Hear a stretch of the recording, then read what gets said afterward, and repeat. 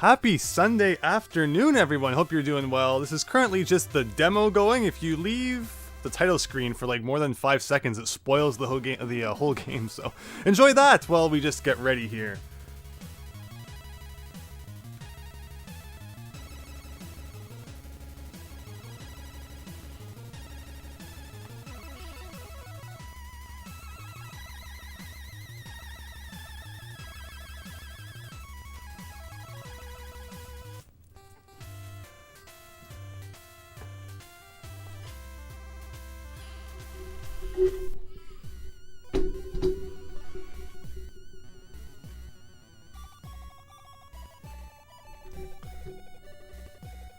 The Slayer of Mini, welcome. Hope you're having a great weekend.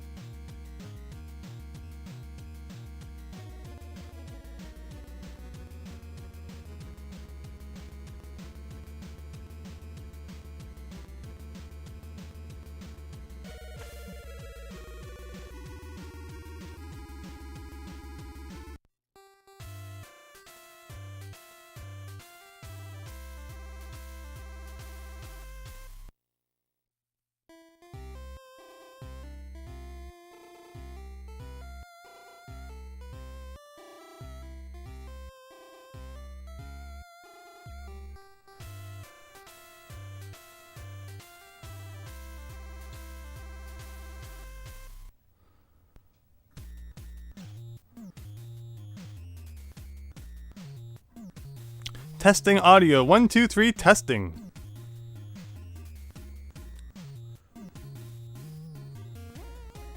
Testing audio. 1, 2, 3, testing. Alright, sounds great.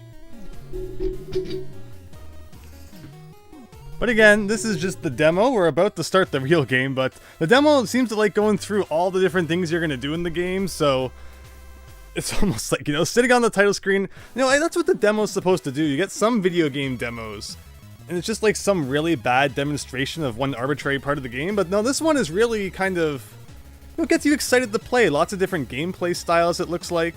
But yeah, just another minute and we'll get started here.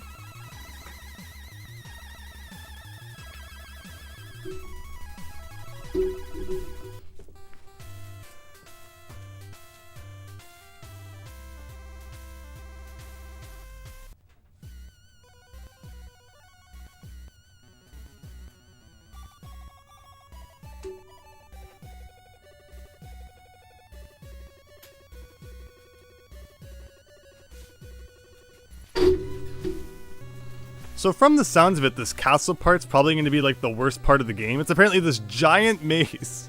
The rest of the game doesn't sound too bad from what I've read in the instruction manual, but this part I'm guessing is probably going to give us some trouble.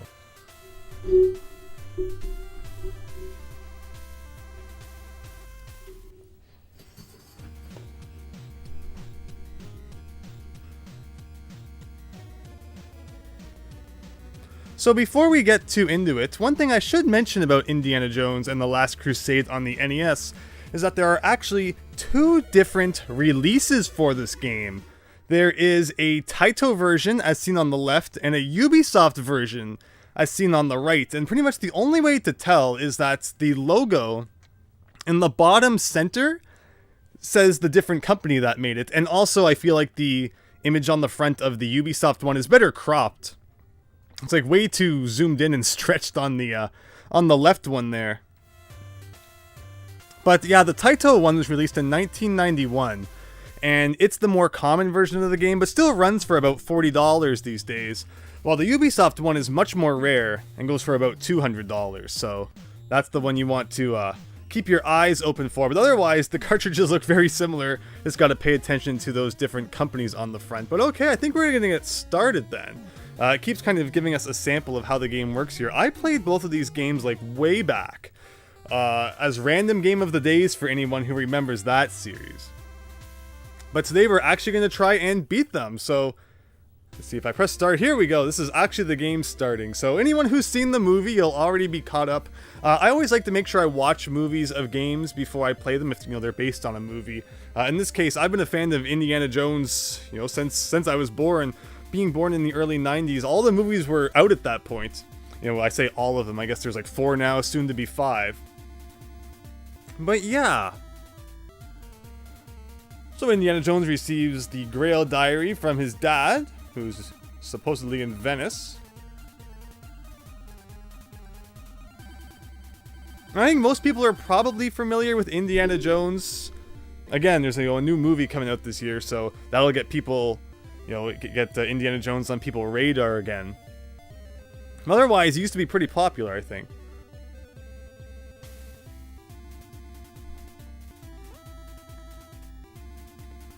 Telegram from Marcus.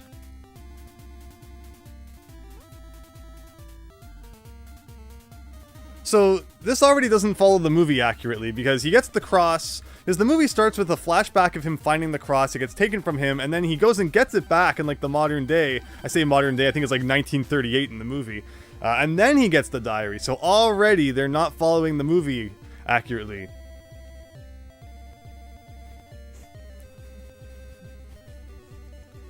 But so you actually get a choice on what you want to do in terms of the level. You could go get the cross, or you could go to Venice. And this is going to be weird. Again, I've never beat this game, so I have no idea how it all works. But from the instruction manual, it sounds like there's about 5 levels. So hopefully, you know, we can beat this game and then move on to the second Last Crusade game today, and hopefully beat that too. Could you imagine finding the Holy Grail twice in one day? That's like 2 eternal lives. How does that even work? Well, since it's at the top of the list, I guess we'll go get the cross. And you actually have to press the select button to select it. Start, A button, forget those. You have to press select. Which, I mean, it makes sense. I guess it's called the select button for a reason. So yeah, again, we're mixing up the timelines here. You sneak onto the boat. And now we gotta beat up the guy and get the cross back. So we have to defeat the number of enemies that it shows at the top right. And then we should be able to defeat the main guy who has the cross. Now pressing the select button brings out our whip here, and pressing the B button lets us whip guys, and it seems to like kill them in one hit, so we're gonna do that. But yeah, the boat's moving all around the screen. That's not something that I control. It's just like, I guess, supposed to be, you know, a wavy ship thing going on, but it's really disorienting. Like, why would they do that? And the guy comes up to you and starts beating you up, so I guess at that point, you know, he's too close to whips. Now I gotta fight hand-to-hand combat. And we have a health bar at the top left, but yeah, if we could defeat enemies before they get too close. But yeah, the controls are kind of weird in this one. It's made by Taito, though, who people are likely more familiar with when it comes to games like Bubble Bobble and Arkanoid.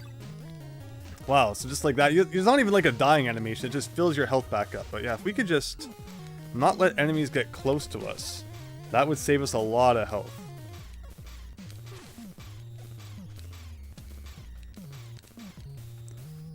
But wow, that wavy ship effect is just, it's really bad. Just trying to concentrate on the game. Okay, you can double tap to run. Good to know. I've read the instruction manual before playing, as you always should before you play an NES game, but you know, it's a lot to remember. You know, like, just to read the whole thing and then start to play the game.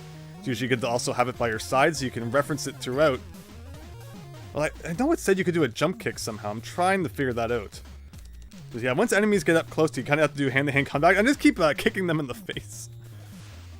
Maybe if you put the whip away, you can do a jump kick or something. Because in order to jump, you have to press A and B at the same time. So yeah, it seems like when you're doing close-up combat like that, put the whip away, and then you can punch and kick, and that works much better. But otherwise, yeah, just a bunch of fisticuffs going on here. And we only have one more enemy to kill, despite the fact that there's 2 enemies on screen. And it's like, you just want to climb down the ladder, but you have to be precise in your location, or he does not climb down.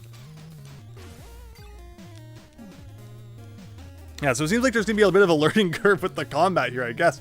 Like, look at this, like, masked like ninja or something we're fighting here.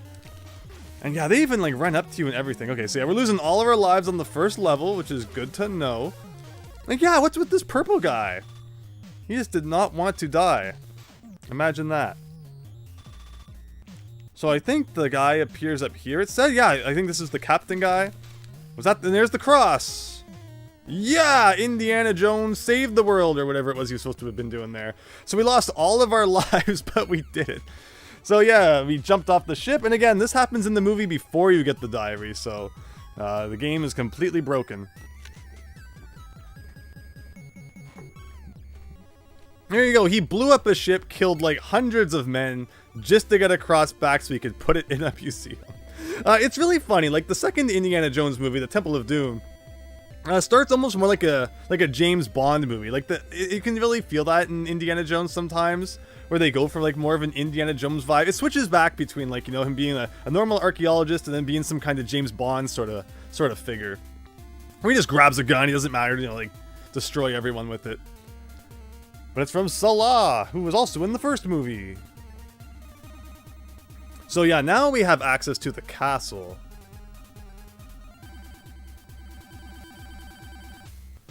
And I guess it will once again give us an option on where to go. So you can go to Venice, you can go rescue Dad at the castle, or you can go find Marcus, which I think is like a battle on top of a tank. And then again, this is like, you know, 3 more of the levels. And I think there's like 1 more, so it's not going to be a very long game. It's just going to be a matter of figuring out how it works. And, you know, probably doing like a good run through. Because I don't know if this game has continues or not. It'd be great to not have to, you know, not find out. But I guess we should do them in order. As much as I want to go and do the castle. So, oh no, Dr. Schneider. Again, this is definitely one of those games, like, you should always watch the movie before you play the game, but the mark of a good game that's based on outside material, such as a movie, is that if you can play it and still enjoy it, even if you haven't seen the source material, that's a great thing. Like, I watched the Cliffhanger movie with Sylvester Stallone before playing the game, and that's an awful game. But because I watched the movie first, it was like, okay, I kind of get it. But it's still not a great game.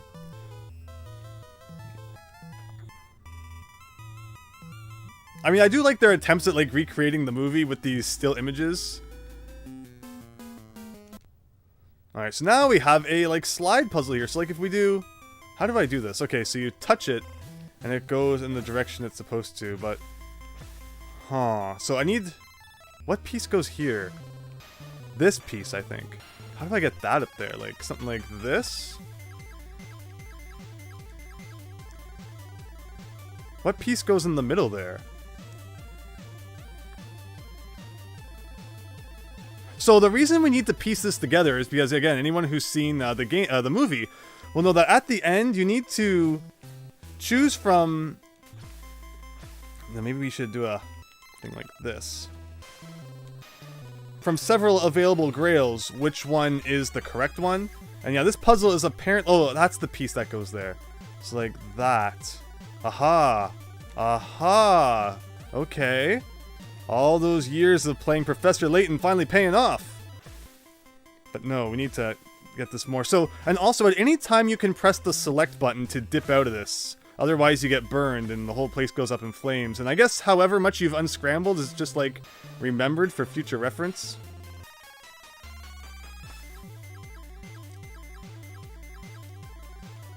If there's one thing I have to say about this game is that it has an awesome soundtrack. It's been really good. Ugh, I got one piece in here that I don't want. This is suspenseful. Anyway, but yeah, the way this works is I usually do the bottom left, you know, 3 from the left and 3 from the right at the bottom first. Ugh, the pressure's getting to me. No, no, no, no, okay. Yeah, I need to...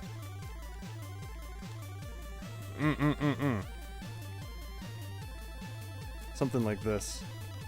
But no, I need one of these ones. But okay, I think we're good. We're going to press select to get out, because I think we understand well enough from that image what the chalice is supposed to look like. And there you go. That's another level down, I guess.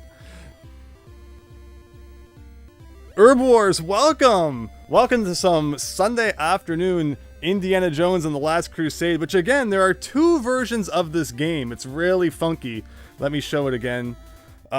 There are 2 releases of Indiana Jones and the Last Crusade on the NES. The Taito one released in 1991 and the Ubisoft one released in 1993. And they look almost identical except for that logo at the bottom center. But it's so strange. Why does this game have this movie have 2 games based on it on the same console by 2 different companies. So we're going to try and beat both of them today. That's our goal.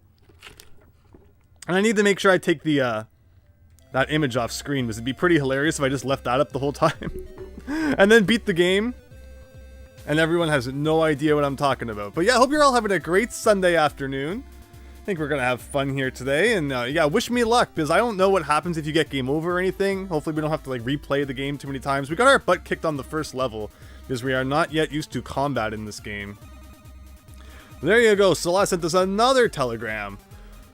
Discovered the location of the Holy Grail. It's in the Lost Temple in the Valley of the Crescent Moon. Hope you still have your father's diary. It will be useful. So, like, can we just go get the Grail now and beat the game? As we have the diary, why do we need to rescue Dad or rescue Marcus? I'm kind of tempted to just go and try and get the Grail. Because we have the picture of it. Like, why do I need to rescue either of them? You know what? Let's do it. Alright, you gotta press the select button. We're gonna go get that Grail. You know, everyone else, they can wait.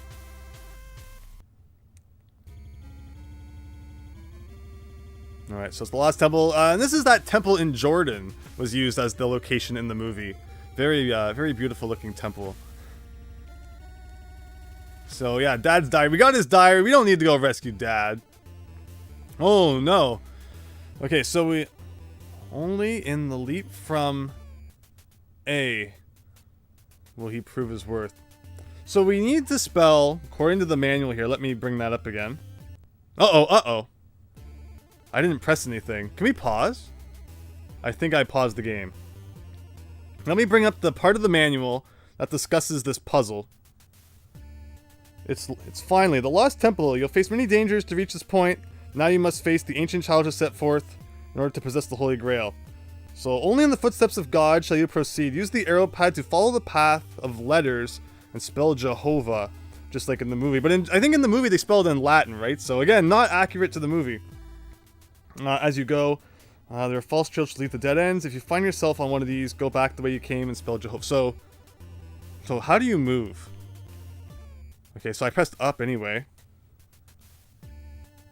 Like J...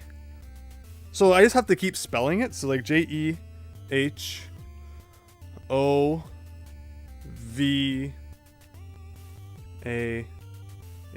But then what? So I just spell it again.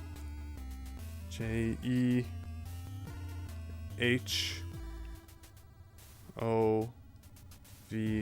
Like, yeah, see how it's like a split path now? Interesting. And then when it showed that map at the beginning...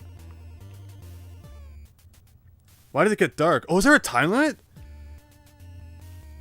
O V A H J E H O V. This is suspenseful. Okay, so no, this isn't the dead end. This is so strange. But 2 paths again. Jehovah. But see, I took the wrong way, right? But now it's dark. What am I supposed to do about that? Does the manual say anything about that?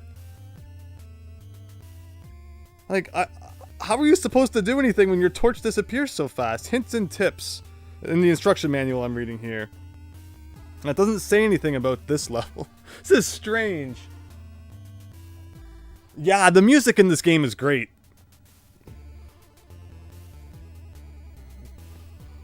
It probably got darker to make it harder. Now there you go, right? Wow. Well, we're kinda stuck now then. What happens if we take a wrong step? Well, that was the right step, I guess. Like, I don't know where I'm going. How would I know?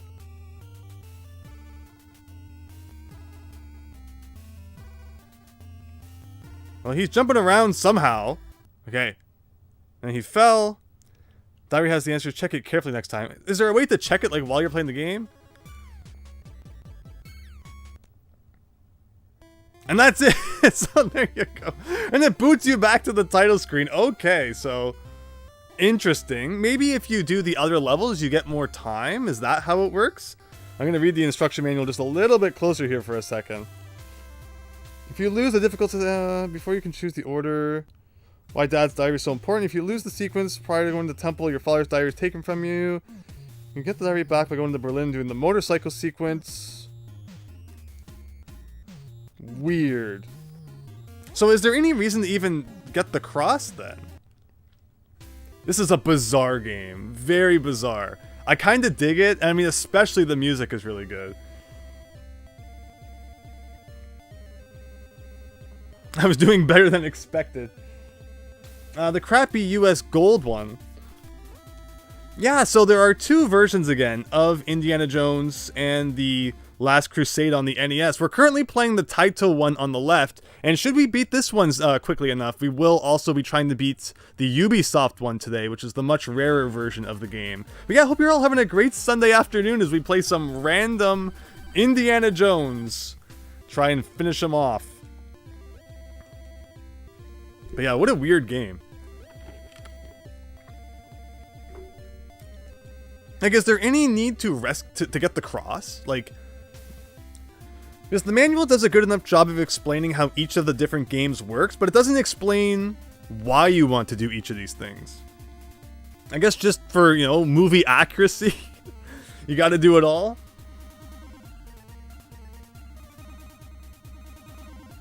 Edric, welcome. Hope you're having a great day.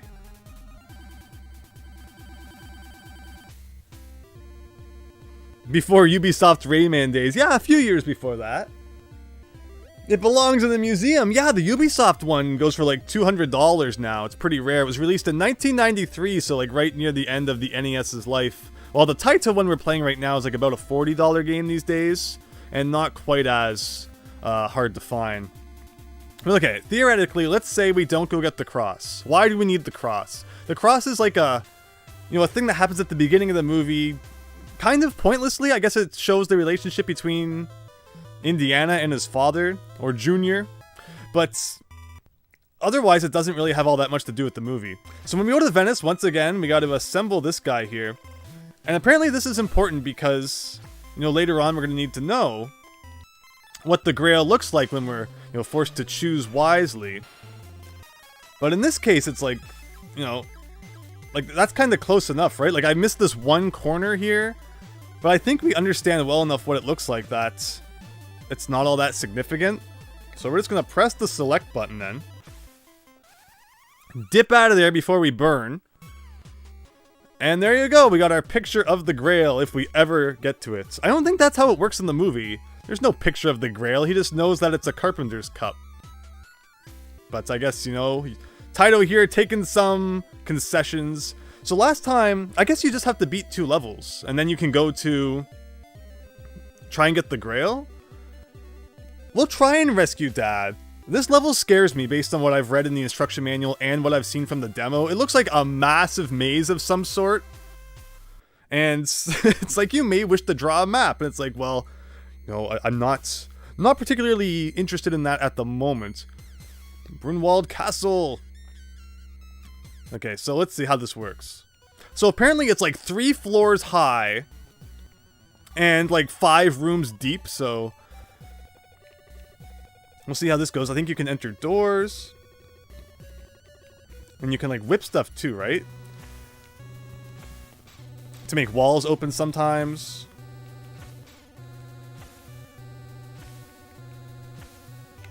But again, like we've already figured out how to get like right to the temple with the Grail in it. So I'm not sure why we need to rescue anyone other than for like, you know, the clout, I guess.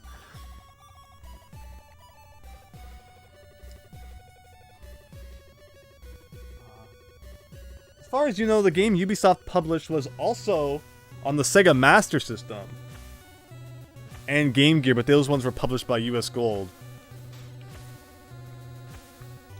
So yeah, we got kind of a maze going on now. This looks like it will take us to the next floor. Okay, so it takes you to the door directly above. Good to know. I like how he has to open the door and then go into it. They really spent the time to make sure it was as realistic as possible. Also, I know that the manual gives tips on each level, so we probably should read them as we play each level. that corresponds with it. So in the castle, whip torches on the wall, some will reveal secret passages. You may want to make a map. Like, it's always fun when the instruction manual is telling you to draw a map. It's just like, you know, every kid back in the day had graph paper just for NES gaming. And the castle is different depending on what difficulty level you attempt at that. Because yeah, apparently like the later in the game you select the level, the more difficult it is. So that's good to know. But okay, I don't think that guy... Could I have swung from that? Maybe.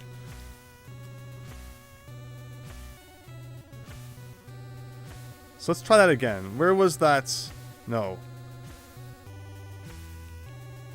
Now I have no idea where I am. But I'm guessing you can probably swing from chandeliers. That's what's going on there. Insane, welcome. Hope you're having a great weekend. Thanks for stopping by. I just wanted to use the whip. I did not mean to go into the door. And I think that's those dots on the front of the kind of platform there. I mean, that means we're on the 3rd floor, I think? Or we're 3 rooms deep. I'm so confused.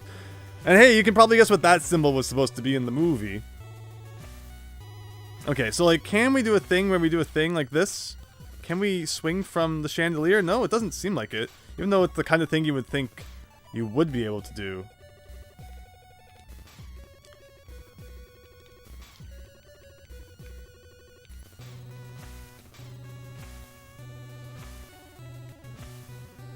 Probably still not as cryptic as Raiders of the Lost Ark on the Atari 2600. Well, yeah, there you go. That's a cryptic game for sure.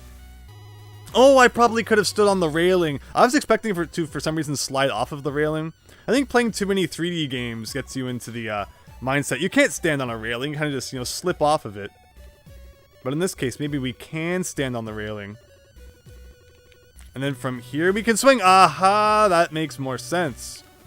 Okay, we're learning, we're learning. Can you interact with these statues in any way? They look like, you know, they might flip around and reveal a secret room or something. Okay, thankfully, doesn't feel too bad, and I don't really want to fight, but we'll kick this guy to the face anyway. Take that! Okay, well, there it shows a 5, so we're pretty much like as high as we can go. Is this the last room? Because again, it's not only is it a maze, but we don't really have any clear destination we're aiming for. Like, it doesn't tell you where the end is, so you're kind of just fumbling around in rooms until you get lucky somewhere.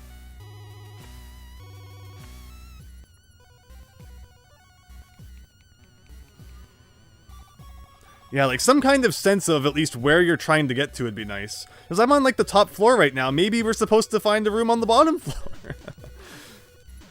Literally anything could be the solution at this point.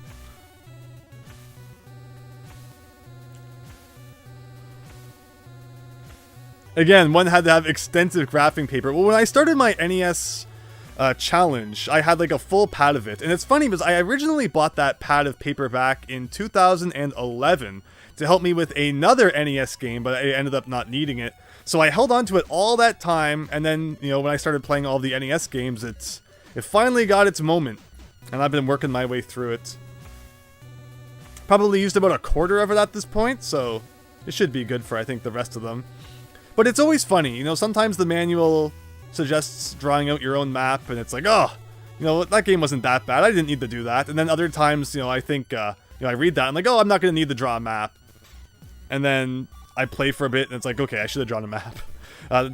Back to the Future 2 and 3 was definitely like that. I was not anticipating how massive the world was going to be in Back to the Future 2. I ended up loving it, and as I've mentioned in other streams, I was playing it for like over 12 hours, and I finally beat it at like 7 in the morning, because it's not a game you can turn off until you beat, you know, the Back to the Future 2 part. But yeah, it's memories like that that make playing through all the NES games fun. In this case, though, I don't know what I'm doing. I don't know where I'm going. Like, I understand at least enough how to play it, but it's just like, where are you supposed to go? Is this the same? Am I just doing a loop? I am just doing a loop, I think. At least the doors make enough sense. Like, you can, you know, the doors, it makes sense when you enter the door where you end up. There are so many NES games where, you know, you'll enter a door and then you'll end up in like some completely random spot that doesn't actually line up at all with the door that you entered. Now, why did I fall there? You know, any other time I swing and it works just fine. But welcome everyone. Hope you're having a great weekend. Thanks for, you know, spending some of your Sunday afternoon checking out Indiana Jones and the Last Crusade on the NES. Oh my goodness. We're currently in a maze right now looking for Indiana Jones's father. And yeah, once you get into like close combat, like what do the instructions say in terms of combat ability? Kick, so yeah, kick is the A button, punch is the B button, jump is A and B at the same time, as we know. You can do a low punch by holding down and pressing B, or a low kick by holding down and pressing A. Or you can do a big punch called the Haymaker by holding up and pressing B. Okay. You can do a jump kick by holding up and pressing A. Alright, so there are more combat abilities than I've given the game credit for. Next time we get into a round of fisticuffs, we'll try them out.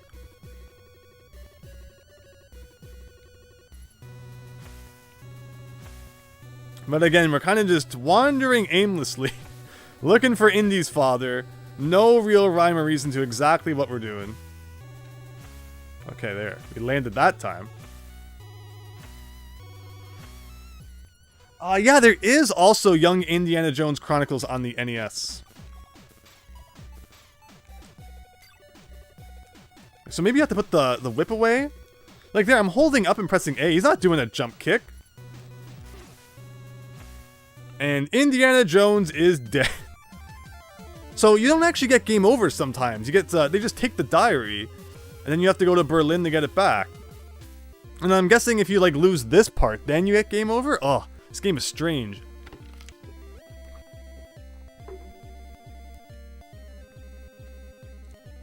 And then he still discovers where the Holy Grail is anyway. But if you don't have the diary when doing that, you're probably going to be in real trouble. So I guess we'll go get the diary back. Again, a part of the game we haven't experienced, so why not? So before this game, I beat Indiana Jones and the Temple of Doom, and that was not fun. That was a pretty awful game. So far, this is a weird game, but I'm enjoying it a lot more than that mess. What, so he just gives it back?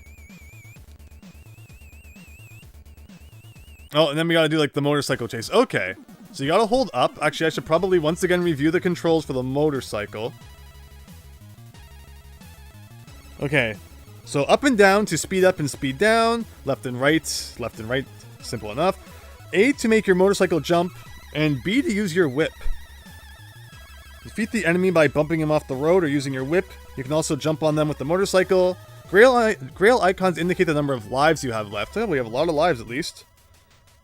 Not including the one you are currently on. Okay, so there you go, it's motorcycle time. And okay, you can't even touch a little bit of the bush. So if you go too fast, you see, as you go faster, he gets kind of closer to the front of the screen, but not really. Why did I fall there? Like, did I just hit like a little bump in the road? Like, oh no, they're shooting at me. Okay. And pressing B doesn't, okay, did do the whip.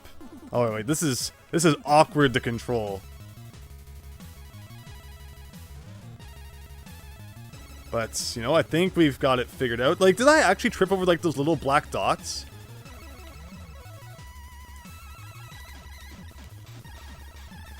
Okay. So the whip kind of comes out the front there. So you gotta make sure you line up with the enemy properly. Okay, I guess we hit a checkpoint, the spot we hadn't even really seen yet.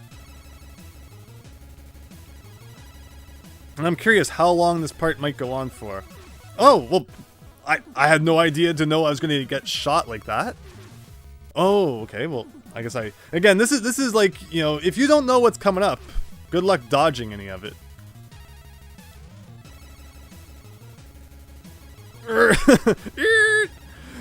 Okay, gotta slow down, alright. Okay, so you can also just jump and land on, wow, suddenly it's like bump and jump. Now there's an NES game most people probably have never heard of.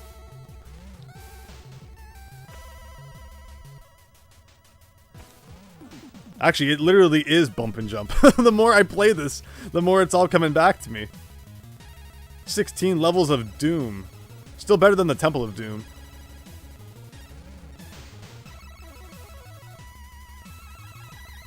At least there's no gas to worry about.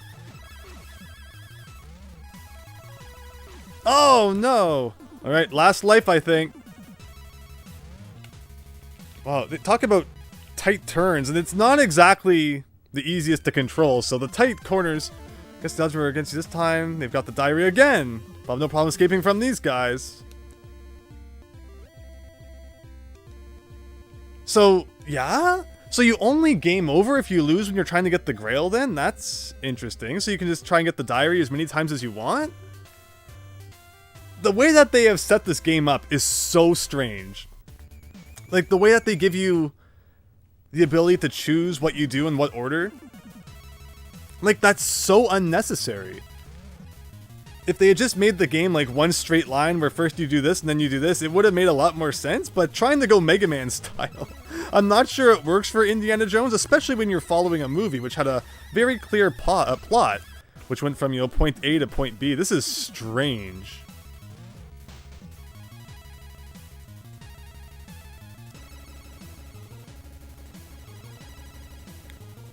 But at least this is one of those things that kind of gets easier as you learn the controls. But no, that thing you have to jump over the left side. And again, you don't even really know it's coming until it's too late, so good luck dodging that one your first time. At least they give you lots of lives. That's one nice thing.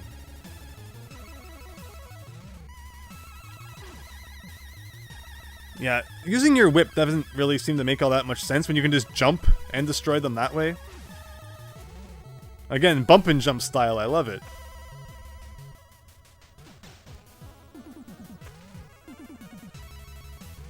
I don't know if I can touch those holes or not. They might be mines or something. But I've found it's just better to not touch anything.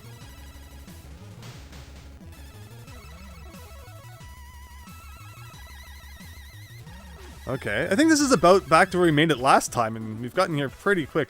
But it seems like it's better to take it slow, but then you get shot, so it's like you can't take it too slow.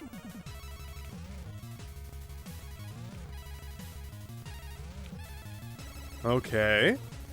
Anytime this wants to end, I won't complain.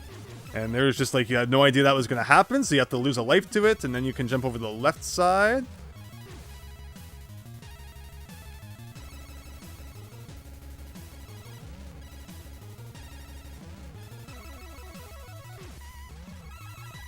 Oh, well, see, how was I supposed to know what was going to happen there? So I guess we're going to jump over this side, because it makes more sense. And again, we're just going to pray that we pick the right side, or not. And is the road the same every time you try this level, or was it different the second time? I'm actually not sure.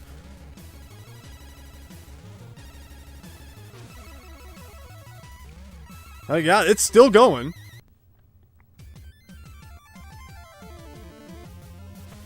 And really, you just get to keep trying as many times as you want. This is weird. This is so weird. Blue Hedgehog Man 17, welcome to Indiana Jones. Hope you're having a great Sunday. Yeah, Indiana Jones and the Temple of Doom. Years ago, I saw the Angry Video Game Nerds review, and I was always like, you know, it doesn't look like the worst game, but combine the controls with how jank it is, with how, you know, unforgiving, especially the end of the game is, and it's like, whoa.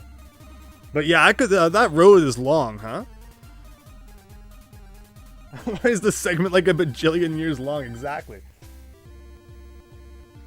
Getting software creations vibes. Yeah, right? You never know. But again, what we're gonna do is we're gonna try the Grail. We don't need to do that part. Actually, no, I should have done Find Marcus. We should have tried the Marcus one. Maybe we'll try that next time. But in the meantime,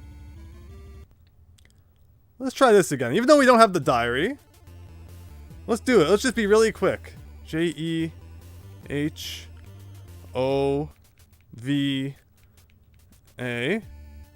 Wait a minute. Where's the J? Did I mess up somewhere?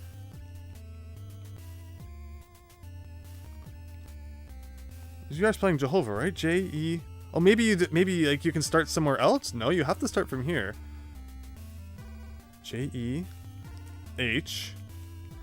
O, V. Oh, there's an H at the end. That's my bad.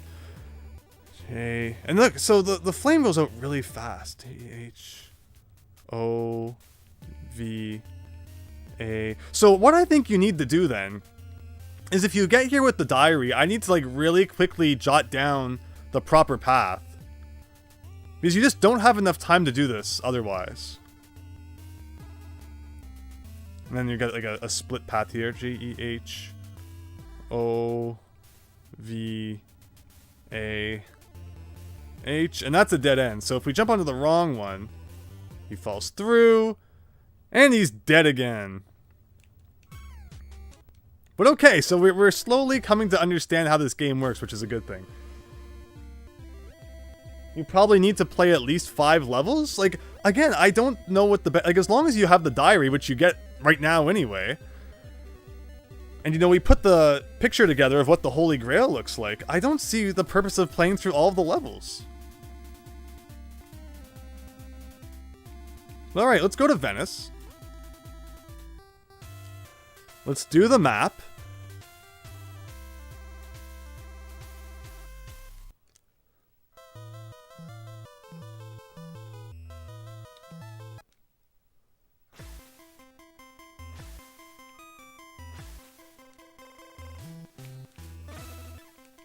Again, all those years of playing Professor Layton finally paying off.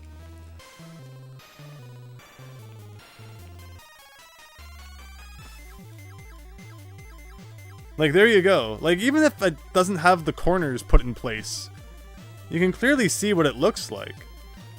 Because we're going to have to make a choice at the end to pick the correct grail. So, I mean, I don't know exactly what options they're going to give you, but based on that, I'd say we can decipher what it should look like.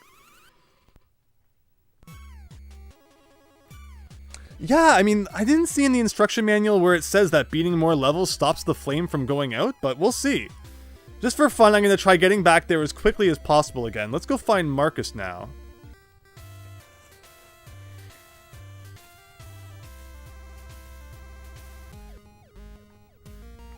And this is another level we haven't tried yet. We're going to be on top of the tank.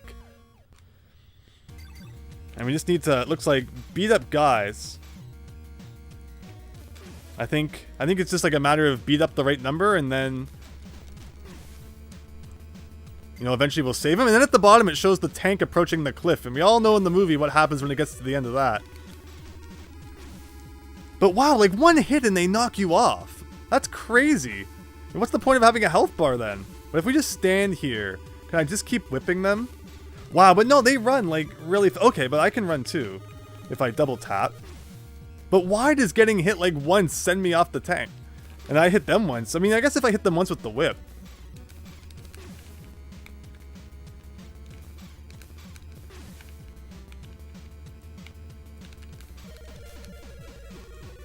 How many kicks to the face does the guy take? Okay, very good. It doesn't tell you like how many you have to defeat though.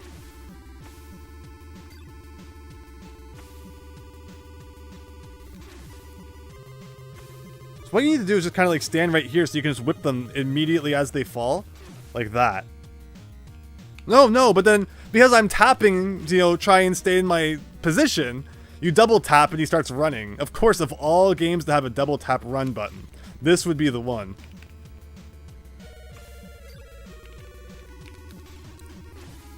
Well, there you go. And by doing that, I think we just lose the diary again. Well, I'm pressing all the buttons. You really have to wait for him to kind of like soup off the screen there. Okay. And then you get the diary. And then you're supposed to go get it back. Okay, weird. Very weird.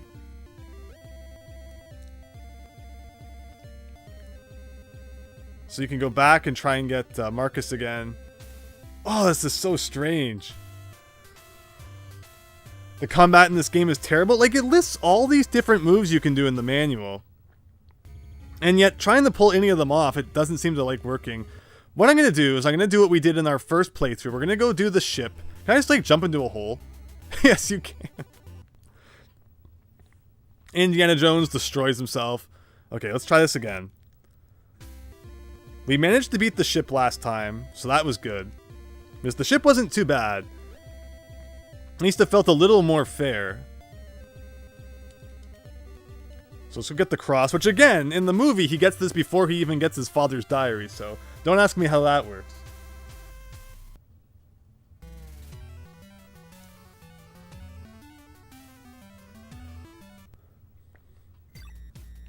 And this will also give us a good chance to try out some combat, because it's not like one-hit kill in this area at least. Like, what does it mean that you can do like a super punch if you hold up and A? Like, where? Or up and B? Oh yeah, okay, look at that punch. It doesn't even really hit him.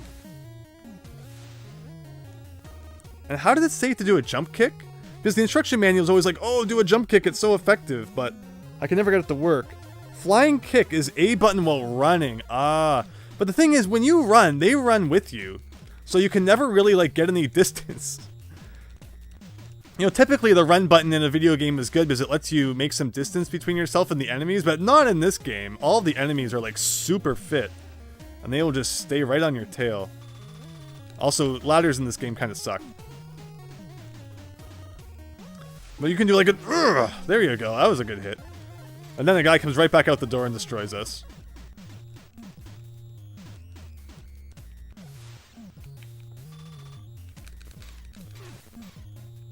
Unfortunately, it's not like Temple of Doom where you can just hold the button and it'll keep whipping. That's like the one good thing of the Temple of Doom. Where did that guy even come from? Well, I guess that door.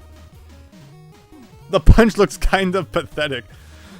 Yeah, Indiana Jones in this game, they don't make him seem very agile, that's for sure. Like, the best thing he can do is run, but then all the other enemies can run just as fast, so it's not all that useful.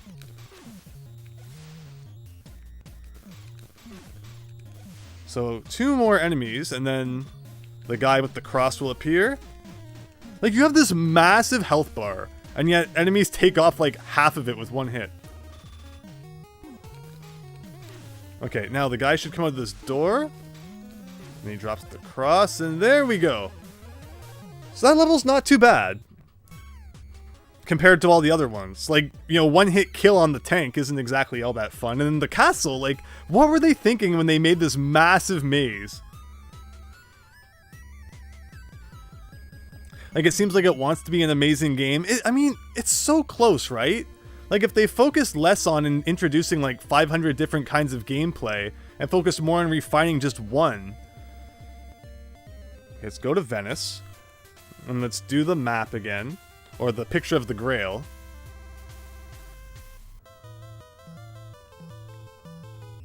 Let's see if we can, like, actually assemble it properly. Well, it's getting even more complicated now. Well, not really.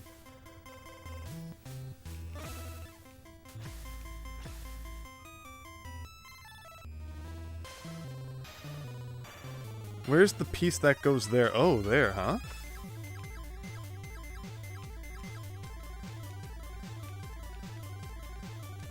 No.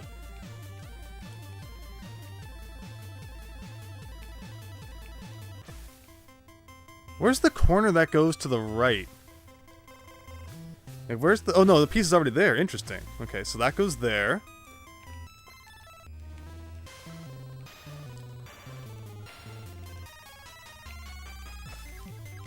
So I think something like this should work. Perfect. Get that there. But no, we need to start with the left.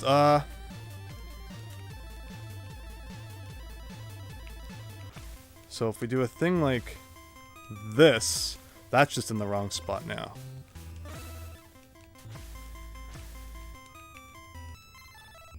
Nope, not quite.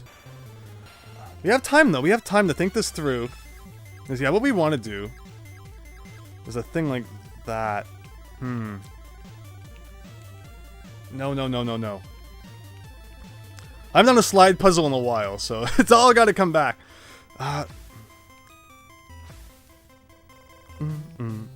No, if we had arranged this just a little differently to where...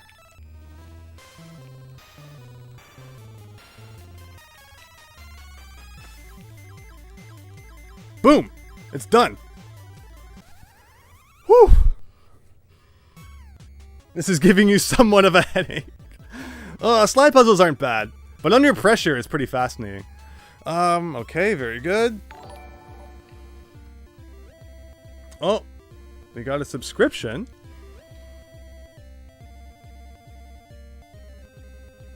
Kurapiki 2, thank you so much. Hope you're enjoying the stream. Big Phil, this game makes you cry. It's a weird game, right? Very weird. And we have another, Last Crusade game after this if we can beat this one soon enough. Which I don't think, it can't be that bad. Okay, Salah, he's learned where the Lost Temple is. So this time, let's see what we can do. Because now that we have the diary, it should show the map on the screen.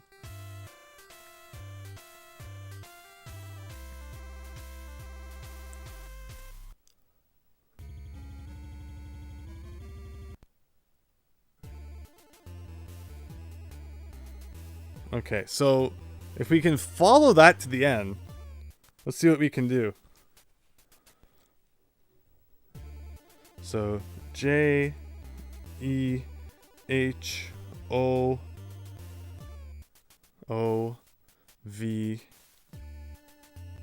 A H J E H O V A H J E H O V A H H O V A H J E H O V A H. Okay. That's the first thing. Now what? What does the instruction manual say? Oh. So there you go. There is enough time to do it, even though we only beat 2 of the stages. That's crazy. What does the manual say about the next part? Okay. Only in the leap from the lion's head will he prove his worth. Select the correct symbol to walk on. The diary provides you with this information. If you don't have the diary, you can guess. Use up arrow keypad to access the chasm. Crap. But is there a way to look at the diary? Or there was like... Oh, it showed a symbol. I think it was this one. Okay. Now what? We didn't die, so I'm assuming that's a good thing. You must choose wisely. Use the arrow... No. Am I just supposed to, like, go forward? Because the next thing in the movie is, like, the leap of faith, right? Use the arrow keypads to move from grail to grail. Oh, maybe so I'm just supposed to keep pressing up. Whoa. Whoa, this is intense. This is intense. The sketch.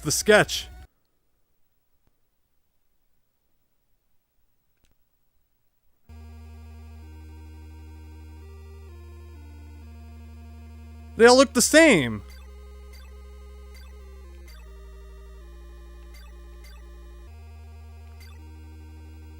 I thought maybe it would actually show me the sketch again. It wasn't triangular. It wasn't. What is the difference between these two? It had bumps like that. Does anyone remember? I didn't know it was just gonna make us... I feel like it's this one. I don't think it's... Oh, there's more? Oh no. Oh no. Does it loop forever or are these all different? No, there's more. They all look the same. They all look the same. Big Phil. Good God. Well, an appropriate time to use that phrasing. I was not... Okay. Well, at the very least, there's not a time limit. I could go back into the video and look! I could go back into the video and look! As long as there's not a time limit, I'm doing it. I'm doing it. I'm streaming this, and I'm going to use that to my advantage. As long as the guy doesn't, like, you know, God's impatient and zaps me to death or something. And yet, enemies take off, like, half of it with one hit.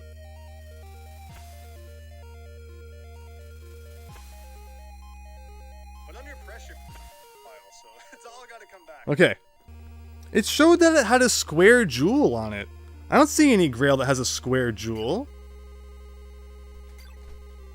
Because there was like a square jewel in the middle. And it did have round handles, I was wrong.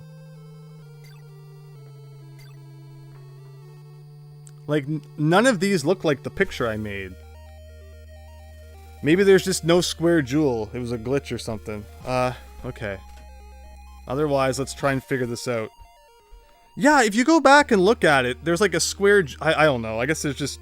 The picture is artist's interpretation. Okay, so circle handles. So, like, it could be this one. No, the top is rounded. The top corners are rounded. It could be this one. I think it's this one. Circle handles. The jewels are kind of off to the side, though. Like, it can't be this one because it has the crooked handle. What's the difference between these two?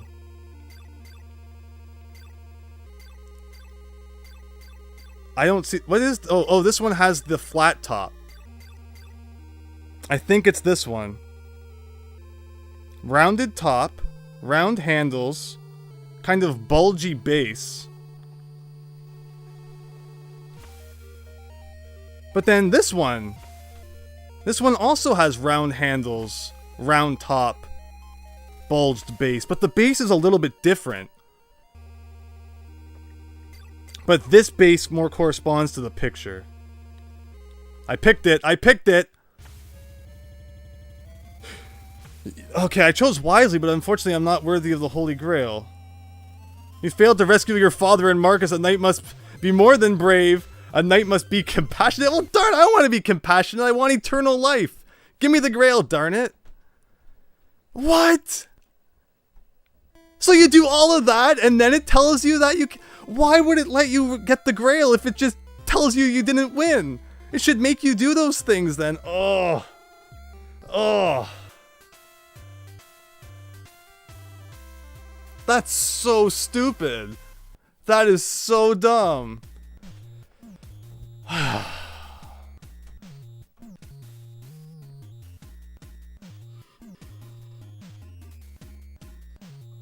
But yeah, you went back Extreme Wreck, and did you see there was like that square jewel in the picture? But it wasn't on any of the chalices, so...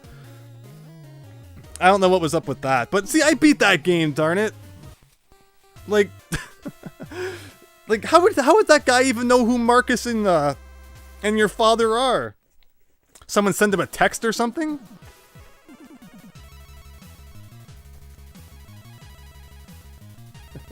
It's a lesson on how not to be a greedy butthole. Indiana Jones, well, he can be as greedy as he wants. Well, fascinating. That's really interesting.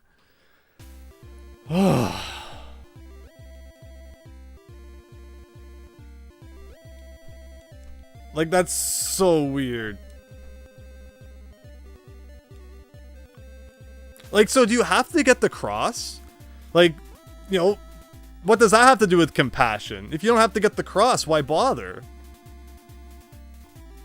Or will that guy get mad too? It's like, you did not rescue the cross, so you're not worthy. You gotta love NES games, says Big Phil.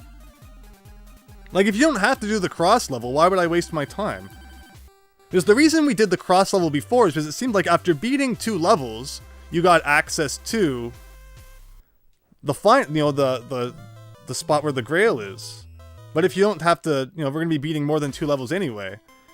Okay, so now I know to take a photo of this, because it doesn't show it to you again. Thanks, game. And also, it doesn't really matter if we put it together properly, just as long as we understand what it looks like. So I can take a picture of this now. You can clearly enough see like the round handles, the bulged base. I might as well put this like this, just to make it look a little more complete. Alright, photo of that. And we're good. You have to do every level that isn't the top-down motorcycle level, so even the cross?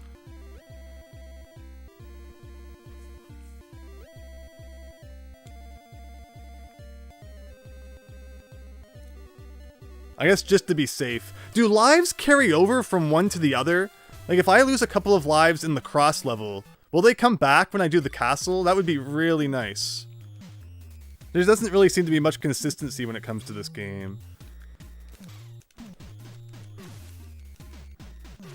So just because I didn't do the ship level first, now I have to kill 30 guys instead of the 20 it was before? That's nice. And hey, I whipped that guy.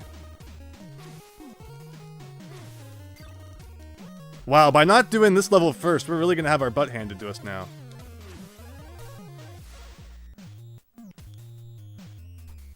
I cannot stand the way that the screen does that. What if I just stood against this wall? Actually, there's a door here, though. An enemy could come out the door, or not, because I don't think they ever really come out when you're looking at the door. Only when it's off screen. But wow, what an obnoxious camera.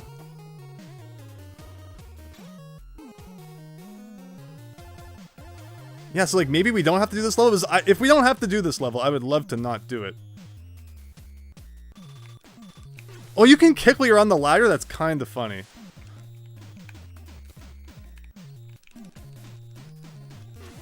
So I'm just gonna stand here.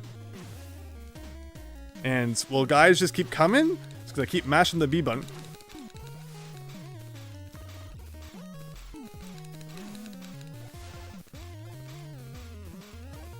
And it seems like there does come a point when like they stop coming out. So I guess we gotta move on.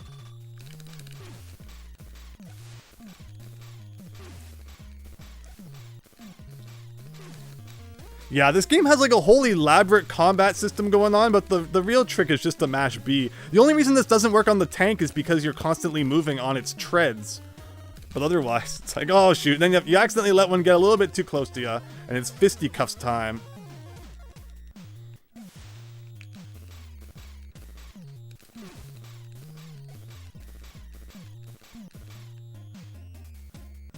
Alright, so we'll let that guy go all the way to the left.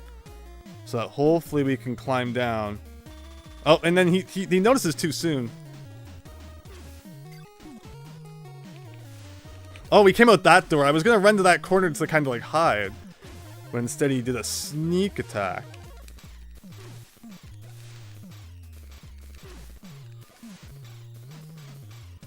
It reminds you of the C and Z buttons from Shaq Fu. Yeah, this is like the B button is the win button in this game.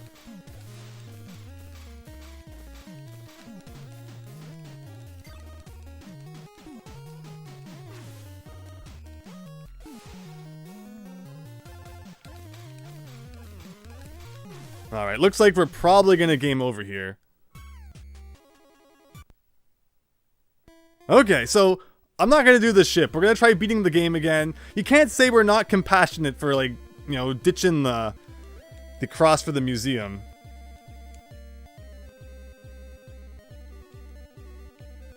So we'll start with Venice. Or maybe, no, whatever, we'll start with the cross, because when we start with the cross level, it's easy enough that we can beat it. So that's what we'll do. We'll do cross Venice, then we'll do the tank, and then the castle. Again, some kind of idea on where we're supposed to be heading in the castle would be really nice. And I guess we're just going to be left to explore it until, you know, eventually we find where we're supposed to go.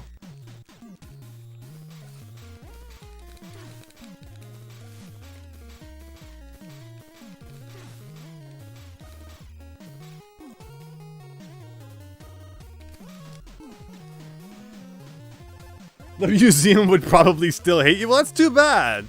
Museum can do what they want.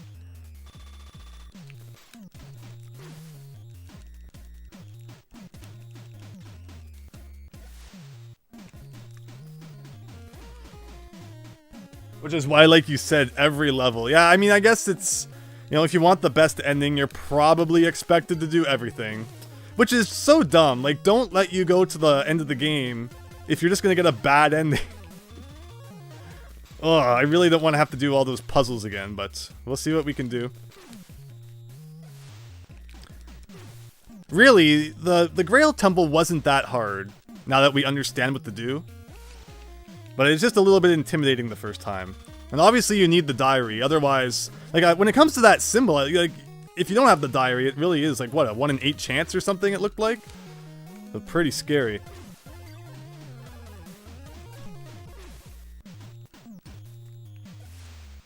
Okay, one more guy, and the boss should appear. Again, I don't know if lives carry over between level and level. Hopefully we get them all back after we beat this. Also, like, you know, you would think that after all that you would fight a boss or something, but no, the guy that comes out from the door is just as weak as the rest of them. Screenshot the diary too? Yeah, I think screenshot and everything's probably the way to go.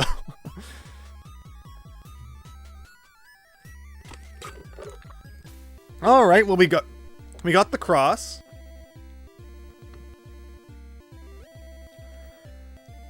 So it seems to me that before we do Venice, it seems the instruction manual gives the impression that the earlier you choose something from this list, the easier it is. And honestly, the slide puzzle wasn't that bad, but they could really scramble it. And I guess that's probably where some of the difficulty in the slide puzzle would come in, because anytime we do it, it's very easy to decipher. But in this case, I feel like we should probably leave that for last and put my slide puzzle skills to the real test and do the platforming levels as early as possible. Now, which one do we want to do? Do we want to try the castle, or do we want to do the Marcus one sooner than later? I feel like the tank is kind of rough because you die so easily. Where the castle isn't hard in terms of dying, it's just kind of a messy maze. So we'll try the tank. Like that dumb knight, how does he know that I'm ditching my friends and my family? The one thing this game definitely has going for it though is the music. Oh, it's good. So what if I just stood here and kicked? Can I just hold down and mash A to win?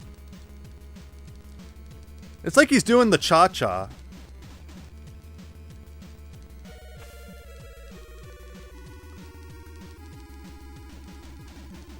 I really need like a rapid fire controller. I don't usually use those. You know, even in Ghostbusters, I mashed my way up the stairs, but so far this seems to be working. So I'm just gonna kind of keep it up. Why ever stand on the treads if I can just stay here and do this? And see, this is how you beat NES games. You always gotta think outside the box. Well, finally he murdered me. But can I get back onto that? Oh, now he's coming out of it, though. Well, it was a really good strategy while it lasted.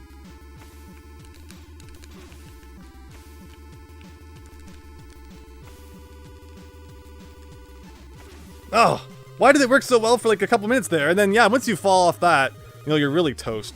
How many guys do you have to beat, do you think?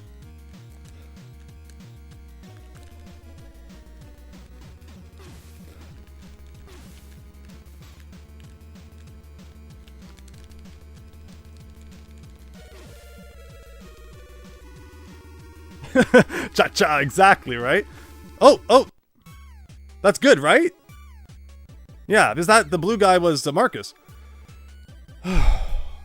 Alright, so that was actually a lot easier than I figured. So see, it all comes down to figuring out the trick, right? Like, that would be a brutal level, but we figured it out. Alright. I'm making this up as I go. There we go. Okay.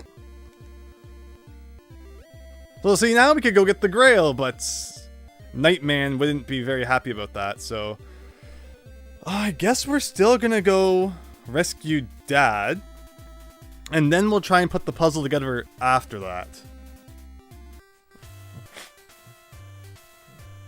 And again, a map of this place would be really nice. It tells you to draw your own. But again, depending on how late in the game you do this level, the layout of the castle is different. So. Like, I don't even know where I would start. Like, how do you even draw a map of this place? Okay, so I kept the lives that I had before, which is fascinating. I didn't get them back.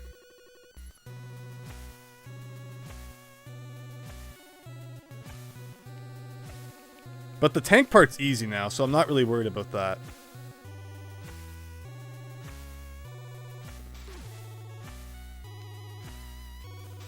At least the game has good music. You know, a so-so game can always be saved by having a killer soundtrack. Wow, it really remembers that the guy was right beside the door. Usually if you leave a room, come back, enemies will kind of go back to their starting positions, but not in this game. Why can't I enter this door? Maybe it has to open with a... I thought I did this. Because I'm pressing up.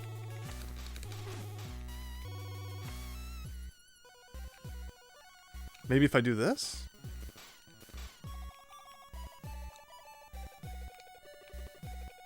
Or maybe if I go up there? Ugh. This is so weird. Like, I feel like the first time that we beat this level, it will make more sense going forward. But right now, it's just bizarre. Let me see. What's your comment here? Oh, there's different versions of the cha-cha. Sorry, I only know the one that they... or did we ever do it at school, or is it like a television thing? I don't remember where I've seen the cha-cha. Probably on television. Not recently, though. I think it was like a 90s thing. But okay, so we're back in this room again. Like, does this open the door below? Does it do anything? Why can I not open that door down there?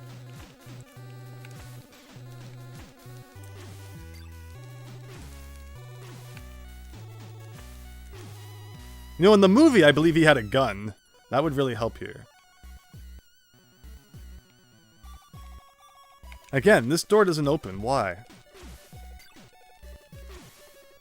Let me read the manual one more time. Actually, now that I think about it, I think there are locked doors you need like a key for. We've never seen a key. The castle. Whip torches and walls. Some will reveal secret passages. Castle is different depending on the difficulty level. You lose one grail every time you lose a life. You have an unlimited amount of time to explore the castle. I thought I read somewhere it had keys and locked doors. Ugh. I don't know. I don't know. This looks like something you should be able to pull down on and it does something, but it does not seem to want to work. So if we die now, I don't think we get game over. I think we just have to do the motorcycle part, which, you know, that in itself is kind of tedious, and I'd prefer not to have to do that again. Is there anything behind the tapestry? I cannot do anything if there is. Is this like a target on the wall? Looks like you could hit. So see that 5 dots? I think that means we're in like, you know, the 5th depthness of the level. Which you would think would, you know, be close to the end, but you know, I don't have any clue where they've hidden Indy's father.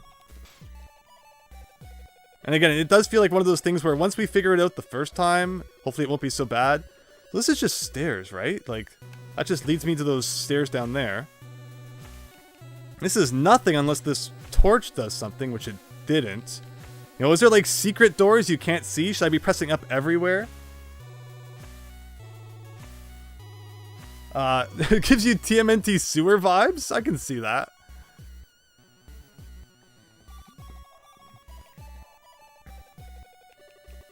See, now we're working our way down. That's something we want to do. Oh! Oh, this looks kind of like the room. You sit down in the chair like in the movie? Yes. Yes. Yes!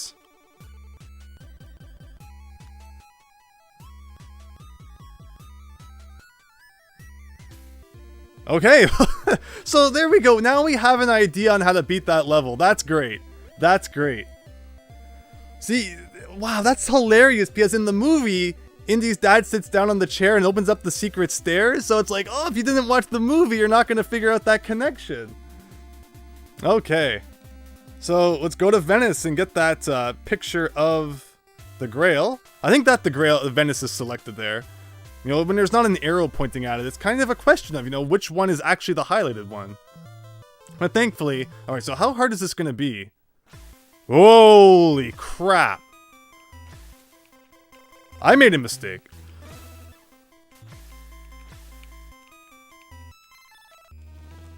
I'm going to get as close as I can. I'll take a photo of it. And we'll leave the rest up to God, I guess. Oh no. Oh no.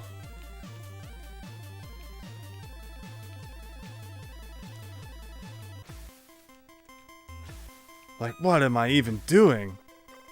Okay. Is there a pause button? Oh, there is a pause button!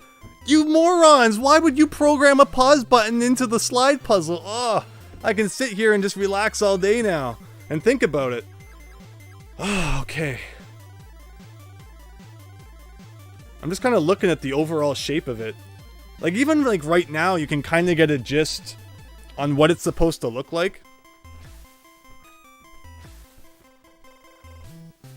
Like, it has the really round at the top handle. It has the rounded corners at the top. And it has the base with, like, the one bulge in it. And that's really all the information you need. You remember what it's supposed to look like all too well? Well, that's the thing. Is it random each time, though? Or is it always the same look? Because if that's the case, like, let me pull up the picture we had of it last time. Now that I think about it, I don't think I screenshotted it.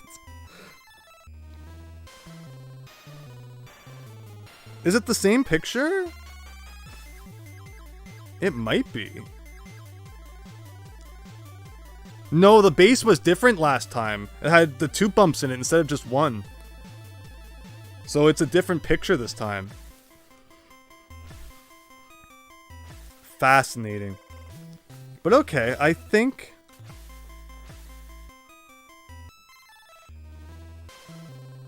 based on everything we know, I'm gonna take a picture of this. I think we have all the clues we need.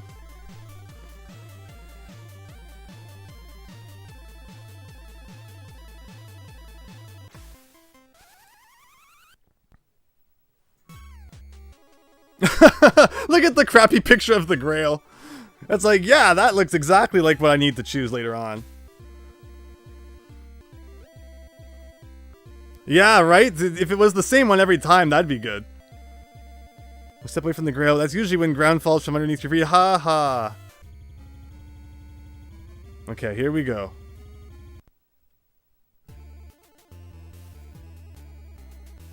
Why? Is that because I didn't complete the puzzle very well, or what? That's weird.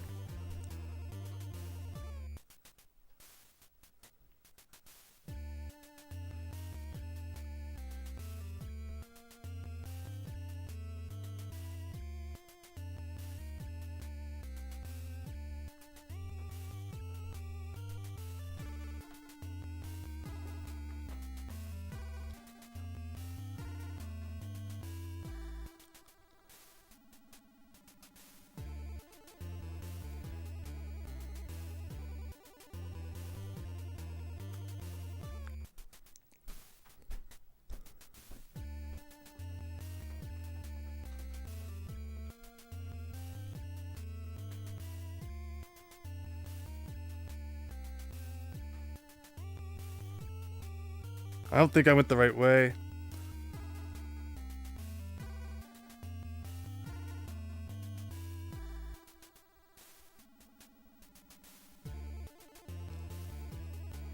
Ugh. So all that just to get game over? Ugh. So it is really important that you do the puzzle right then. Is that like, really? Like, let me read about this.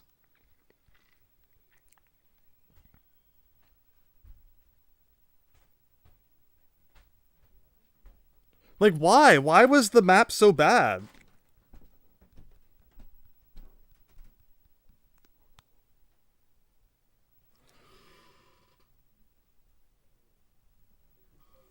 I don't understand. But the diary didn't show much anyway. It was just a bunch of X's. I don't get it. I don't get it. Okay. Let's try again.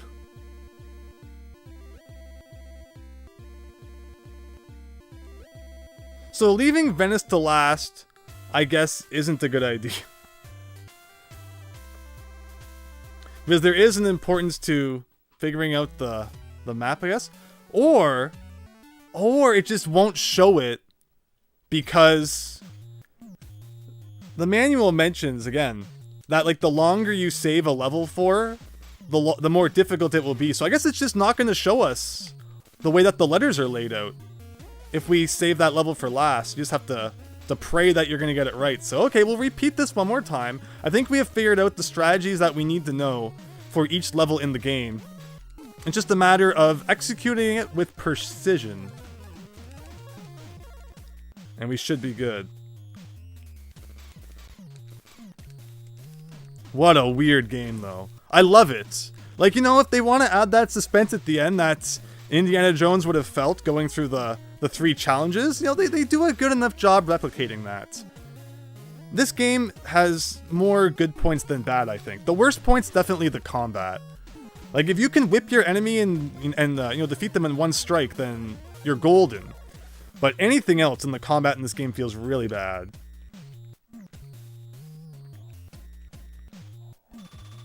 And don't get me started on how bad ladders feel. Hey, I hit that guy right in the head.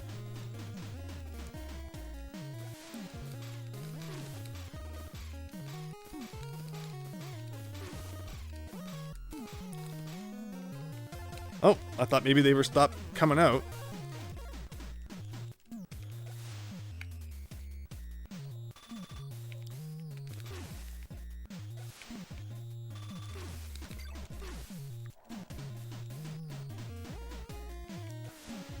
And as long as we do the castle at the same point that we did it last time, I think the layout should be the same again, hopefully? Shoot, I didn't get a chance to whip him before he started punching me. There we go, though. Still 3 lives to go. Whew.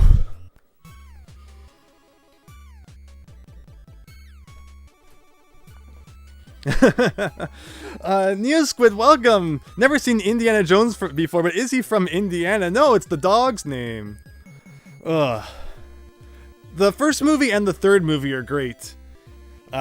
Indiana Jones has like odd number syndrome, where the odd numbered movies are really good, but the even ones aren't. So I don't know what that means for the 5th one. Maybe the 5th one will be great, or probably not. Seems like any attempt to reboot a series never goes all that well.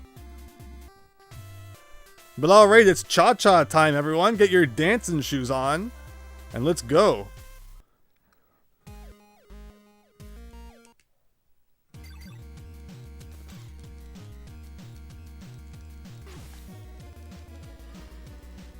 Or the 5th one will be meh. Yeah, I mean, you know, it's probably going to be like a cash grab or something. And look at that, so we've got all of our lives back. That's fascinating. So it really doesn't matter how many we lose on the boat level then. But yeah, we'll cha-cha for as long as we can. And then we'll see how much I remember of the castle. And you know, I don't think it's going to be too much longer before we're done with this game.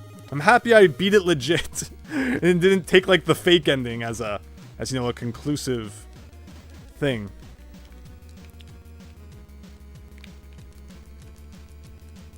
But as you can see, if you're just joining, we have found out the ultimate strategy on beating the game. Just dance! Dance, darn it, dance! Is this accurate to the movie? In several ways, yes, but also in several ways, no. Like, this game has like an open-ended system where you can choose to do levels in certain orders, and you can even skip certain levels if you want. And we actually have already made it to the end of the game, but we didn't win because it chastises us for not beating all the levels. So why it lets you go to the ending without beating everything if it's just gonna give you a bad ending anyway, it's kind of silly. But yeah, like there's a tank scene like that where you have to fight on top of a tank before it falls off a cliff. You gotta go into the catacombs under a library. He does go get this cross from a ship, but it's like in the beginning of the movie, so it's the timeline's not right. He does have to go save his father from a castle, so you know, it's accurate enough. So we're gonna do Dad next. And let's see, is it the same layout as last time? Where we worked our way to the top left, went across the top of the map, and then down. And that was how we beat it, so... I don't remember exactly how I got there, but we'll just guess our way. So yeah, this is the third depth of the castle, based on those three things there. So you always get 3 lives for this level, no matter how many lives you had, you know, in other parts of the game. That's so weird. Oh, I was facing the wrong way, or I could have whipped him.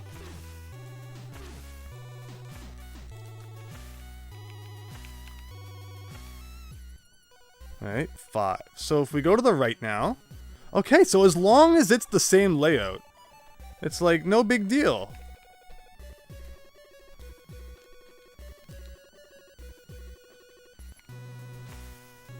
And from here I go in here. I think this is a secret? No. We drop down then and go in that door, I think. So we actually don't have to go as high as possible.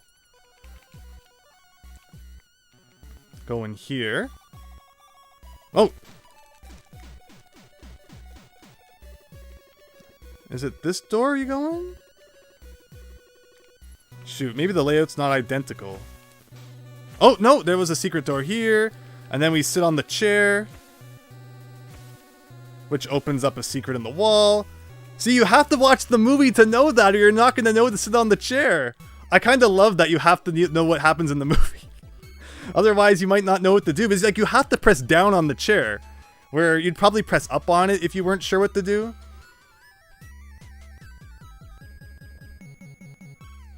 You're thinking of Chun-Li with all the kicks, but okay. So we rescued his dad from the castle, and now we're going to go put together another map of the chalice. We'll try our best in the time available, and then we'll take our picture and be on our way to once again seek the Grail. If we can just get by that letter puzzle, we should be good. But oh my goodness, this never looks any better, no matter how many times I look at it. Here I thought I was like a slide puzzle genius. I had not faced this level yet. But it's coming together. Look at that. Beautiful. So you can pause. Remember, you can press start here to pause. What pieces do I need for the top? I need that piece, that piece. Okay, okay. No, I need to...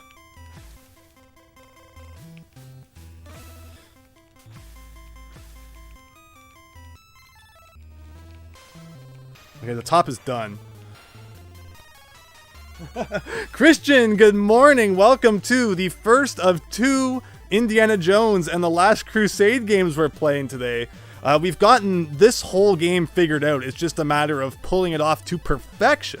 And we're almost at the end again, so you're just, you've joined at a good time. Let me see, what else am I trying to do here? I can put this piece here.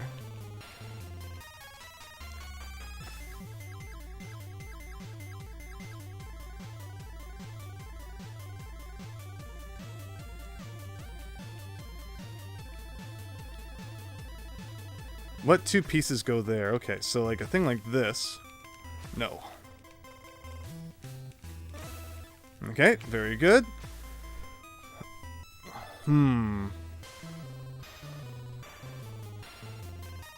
What happens if you don't get it in time? So you do not have to solve this puzzle.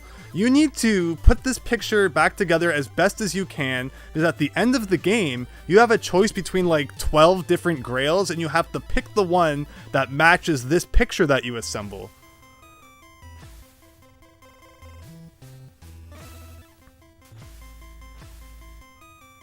Because, yeah, as it stands right now, like, if I put that there... Interesting. Interesting.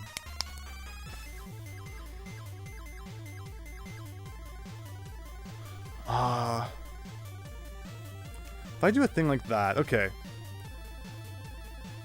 So I'm going to take a photo of this.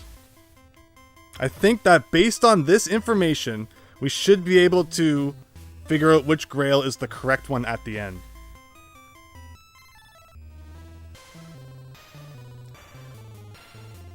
And with that, we'll press select, and we're out. There you go, it's this half-completed picture of the grail. But we got the real picture. But okay, we are once again entering the final level. And the way it works is there are 3 challenges you have to complete. You have to do the word maze by spelling Jehovah a whole bunch of times. You have to step on the correct symbol and do a leap of faith. And then you have to choose the grail. So let's proceed. And again, unfortunately, we've tried this once before and we lost at this point. But it's easy enough to get back to it, so whatever. It's the Lost Temple.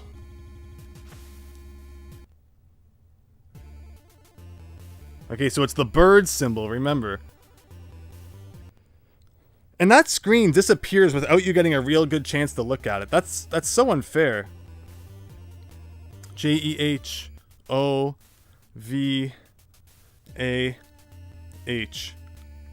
Okay, so I've paused. We should be good. Let me see. Looking at that map. Jevoah.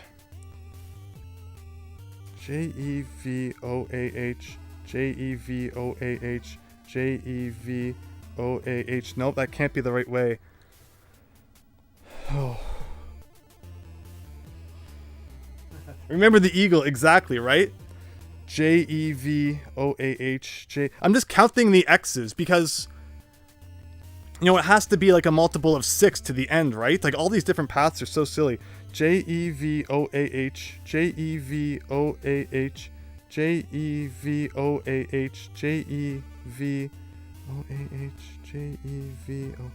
Jevoah.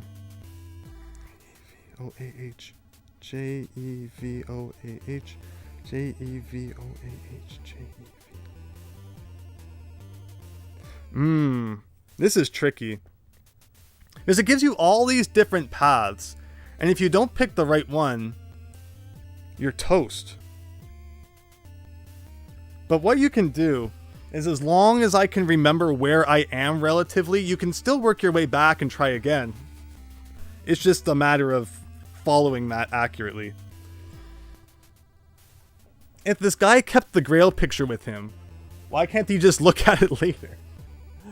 Why does the player have to remember it? Yeah, I mean, that's a great question. There are really great things about this game, like the soundtrack. And then really questionable things as well, unfortunately. Like, it's just a guess. It's just a guess if I should take the JE to the left or the JE to the right. There's no logic to it.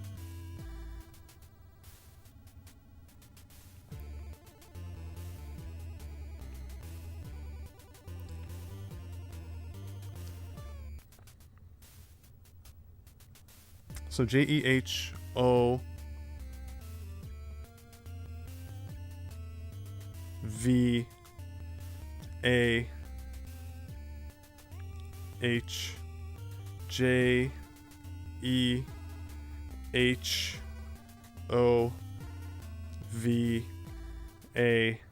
Alright, now, see, like, do you go up or down? Like, it's completely random. It looks to me like... Oh, actually, it might be a J up there.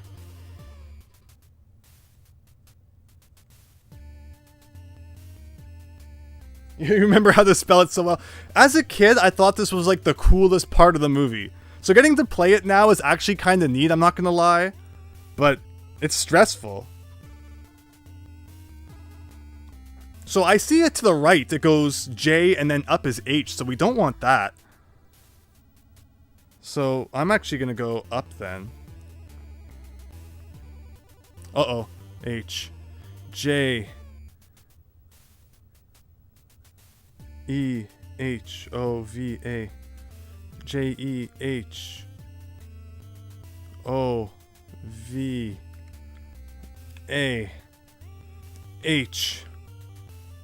Where does that take us to? J.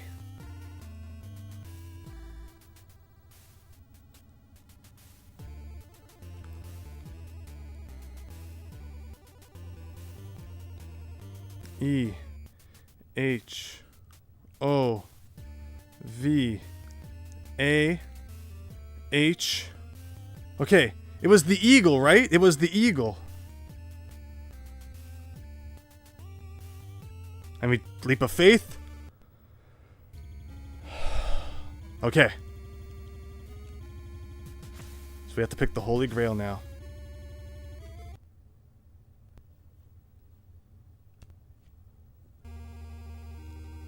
Okay. So, it had a bit of a lip at the top. It had the rounded handle. That could be it. Because it has the correct bumps, I think. Do we see a better one? That could be it, too. Like, they look almost similar. I think this one is more likely it. Oh, this is nerve-wracking. There are so many, Christian. Yes, there are. There really are. I think this is the one. Round with the lip at the top. That the handles were round, so this is too many bumps in it. Okay, it's none of these ones. I think it's this one. One bump at the bottom. The rounded handle with the lip.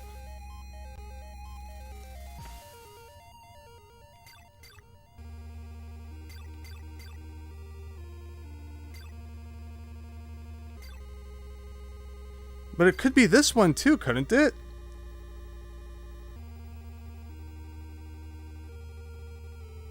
What's the difference between those two?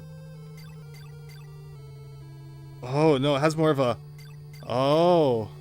Oh, it's not that one. It's this one because directly beneath the cup, it has a bump too. It has a bump and then the big bump and then a little bump with the... Yes, it's this one.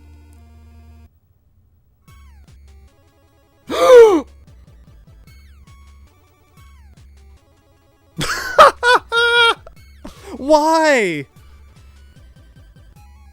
Why? What was poor about that choice? They all look so similar.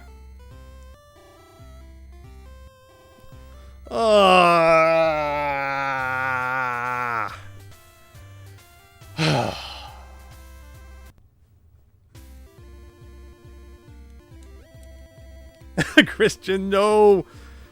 You tell me what I did wrong, because I don't see it. And you have to replay the whole game. That's garbage. Ugh. Well, Christian, you missed the beginning, so now behold the beauty of Taito's rendition of Indiana Jones and the Last Crusade. Like, you guys tell me. You can go back and look at what I did and tell me if you think that was wrong. Because I don't see what was so wrong about it. Thanks, Andrew. I get to see the whole game. Yeah, Christian, this is just for you. You missed nothing. I mean, it's the same every time, except for the puzzle at the end. That seems to change.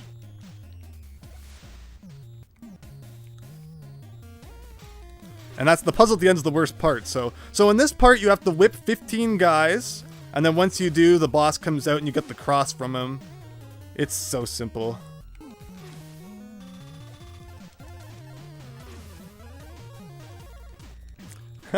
Azul, welcome! This looks like Taito has totally seen the movie. Someone thought they had seen the movie anyway. They probably watched the bootleg version. I have a bootleg VHS of Pokemon the Third movie, where like somebody sat in the theater and recorded it. It's hilarious. You know, people will like walk by the screen and get in the way. You know, that was a big industry back then. Bootlegging movies and selling them at the flea market.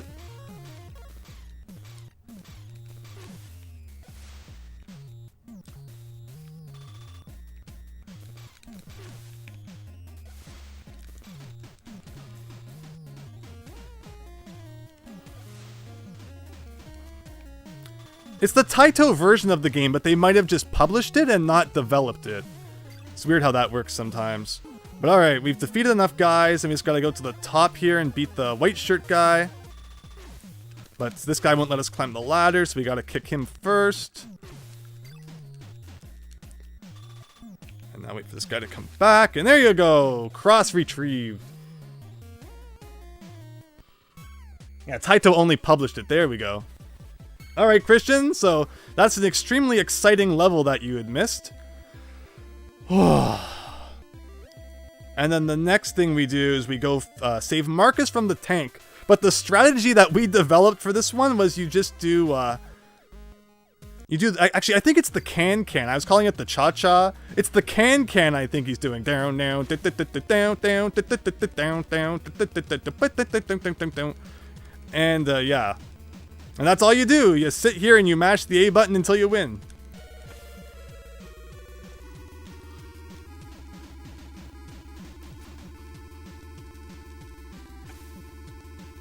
So as janky as this game is, you know, if you can use the jank to your advantage, never say no.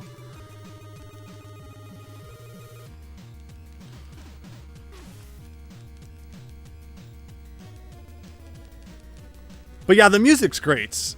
Again, I've said it before, but if a game is really not that fun, you know, having a good soundtrack can at least make it bearable. And honestly, I'm in the middle of the road how I feel about this game. It's not good in some places, but I can appreciate what it does in others. Like, there's way worse on the NES than this.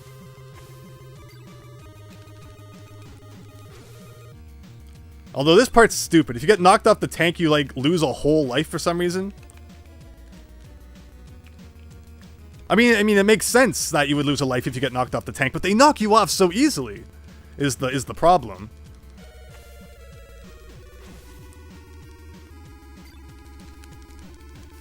We should almost be done, though. And the blue guy, we saved him. And we beat the tank level, everyone. Extremely difficult.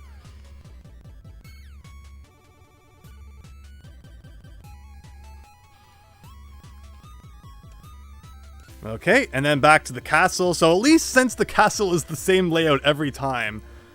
Like, yeah, getting back to the end of the game is not that hard once you know what to do. So I don't really mind that we had to replay it. Sounds like it belongs in the C tier. You knew it, Big Phil. You read my mind. It literally did cross my mind. It's like, this will probably be the C tier game. So a sneak peek for all of you who joined the stream on this Sunday afternoon, which, by the way, thank you all. Hope you are having a great weekend. I hope that this game does not damper it too greatly. Hope you're all having fun. As silly as the game is, I'm the one who has to suffer and replay it every time we pick the wrong grail. Or that one time we did pick the right grail, and we were given heck because we didn't save all of our friends and family. Like, why? I got eternal life, don't need that.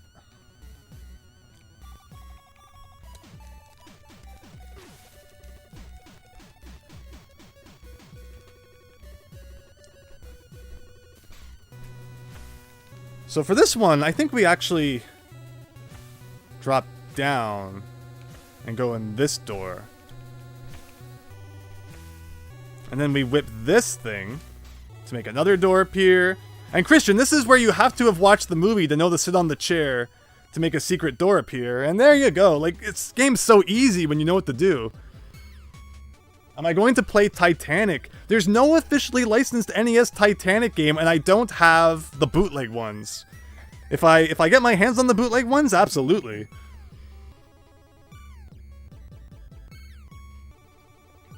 This game kind of makes you want to watch the movie, so it did its job. Watch Raiders of the Lost Ark, the first Indiana Jones movie, and then this one. They are both fantastic. Prior to this, I played through Indiana Jones and the Temple of Doom, and before that, I watched the movie to refresh my memory, and unfortunately, both the game and the movie are underwhelming, to say the least. I mean, I'm sure there's people who probably disagree with that, but that's definitely my takeaway.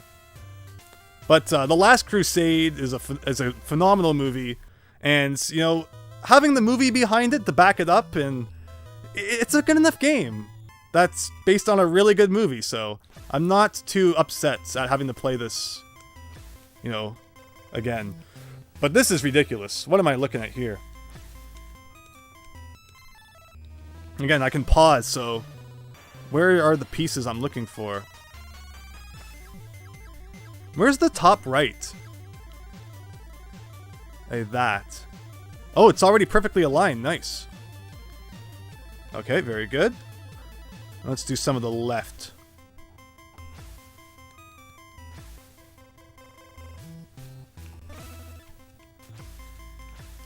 Okay.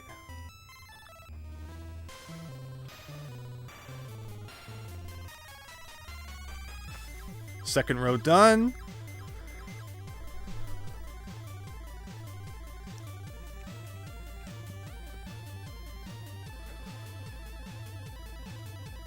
What does the timer in this part represent? So, if that bar at the bottom gets all the way to the right, it will burn up the paper with the chalice on it. I don't think you die or get game over. Again, we haven't done it to find out, and I definitely don't intend to at this point.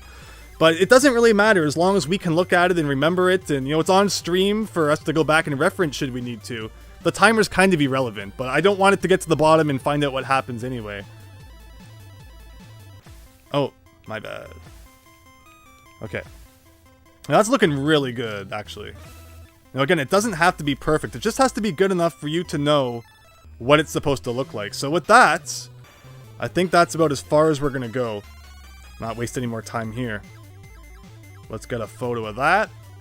See, this one has a bit of a lip at the top. It's not perfectly round along the rim. It has the handle with the kind of the bumps in it. And then at the very bottom, it's curved from, you know, the part that holds the liquid down to a big bump and then a little bump.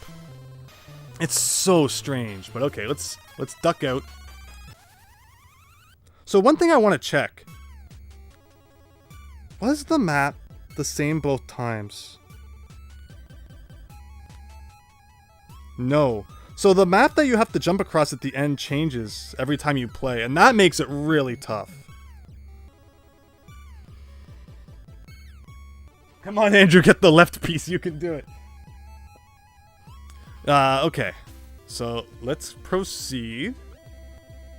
Let's get ready to... And again, it shows the Grail Diary coming up, but it doesn't let you see it for more than like 5 seconds, so good luck actually memorizing it, which is why we're using a little bit of modern technology here to help us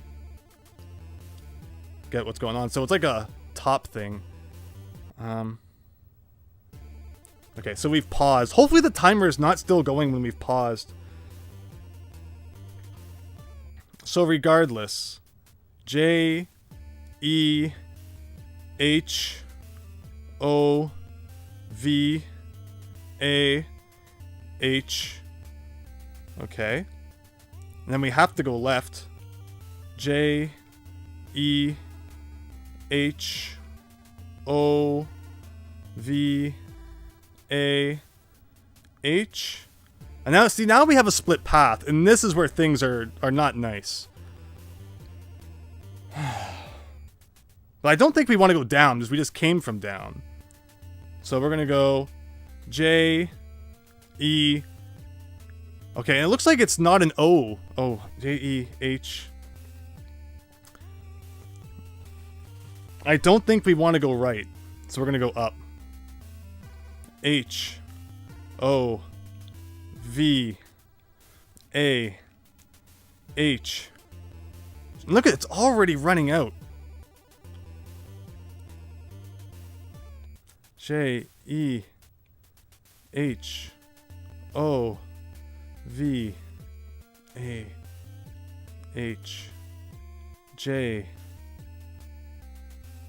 E, H, O, V, A, H. Okay, and it was the top one, right? It looked like a top, the one that's right in front of us right now. And a leap of faith. Okay. And now we have to pick again from like 12 freaking chalices which one's the right one. Is it instant death? It absolutely is, Christian. You are replaying the whole game should you accidentally press one wrong direction. Can you still make it if the flame runs out? Yes, if you can somehow figure out which way you're supposed to press.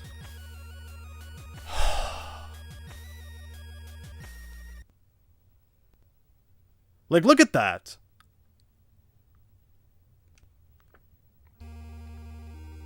It doesn't seem like there's a time limit here, so let's just not panic. Not panic. Hey, the one that I'm on right now looks like it could be it. It's a matter of, like, discerning the differences between ones that look similar. This one has a bump directly beneath, you know, the bowl portion of the cup. And the one in the picture does not have that.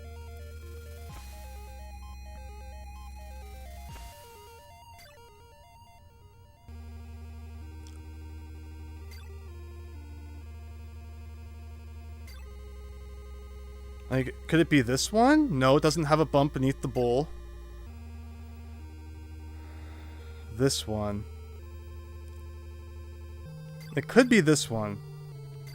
Why is that one different from that one? Like, they're not even on the same screen, so you can't compare. Moment of truth, Big Phil. No pressure, right? Oh. No.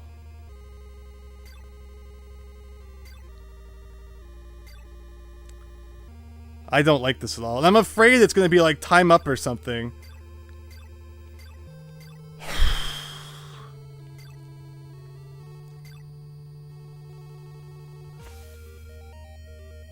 Like, what? It could be this one, right?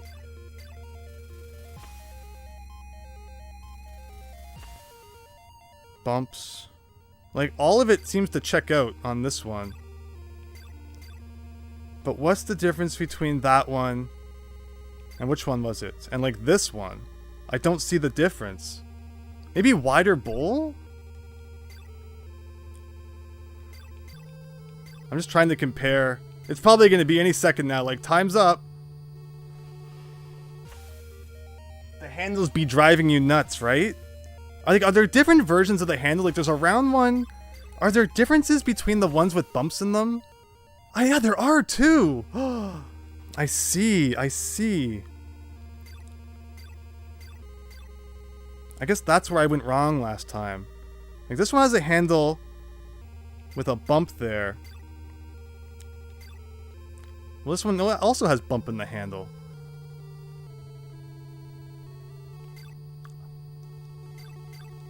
Okay. Since we have lots of time... Like, if I have to play the game again, I won't cry. It took, like, what, 10 minutes? What is the difference between these two chalices?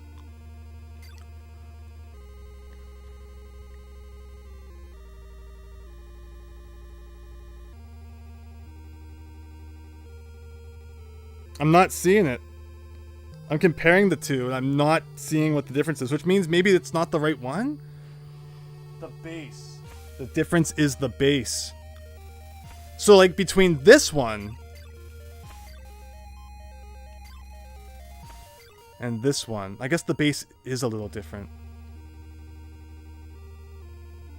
Yeah, ever so slightly, you're right. But which base is the one it wants us to pick? I think the base had one bump, so it's probably this one. Yeah, more colors would really help here, right? The puzzle would have been better on a 16-bit system. So looking at the picture, this one looks like it's it, but I thought I was right last time too. I'm gonna pick it. If nobody has any objections, I'm picking this one. It has the lip at the top. It has the crooked handle. I think it has the correct base. I'm picking it. 3, 2, 1.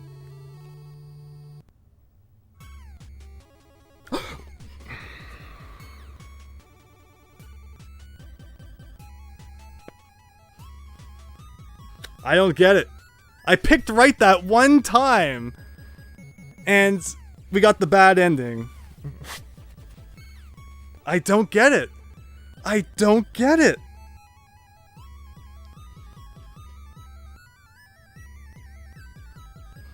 Indiana Jones is not meant to have eternal life.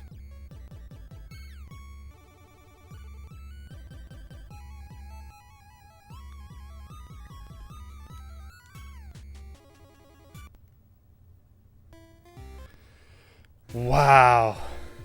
Well, Christian, I know you really wanted to see the game again, so you're getting your wish. Where is the Pepsi can? You'll help cross-compare NeoSquid? I don't understand. I really don't, but I appreciate it. At least the game's easy. Like, let's look at the clock. It's exactly 3 p.m. my time. Let's see. Let's speedrun. This is Andrew's world record Last Crusade Taito Edition speedrun. Let's go. Again, at least the music's good. One saving grace. Thank you. I hope the sound levels are good so that all of you can enjoy it too, at the very least. And yeah, think you can climb down a ladder? Think again. You have to be like so perfectly centered with it.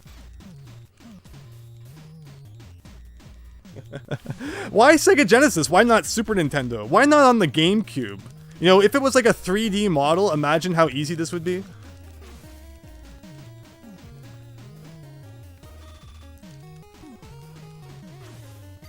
That last puzzle was not made for the NES. Like, they did not have to make it so precise. Like, give a few different options, sure, but make them different enough so that you're not literally comparing pixels.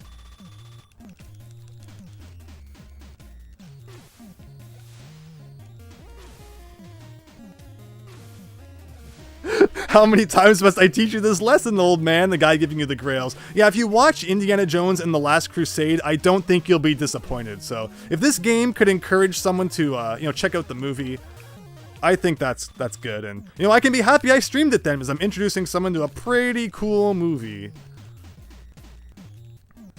But remember, this is only one of 2 Indiana Jones and the Last Crusade games we're playing today, assuming I beat this sometime before the year ends.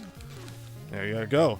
Because let me show you all again. I have the picture ready for demonstration purposes.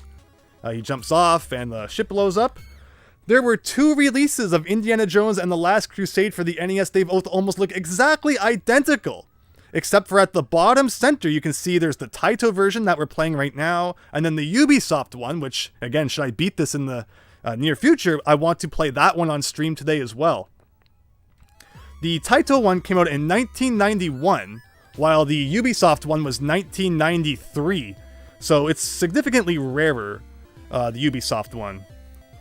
So I figured, you know, we'd play them in chronological order. I likely will see the new one just because I really like the old Indiana Jones movie. Crystal Skull was like, eh. And I don't know.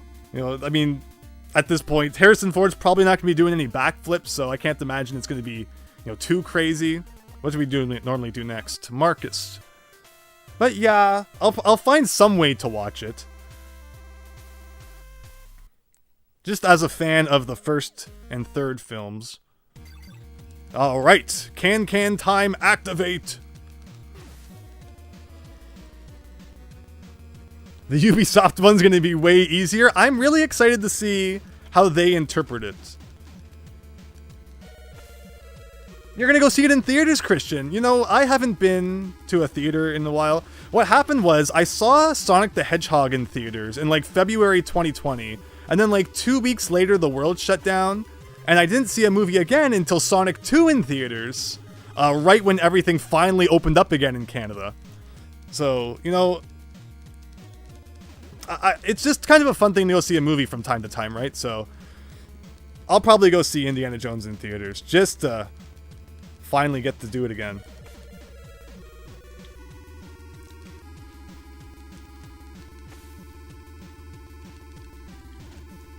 Oh, finally fell.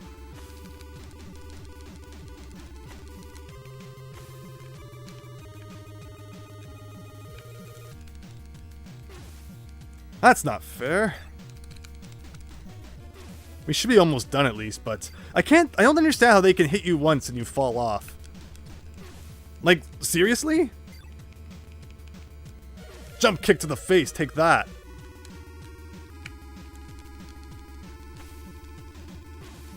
There we go. And then sometimes you just kick them once and they die. There's no consistency at this part.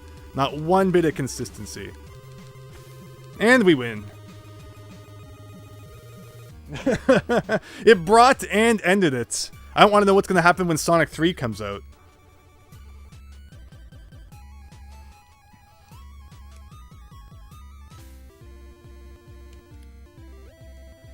But yeah, Neo Squid, if you haven't seen the movie, you're going to feel like you've already seen it by the time we're done here. But again, thank you everyone for joining on this Sunday afternoon as we play not one, but two Indiana Jones and the Last Crusade games. Such a good movie, they had to make it twice.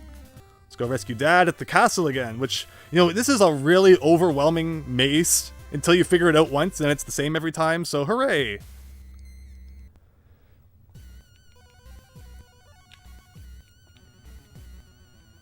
Let's do it Metal Gear mode. Sleuthy. No enemy interactions. Well, I guess some fights can't be avoided.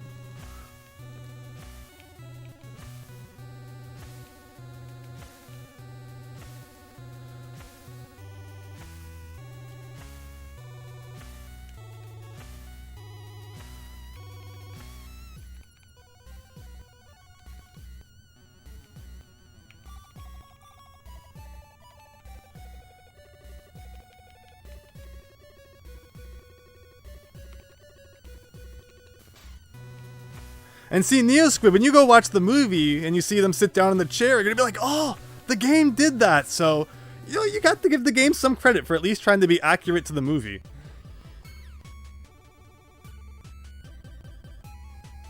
Did they make the last puzzle like that as a way to fight against rentals? Just look how quick we're beating the game.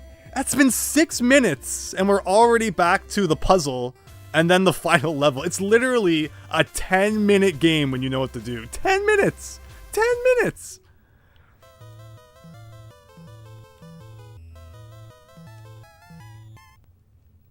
So, you know, there's some games where it's like, oh my gosh, I have to replay that whole thing now, but this is not a problem whatsoever.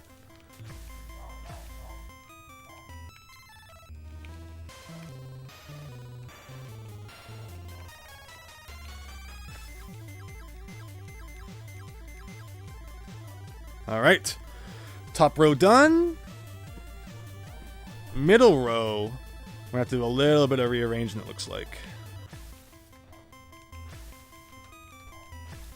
So something like that. Where's the other pieces in the middle? Like here. Okay, so now what we actually want to do. Looks like Squidward's nose.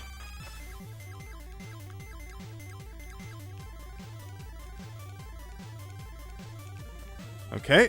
What else we got going on here?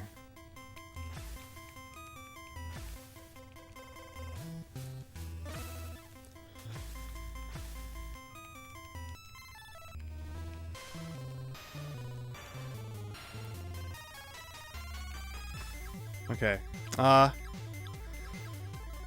seems close enough, right? Like, we get a general gist of what it looks like. There's only one bump in the base. Hopefully this should be an easy enough one to figure out when we're making the choice.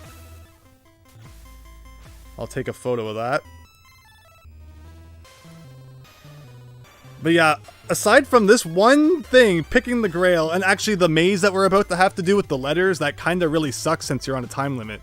But the rest of the game is so simple. You try to solve more since the base is important. So basically, if we do that, you can see that the base has just that one single bump, which is really good, because the base seems to be really finicky. But otherwise, I'd have to do a whole bunch of rearranging to try and put that in the proper spot, and I'm not sure I have the time for it, so let's just get out of here. Okay.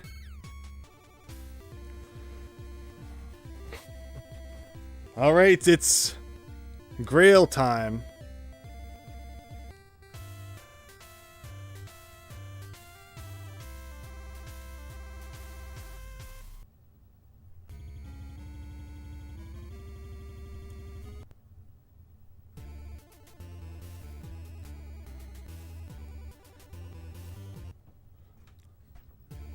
And this is really scary. If you press the wrong direction just once, you're dead.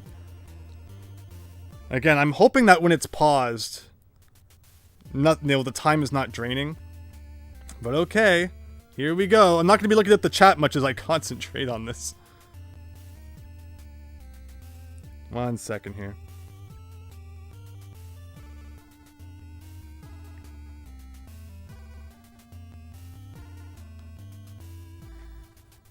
Okay. J E H O V A H J E H O V A H, and that takes us to there, where we're gonna go J E H O. Do we want to go? We want to go right. J E O V A H, and then J E H O. Right? Yep. V A H. And hopefully just straight up. J E H O V A H. And it should be the bird that we jump from, I think. Where are all the symbols? That's weird. Okay, and we jump from the bird here. Leap of faith. Oh, okay.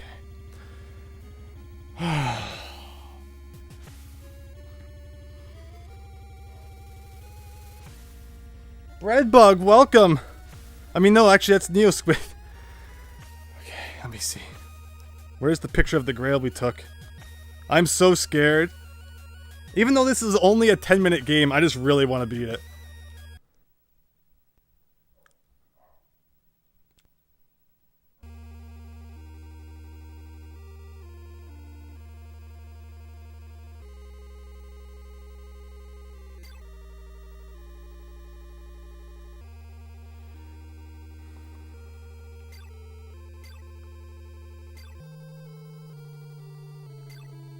See, the weird thing is that in the picture, the cup has kind of like a weird bulge at the bottom, but you don't really see that much on any of the other cups. Like, it could be this one, right? No, it doesn't have a lip. Oh, maybe I'm picking the wrong... Okay, the one we're looking for doesn't have a lip on it. It has a rounded rim. Like this one. No, but that's not the right base. Not the right base. Maybe I've been getting the rim wrong. That could be it. Not that one. Not this one either. The base was very basic. Very basic.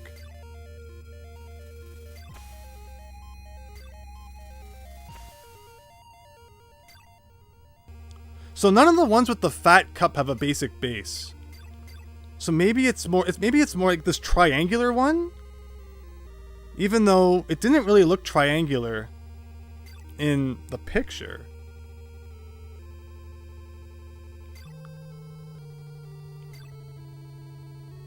This is so weird. Oh, this one. I think it's this one. It's this one. And now the spammer attacks. Christian, help! This is the worst time for that to possibly have happened. The devil himself literally is trying to stop us from picking the correct chalice. This is my guess. This is my guess this time. The handle looks right. The lip looks right. And the base looks right. This is my guess.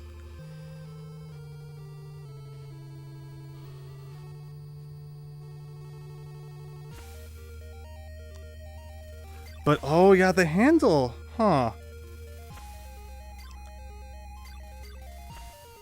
Yeah, all of the handles with kind of fancy handle look the same. There's no difference between them, which is really hard to discern at first. I think we figured it out. This time, it has to be this one. It has to be.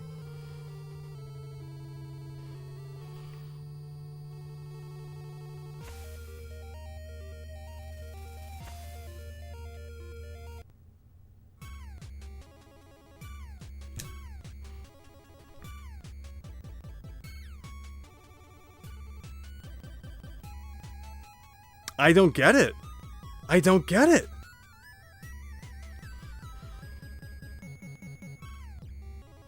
Why do you feel like they didn't even make the handles accurate on any of them, right?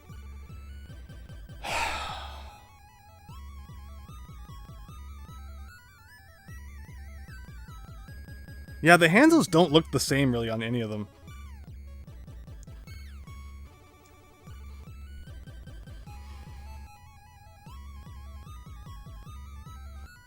Yeah, all of the handles have bumps there, but none of the pictures that we've assembled do. Anyway, that was literally 15 minutes, so I guess we're doing it again. The one thing I can possibly think is the problem is we're not assembling the chalice picture completely. It could be that even though you've assembled enough of it to understand what it's supposed to look like, if you don't assemble the picture completely, it doesn't work no matter what you do. Because the one time we did get the right chalice and we were told that we were, not benevolent enough because we ditched our dad and ditched our friend, we actually completed the puzzle that time. So this time, I'm going to assemble the picture completely. And maybe, just maybe, that will allow us to beat the games. That's the only thing I can figure out. That's the only thing I can assume, is that if you don't do the puzzle properly, maybe it just will not let you beat the game. It could be that petty. So we're going to do it this way. We're going to do the ship first to get the cross. I think we're going to then do the puzzle with the chalice. We'll do the tank in place of where we normally do the chalice puzzle. Because the tank is easy. You just cha-cha the whole time. And I could end up regretting that. It's just a matter of experimentation at this point. It really is. 'Cause I'm out of ideas otherwise. I guess I could just be really bad at identifying which is the proper chalice. Or the game just will not let you win if you didn't complete the puzzle properly. So those are two ideas I have. We're going to try them both.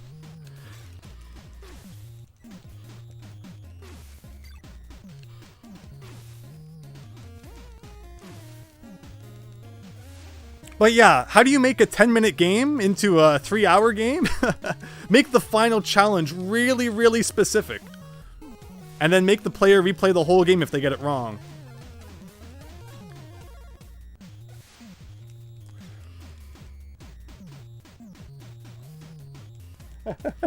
Fate has determined that Jones's dance moves are too tight and he cannot be given eternal life. I like that theory.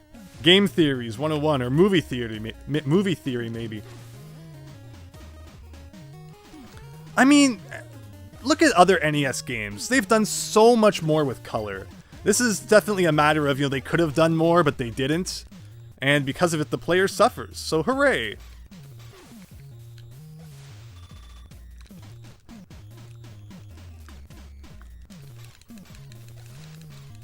Oh, he didn't get whipped. Alright. So normally I would do the tank now, but we're going to swap when we do the tank with when we do the puzzle.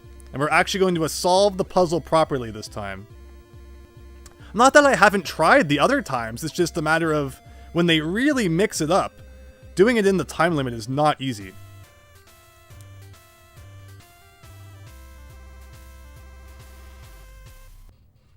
Kift, thank you for joining the stream. Hope you're having a great day. We're doing our best, man. No one said get in the hole. It's still pretty messed up. But not that bad. And again, they actually put a pause button here so you can just take the time you need, which is really nice.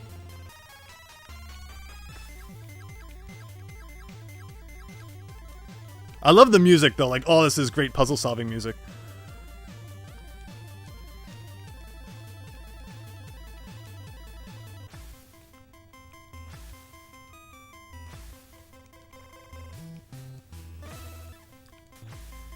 Go. There you go. Look at that. Beautiful. And I could swear that's a version of the cup we have not seen before. Ugh.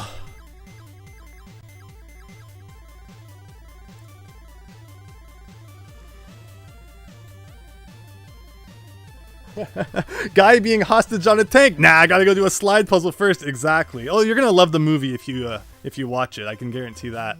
But all right, looks good to everyone. I think that's the proper puzzle.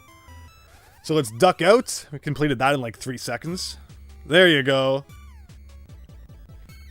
So that looks like the Grail, all right. Maybe we should be taking a picture of this. That seems to more accurately represent what they want from you. Okay. Fingers crossed we can get back there and pick the right one. So I'm still going to do the castle here, because I think if we do the tank now and then the castle will be a different layout. And we don't want that. We know how to beat the castle, so we're just going to keep it the same. So rescuing Dad it is. Who needs Dad anyway? I could play some Professor Layton, or I could go save my family and friends. Sorry, family and friends.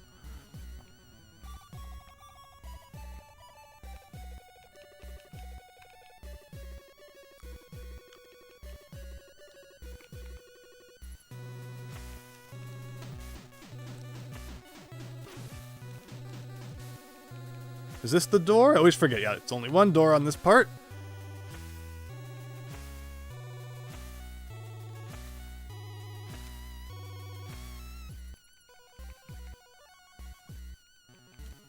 Again, the saving grace of this game is that it's not long. So at least getting... Oh, I jumped over that guy. That was beautiful. Pacifist run. Here we go.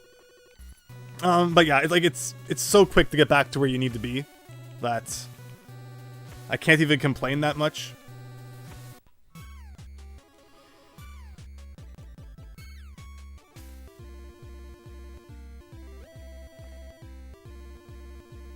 Kift, greetings from Germany. Thank you so much for checking out the stream.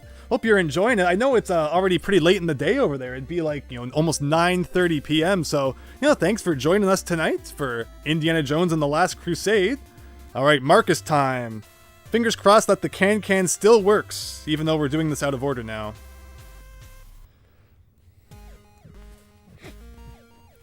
This music's awesome.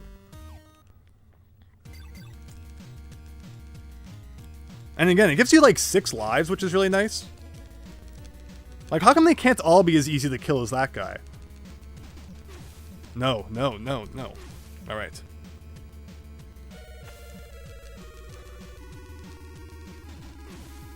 Nope. So, like, one kick, even though I had a massive health bar, that was all it took to destroy me. He dodged my kick! Whoa. Yes, see, like, I don't understand. There's no consistency whatsoever. I should have been counting how many of these guys you kill. It's always reassuring knowing, like, just how much more you have to do. Like, why? Why does one punch knock me off the tank? I kick you to the face and you don't fall off. We might need to retry this just because, getting used to it on the different difficulty level. And then that guy, one kick to the groin and he's done. I just noticed that they all have different haircuts too. Some of them are bald. This guy has like a whole stand. Oh, I'm dead? So we can actually get back to that point if we do the bike scene in Germany, which I have not shown in quite some time. We're not going to be able to beat the, like, we might as well beat the tank. And then go get the diary, right? So, speaking of Germany, we have viewers from all over. Indiana Jones and the Last Crusade really takes... Why did I just do that? Really takes place, like, all over the world. So it's kind of cool to have viewers all over the world for the stream. So as long as I'm up here, I don't think they can knock me right off, which is nice. So stand up here.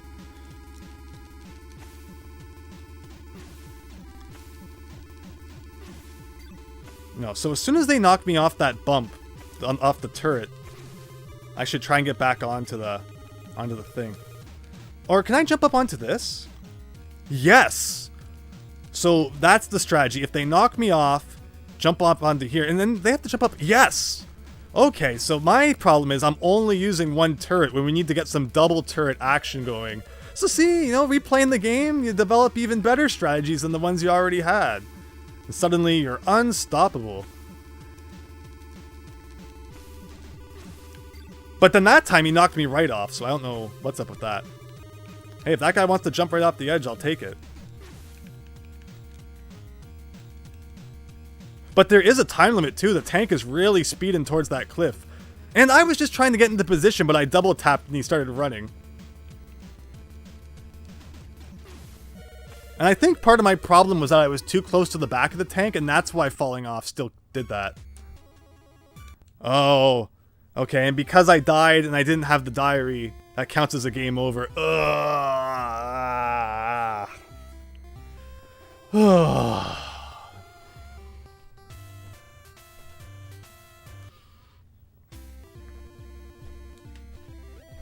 It's amazing how many times we've made it to the end. Like, the only thing I can think is that if you don't complete the puzzle completely, the game just doesn't let you win. Which is really, really petty of the game. But I guess we shouldn't be surprised.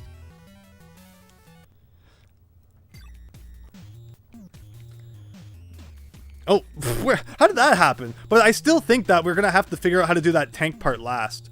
Because I don't see us solving the puzzle, you know, if we save it for last, just because of how much it gets mixed up. Still better than Battletoads. Well, the fact that it's like a 15-minute game definitely helps. Battletoads is long and it's tedious. And it's so frequent to get like right to the end of Battletoads and then lose all your game overs or your continues. And then have to replay like hours worth of content. So that's where this is like at least a little kind, is that by being a short game, yes, it's not really a good bargain for your buck. But as someone to like, you know, in the year 2023 who's trying to beat it, I don't really need bang for my buck at this point.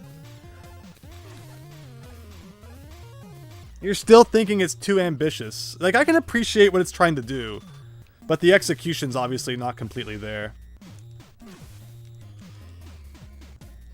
Yeah, Battletoads does have far more cheap deaths. I've done a whole video on that, of course. You know, level 9, they just have deaths with spikes at the bottom. That, you know, jumps with spikes that you can't even predict are going to be there until it's too late.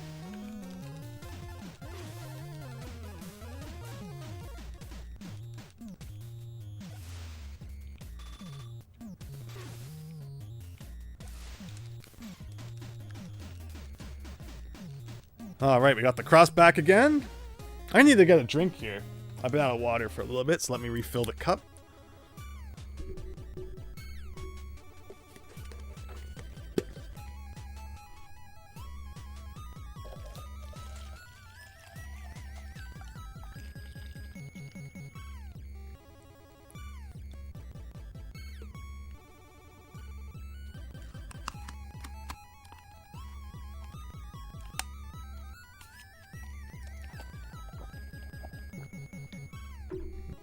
Yeah, so how long ago was it that we could have had this game done? But we've tried so many times. That, yeah, we're at the point where basically, I just can't think of it being anything but you have to complete the puzzle. Or else you'll just never get the right grail.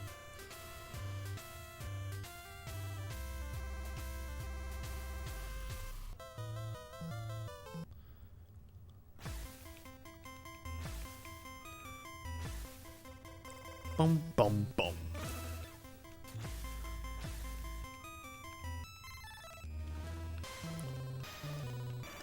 And it seems to always kind of scramble the same way when you do it in a certain part of the game, which is nice, I guess. So even if we, you know, if we did save the scramble for last, if we figured out how to do it consistently, then it really wouldn't be as bad. Okay, so no. I need to do a thing like that, like that. All right, everyone, take your photos.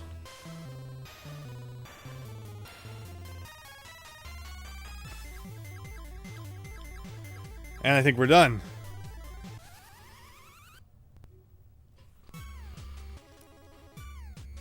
And yeah, we'll take a photo of this one too, because I feel like this like little cutscene image that they show, that's a better representation of what it's going to look like in the final battle compared to like the puzzle itself. So having a photo of both of those probably makes sense. But now it is time to rescue Dad.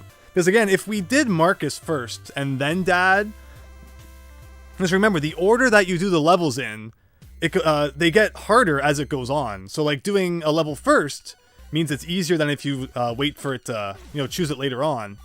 But the problem is that the castle's layout will change if we don't do it at the exact same point every single time. And that's why I don't want to mess with that, because we've figured out the layout of this castle, and I really don't want to have to figure out another one. So we're going to try our luck with the tank again after this, hoping that with some new strategies, we can get by that even on the increased difficulty.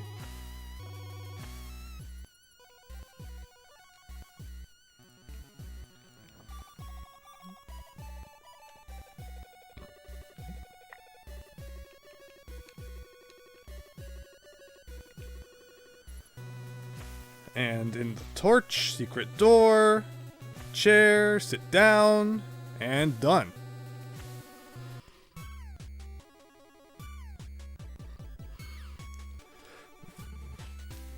It doesn't even, like, the palette didn't have to be a problem if they just made the chalices different enough so that you could tell. But the fact that it's like, 1 pixel differences you're trying to spot is not a great system. So yeah, we gotta find Marcus, otherwise the knight guy is gonna scream at us again.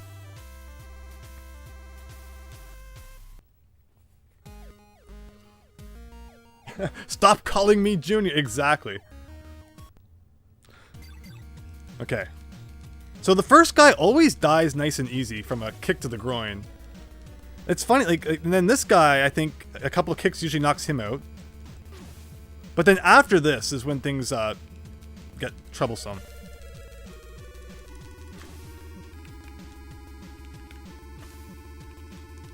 Oh, look at that! I made him jump off!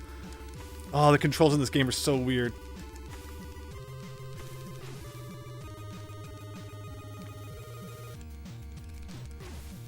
Hey! Look at that! If we just stay on this little corner here... Oh, no, he got us. I was like, oh, is this the... No! He kept running! Oh, I was trying to jump. This is awkward. And again, remember, running in this game pretty much just sends you into like a frenzy. So, it's so easy to jump off an edge.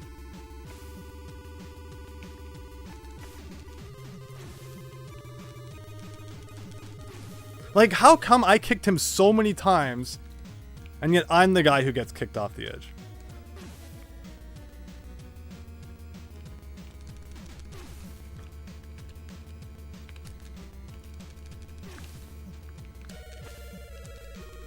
Well, the tank's about to go for a dive. Okay, if you want to get back up, Indy, that'd be nice.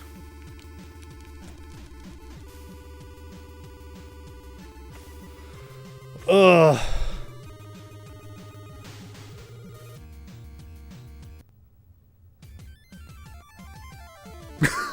You fall off the edge of a cliff on a tank.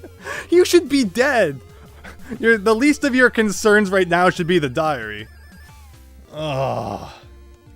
So what happens is, if you die normally and not on the final level, you can go get the diary back, and it acts as like an extra life. But in order to do that, you have to play this motorcycle level, and it's pretty garbage too.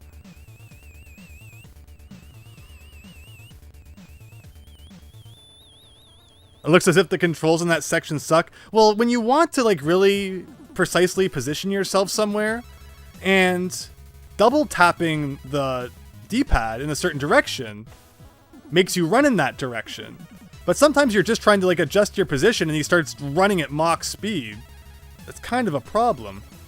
But okay, it's bump and jump time again. Haven't seen this in a while. And this wouldn't be so bad if it didn't go on for like 15 years. Wow, it really is bump and jump. Like, it just blows my mind how much they ripped off that arcade game. Like, what is it? Like a little hole in the ground he tripped over? What brand motorcycle is this?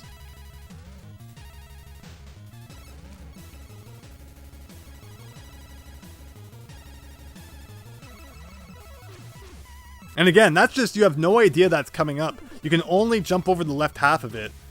So it's pure memorization. Oh, and that...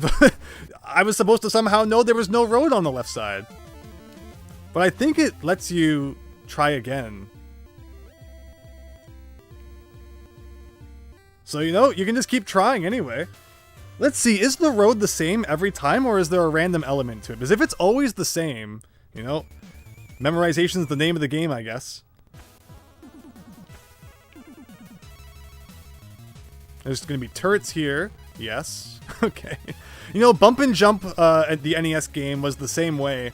It's 16 levels of just memorize everything. Otherwise, good luck to you.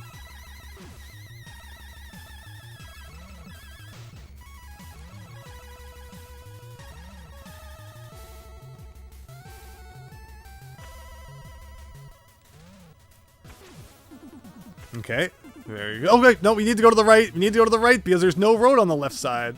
Completely fair.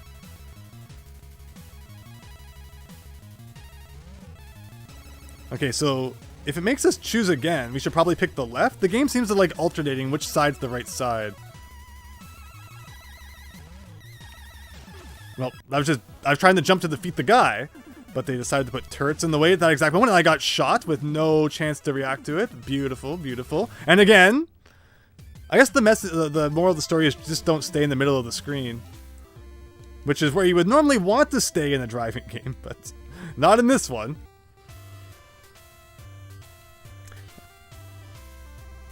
Kift, thank you so much for joining in the stream. Hope you have an excellent night. But yeah, since the road is the same every time, I guess there is an ability to learn what's going on here, and it's just a memorization game.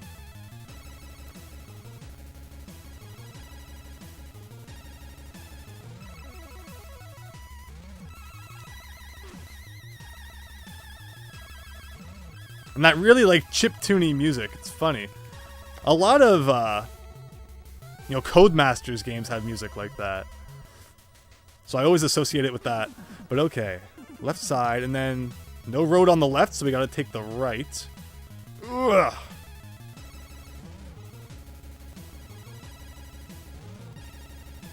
And I forget what comes up next. I think turrets, right? So don't stay centered. And there's a few of them.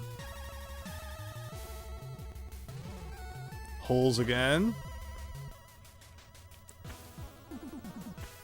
Oh. Here I am just trying to, like, you know, nicely go around them. Because if you jump, you're, like, pretty defenseless in the air. If something, like, yeah, like, you know, just land on top of the hole anyway, so. Just gonna try and carefully go around the very slight bumps in the road. You know, you thought Indiana Jones hated snakes. Just wait till he sees a speed bump.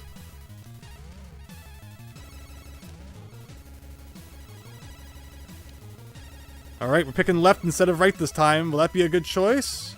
No, it won't. It was right again. Now you know why we've been doing our best to not play the diary retrieval section. Amber Gable, welcome! Yeah, isn't it interesting? This game has had its moments where it's not so great, like the controls are kind of janky, but this part right here where you're driving and you have no way of reacting to things that are coming up unless you've played it and died to it once and known that it's there, that's not great level design. But we have no other choice at this point. Hey, he landed on me? I don't think that's ever happened. But yeah, we have no choice at this point but kind of tough it out, so here we go. And then remember, after we beat this, we still have to figure out the tank part. I'm guessing because it's the highest difficulty, that tank moves really fast off the cliff. But yeah, thanks everyone for joining. Hope you're having a great Sunday and a great weekend. You know, some mediocre NES games. Questionable way to spend the last few hours of the weekend, but I hope you're enjoying it. And, oh, I thought I was enough to the left. Okay, we'll try that again.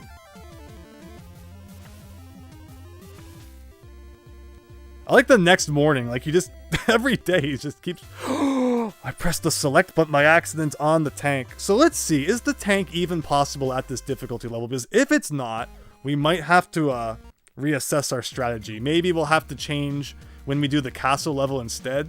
Oh, this game seemed like it was going to be so simple. And all because of that darn Grail. You know, they never said getting your hands on the Holy Grail was going to be easy, I guess. Like, you tell me how come I can fall off so easily, and I'm kicking him like 14 times, and he just won't die.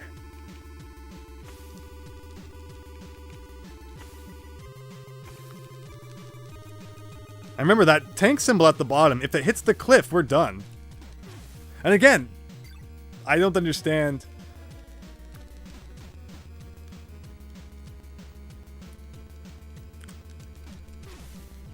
And then some people just take like one hit and they're done.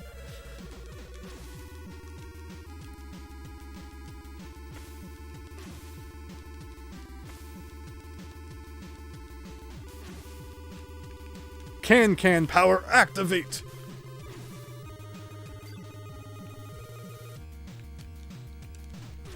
Like, yeah, I had no chance to even get into position. And he just lays there for like an hour.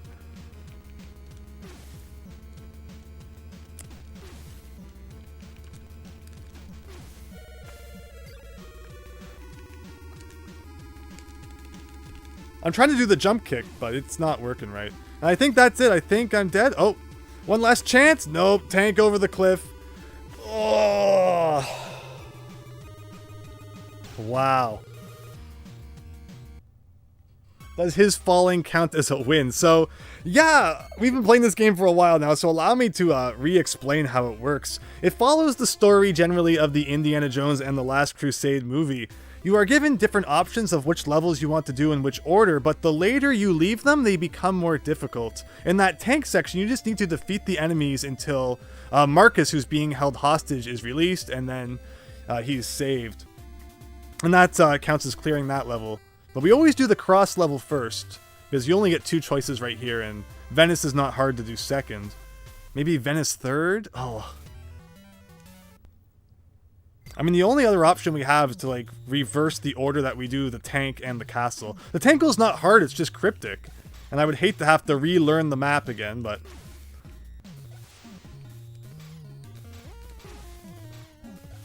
But, like, what else could we do? If I did Marcus... No. The other option is just to try and figure out the puzzle at the lowest difficulty, or at the hardest difficulty. It's a tough one. So there is more to this game than meets the eye in terms of figuring it out, but only because the game doesn't let you win unless you solve the puzzle properly. Which, I mean, you know, considering everything else this game has done, you can literally have the Holy Grail in your hands, but because you didn't save your father, you get the bad ending. So, come on, this purple guy just doesn't want to take a kick to the face. Extreme Wreck, you would have quitted by now. Indiana Jones doesn't quit. The museum needs its priceless artifacts. Like, it always seems so bizarre to me, like, Indiana Jones goes on these crazy adventures, and then, like, the next week he's just, like, teaching a lecture in a classroom. Like, I mean, it's basically, Professor Layton was very obviously modeled off of Indiana Jones. I love it. But at the same time, it's just, like, it's such a contrast.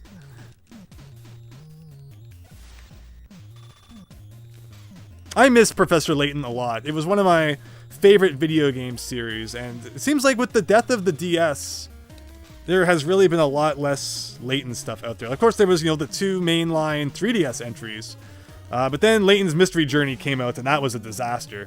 Because it was pretty much just a port of a mobile game, and we all know what happens when that happens. Amber, you don't understand the logic back then making these games. Yeah, it's... Well, that's the thing, is that the more difficult it was, the longer it would take you to beat it, and... You know, instead of making a really long game, they can just make a shorter, more difficult game. And otherwise, this game is about 10 minutes long, but it's the nasty things they do along the way that make it more ridiculous. Why did they kill off Layton? Because level 5, I think, went on to focus more on mobile stuff, and not so much console stuff.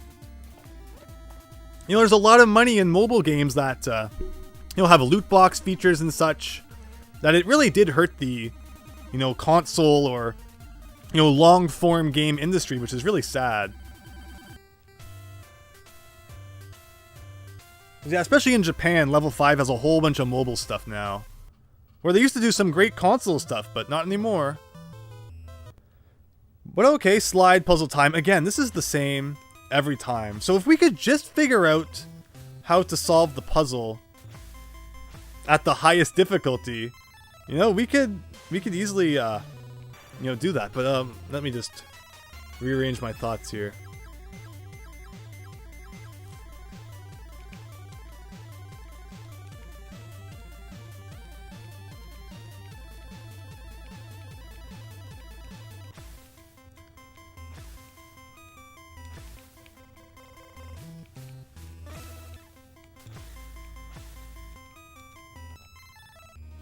No. There we go. Alright, that's the puzzle. It's so easy on this difficulty, but... like, maybe I could have done the tank now, but ugh. Figuring out the proper order for all these things is not fun. When the best do them. It's an interesting system. Like, you know, the later you save a level, the more difficult it is. It'd be funny if Mega Man did something like that. You know, whichever robot master you leave for later, the level's tougher, the boss fight's tougher. That's actually, that would be a fascinating thing to see implemented. Amber, give you a controller over the phone? Yeah, wouldn't that be cool? Co-op?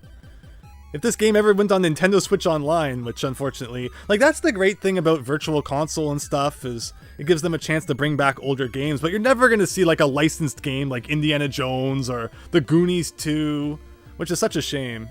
Which is why, you know, it's either you play the original thing or you have emulation.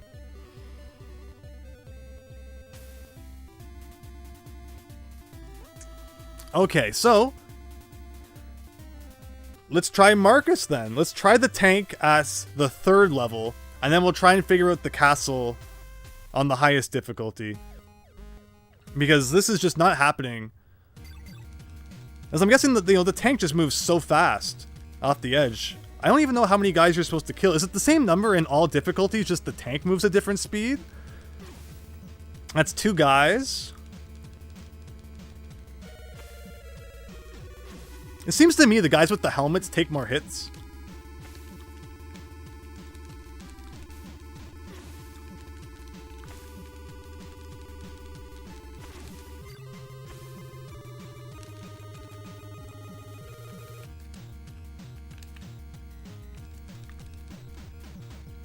Three guys.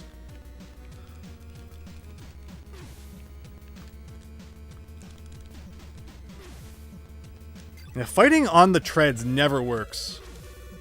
4 guys. 5 guys. 6 guys. Okay, I get the jump kick now. So actually the jump kick really helps. 7 guys. And that was just an instant death for some reason. 8 guys. 9 guys. Still going. 10 guys. And that's it. So you have to beat 10 guys. And look at the tank is still almost over the edge. Okay. Well, we did that. Now if we can just do the castle, we'll be back at the Grail site. Use your whip, Christian. It's unfortunately you have to be really accurate. And with the moving treads, it's very hard. Because unless they hit the exact end of the whip, it doesn't affect them. Otherwise, it is instant kill, but... actually, now that you mention it, maybe we could devise a strategy based on that. If I need to replay this level, we'll try it. Thank you for the suggestion.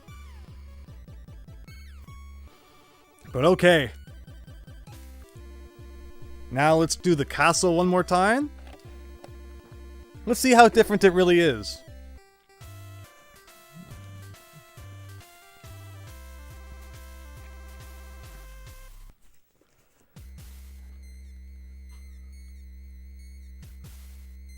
Okay. Yeah, it looks like the layout's a little different, I think. No, not quite.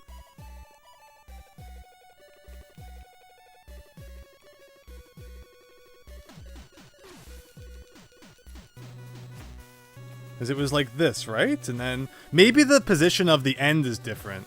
Oh, that door doesn't open now. Oh, is that what makes it difficult? Wait, stop beating me up. Why?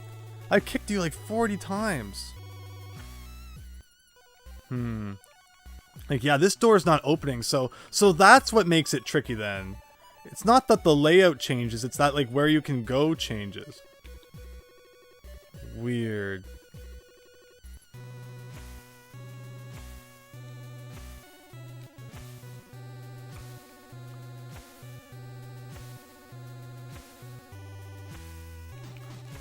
And man, the guys in this level are really tough.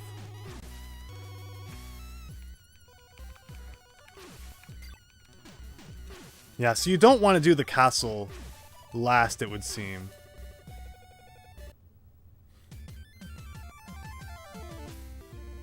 Ugh, what order to do? What order? Big Phil.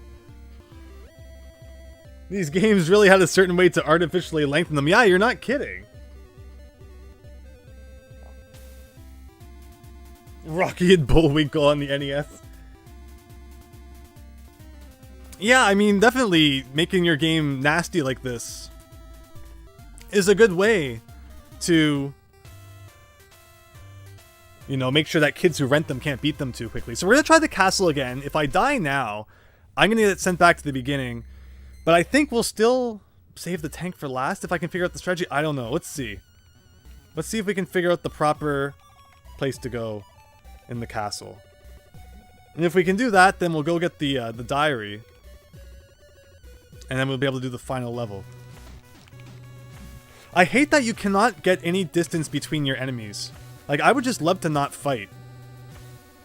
You know, do it the Karate Kid way. Except he did end up fighting, even though the whole point of karate was that you learn it so you don't have to fight. But whatever, we're not going to question it. So, okay, in here.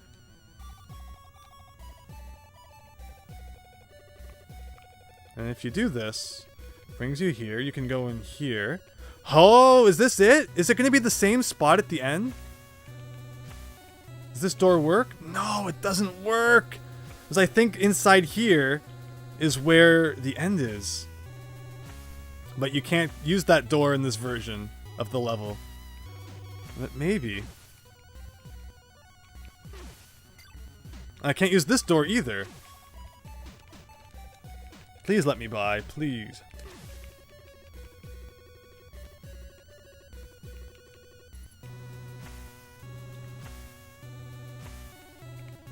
I can't use this door. It's not fair when it's like a door that looks like it should be usable, and it's like, no, this one is locked for some arbitrary reason. You know, if they could at least make them look a little bit different, that would be nice. Oh, we're back here again. Huh.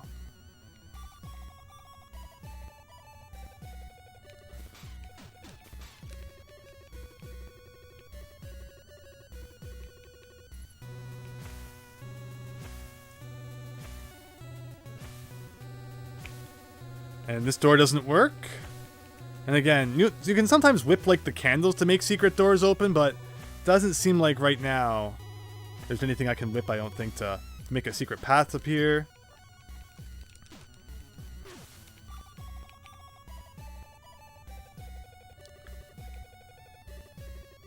Oh, door, chair, yes. That's not the exit? Oh, that was the exit in the other level, though, when you did the chair thing. I was so excited for a minute there.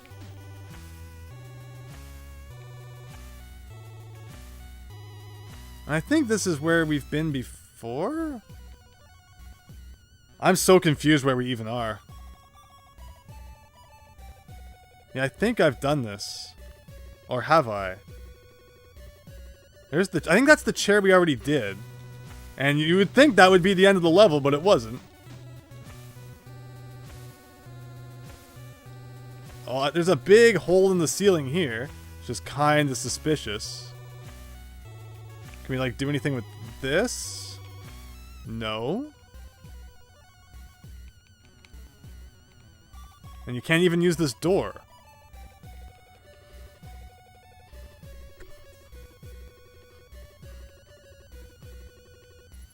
Yeah, I'm just doing a loop now.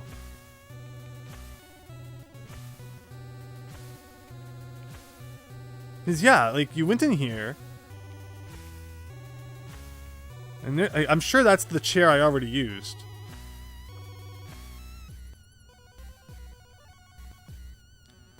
That just took me to some arbitrary spot. And again, door doesn't work.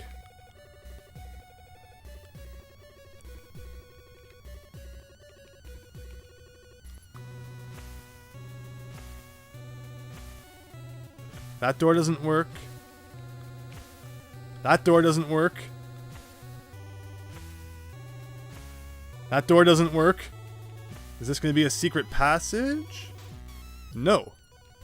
But will the door work now? No, it will not. Maybe this is a secret candle thing. Nope. Yeah, so it really is a maze. I love that for the other difficulty, we already knew where to go. But, like, you know, if we could just figure this one out, I guess it might not be too bad. There's nothing else in this room. Like, if we sit on this chair, the fireplace opens, but is there anything else we can do now? Like, this doesn't even take us to a good location, does it?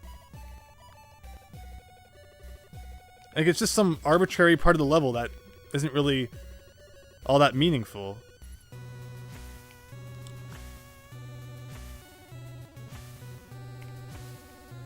Again, can't go in that door. Just run, man. Just run.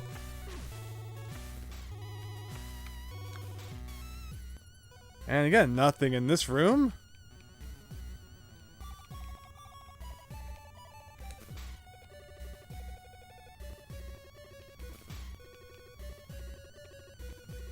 Nope.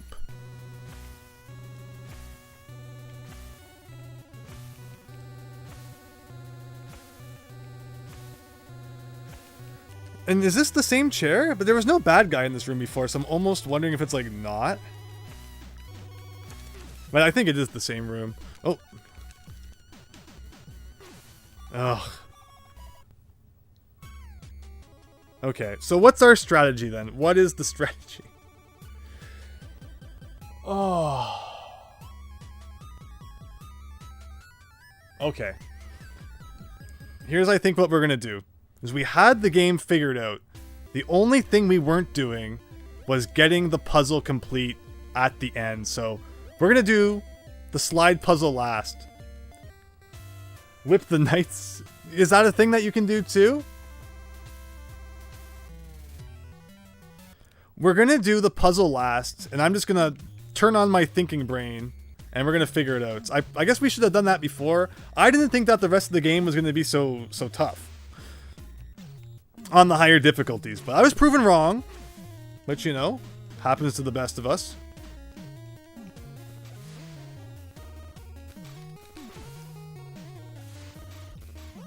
So yeah, we're gonna do this the way that we were doing it previously, and fingers crossed it works.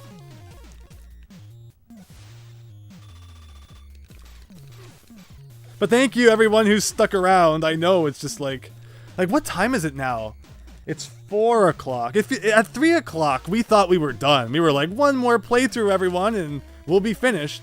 And here we are an hour later. But okay, I got a good feeling about this one. I got a good feeling about this playthrough. So don't blink. This is going to be the winning run. And don't forget, we still have one more Indiana Jones and the Last Crusade game to play after this one. So, we'll see how that goes. Will it be easier? Will it be more difficult? It was released in 1993, and it seems like the later an NES game is released, the less tedious it is, but also, I find it's less exciting, because, you know, they tend to not be as difficult anymore. They tend to give you, like, infinite continues at the very least, so, you know, depending on how you look at it, that could be a good or a bad thing. But yeah, the Ubisoft game we'll be checking out after this one. I'm still not at the point where it's like, no, we wasted too much time. I still want to check it out.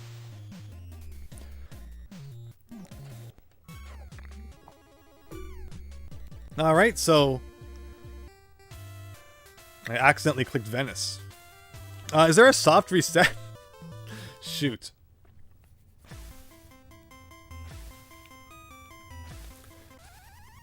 Alright, we'll do that one more time. I was close. Just take that. No, no, no. Ah. Can I reach my reset stick? I can. Ah.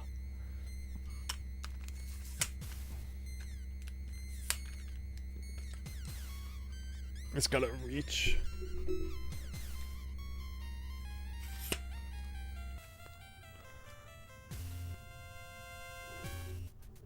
There we go. So the reset stick was devised. The first game I ever used it for was Bondi Golf, actually. The first golf game I encountered when trying to beat every NES game. And that's just, if you don't get like a good score on the first hole or two of golf, you know your whole game's gonna suck. So the way I do it when I stream is I have like all my equipment in front of me, and then the NES is like way up beside, in front of the TV, beside the TV. So it's easier to just like press it with the stick than to try and get around all that to press the button, especially if you're doing it frequently. But the thing is, it makes you sound like, Bart from The Simpsons. I wash myself with a rag on a stick. But, you gotta do what you gotta do.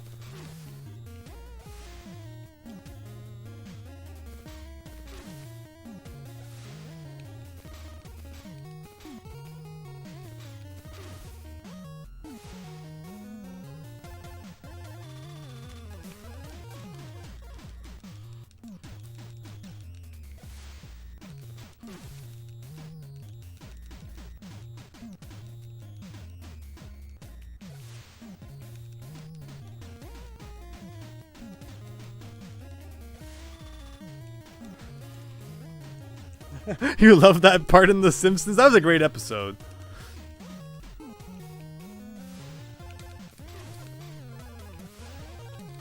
And people say that modern Simpsons is like bringing back, the quality that Simpsons used to have. I find that Simpsons these days focuses too much on the story and not enough on the comedy.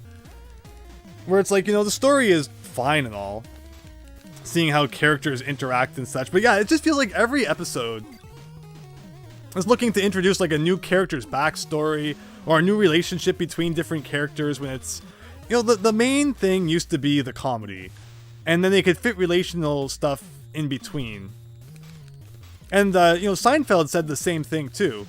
When their main focus when making the show, they wanted to make sure it was funny.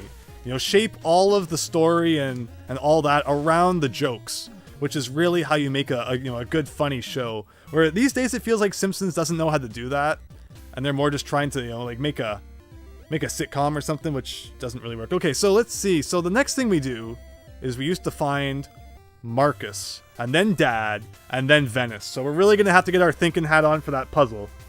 But I just don't think we can do it any other way. This is how it's destined to be. The dial of destiny, as it were. So let's count. Is it 10 guys in this mode too?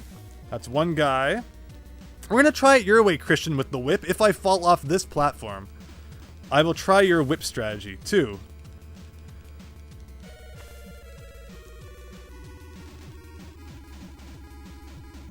3. Because if I use the whip right now, it won't hit them. The whip will be too high up. I think that's 4. I don't know why I'm doing so well this time. I guess because it's an easier difficulty, right? 5.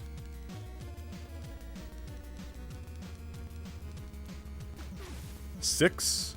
Yeah, it's really easy when you do it second. Okay, so since we fell anyway, it's okay. So what I wanted to do...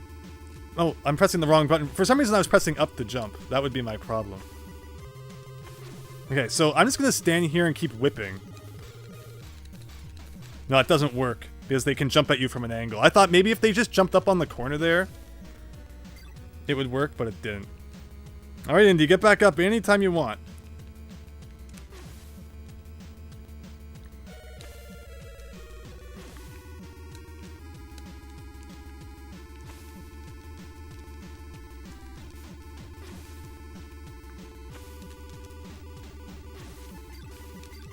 Come on.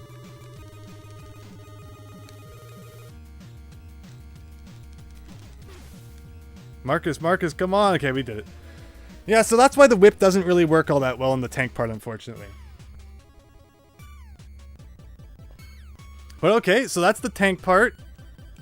And then we know how to do the castle part. As long as I haven't forgotten the path, which I don't think I have. Because now we do Dad.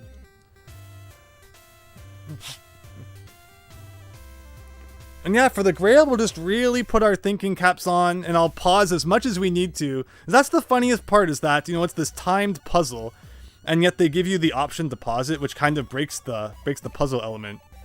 Or rather, you know, the timer element.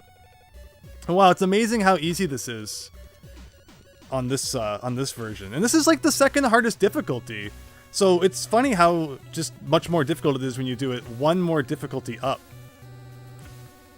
But again, to those of you who have stuck around watching this game, I appreciate that. Feel free to, you know, strike up a conversation in the chat. Anything you have to ask or want to discuss, this is the time to do it as we replay this game. But at least, again, at least it's not a long game. If this was like an hour-long game and we had to keep replaying it, that would suck. What was it? It was this way, right? And it was like this. And then like this. Alright.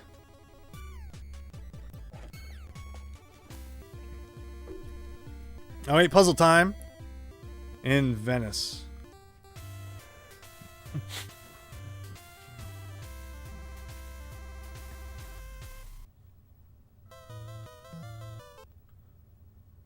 Okay, so. How should we start this?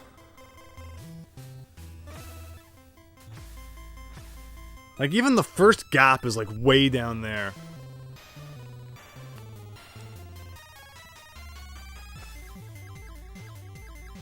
So, the first piece we need to place is that... Okay.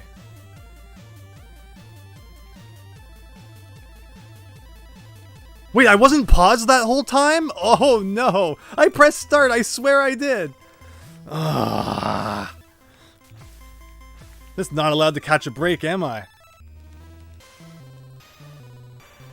That's terrible.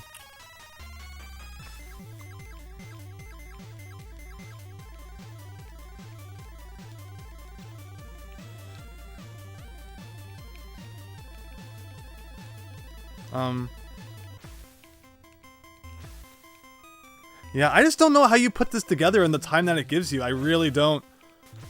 On the most difficult difficulty.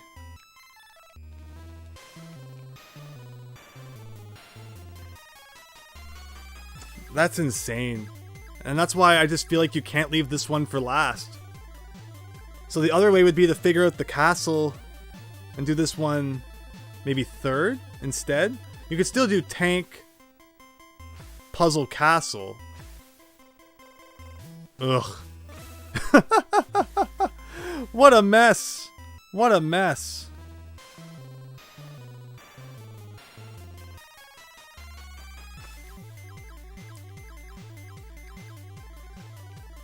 Well, take a picture of this anyway. And if we ended up getting to the end, we can guess.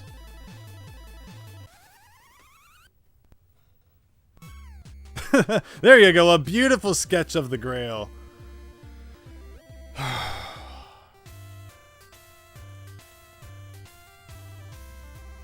Alright everyone, we haven't been to the temple in a while, so let's do it.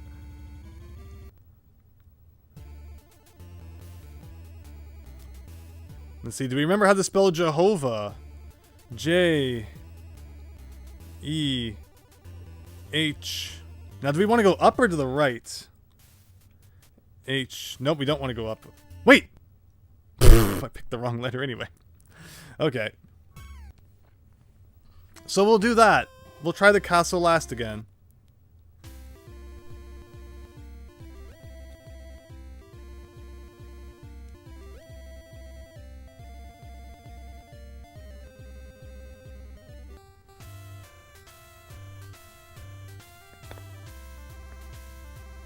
It's funny because production quality wise, this is a really nice looking game.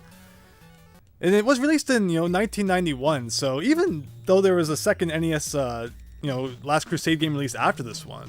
It's funny that, you know, this one was still released at a point where, you know, graphics and such were pretty high standard at that time.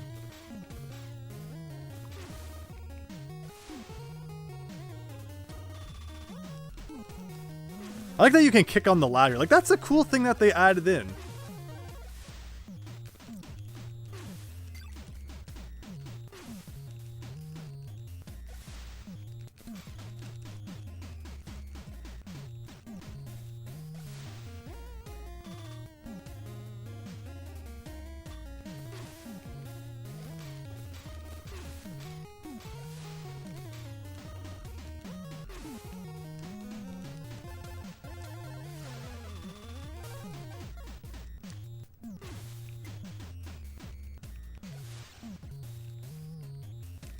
Or maybe we'll try the tank last one more time. Maybe I just need to utilize the jump kick better. I mean, again, it doesn't take very long to get there, so instead of doing this whole thing where we try and, you know, change the whole system we've developed for beating this game, like I was trying to do in a silly way, maybe we just need to stick with what works and utilize the jump kick better. Alright, there's the cross. And he just jumps off the edge. How come when I jump off the edge, it's such a problem? I guess the cross protects him or something, but okay. So now we're going to do the puzzle.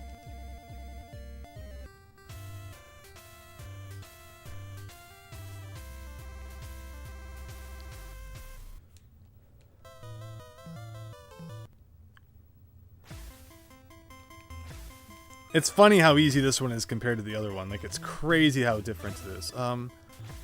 But wait a second. What goes in that spot?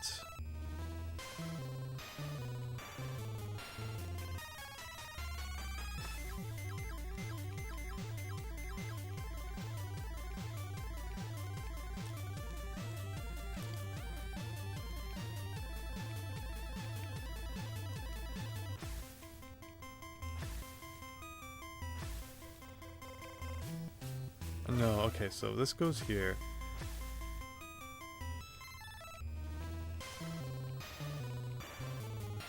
No. Yeah, we need to do like a thing like this. I need this here.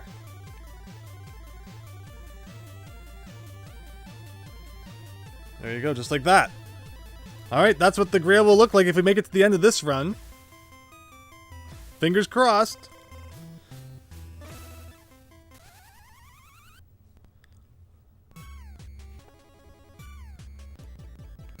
So see, in the picture, it looks a lot more triangular. Like in this picture, it looks a lot more triangular than it does when we do the sketch. So this is the picture you need to refer to at the end of the game. That's fascinating.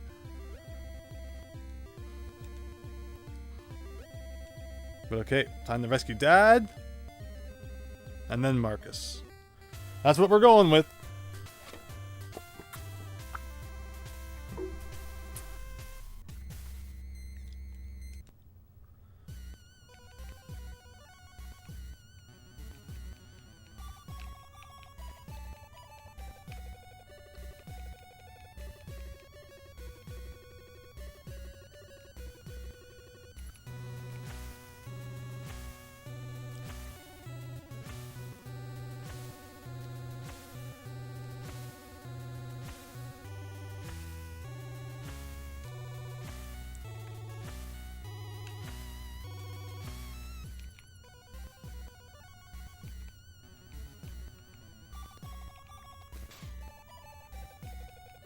Oh, wow, there's never usually a guy in this room. I just don't understand why they're so strong.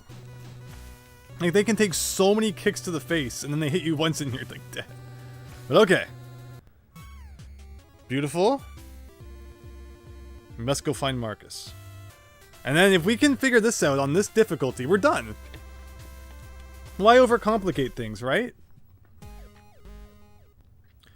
So we're gonna can here. The first two guys seem to die pretty easily to the can.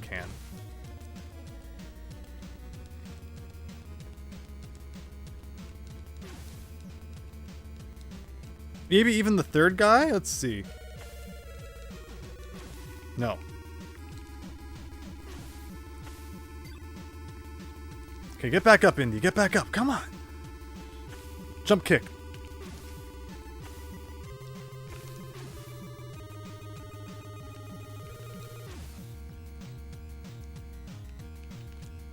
Oh, he ducked under it, that jerk.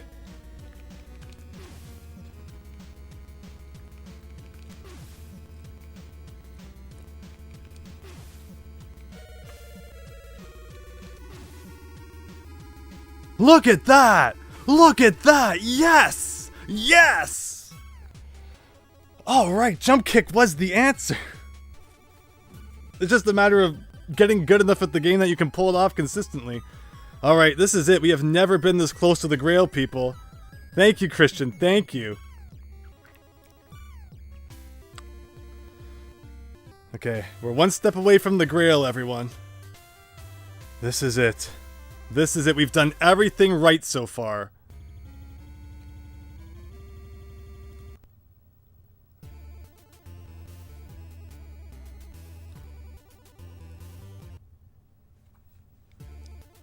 Okay, the game is paused. I think we've seen this pattern before. J E H O V A H J E. It's J E H, right? J E H O V A H J E H O. And which way do we want to go now? Right.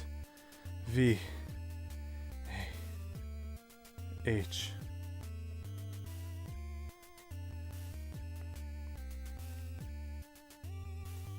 I think we just go straight up now. H J E H O V A H. And it's the chalice symbol we jump from. There are a lot of symbols, but I think it's this one. Alright, leap of faith. Okay. I'm nervous because as easy as the game is, it's like I really don't want to play it again.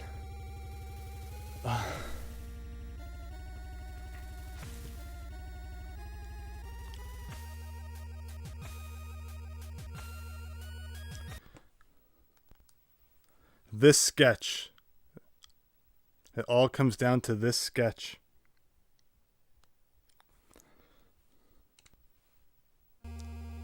So the cup is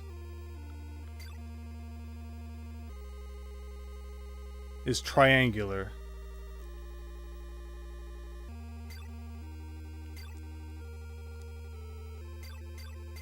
I don't think it's any of those. I think it's this one. If it's any of them, I think it's this one.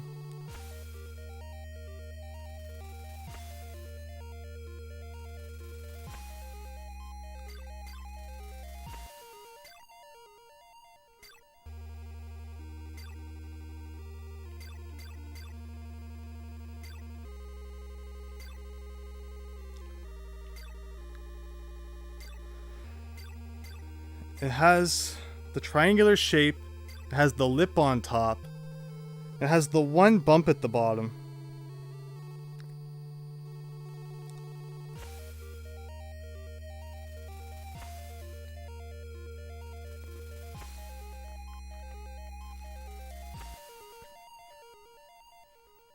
I'm gonna pick it.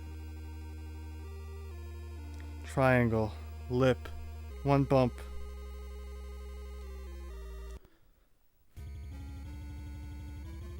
We beat it, everyone. Unless there's like a secret final boss. I'm not celebrating yet. You are truly worthy of the Holy Grail. You have displayed wisdom, bravery, integrity, honor, and patience. Add patience to that list, darn it. You know how many times I did this? Your quest is complete. Please go in peace. I shall remain here and guard the Grail for all eternity. Oh my god! Oh!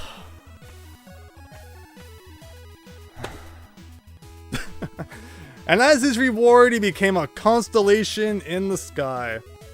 That was silly. What a silly game.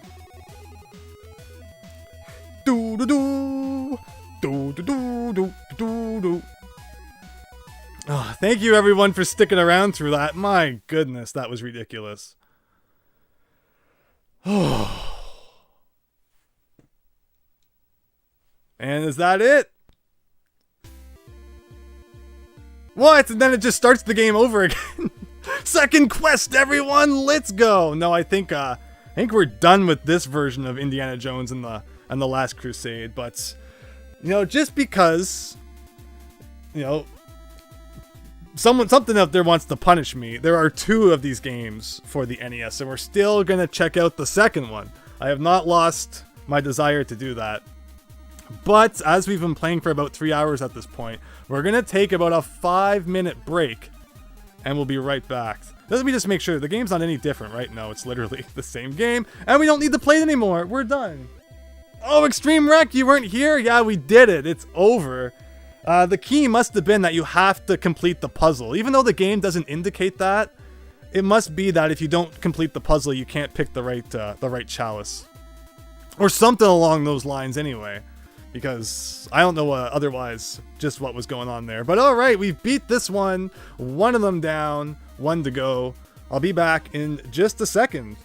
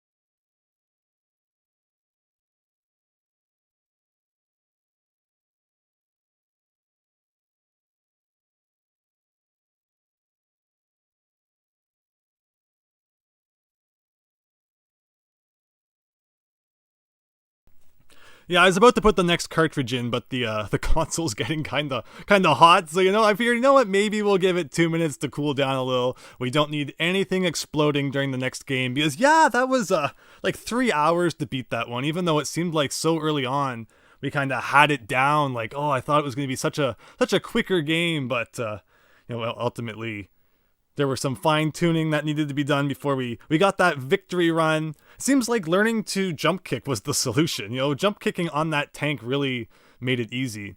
And all the other shenanigans we did about trying to do the map last or the castle last, that was all for nothing. But thank you all so much for sticking through, and I hope you enjoy seeing the Ubisoft one again. This is a rarer game. It goes for like over $200 these days. It's so strange that the NES has 2 games based on the same movie and that the cover arts for them both look almost identical. But again, thank you for sticking around, and we'll see how long this next one takes to beat. You bet you a Ubisoft logo jump scare will happen. So thankfully, this is still the era of video games where it's not like 5 minutes of logo screens at the beginning before the next game begins. But this is 1993. This game was released, so it is at the point for sure where companies were making it more obvious just who they were. But thankfully, not as bad as like games today. But okay, I think everything's probably cooled down enough. Let me go put the game in. Hopefully it works first try. Again, we're playing all this stuff on a real, Nintendo hardware. So anything can happen. When we were playing Hide Light, it glitched out. So if you want to see that, I did timestamp it in the stream. But all right. Let's actually put the game in and give it a shot.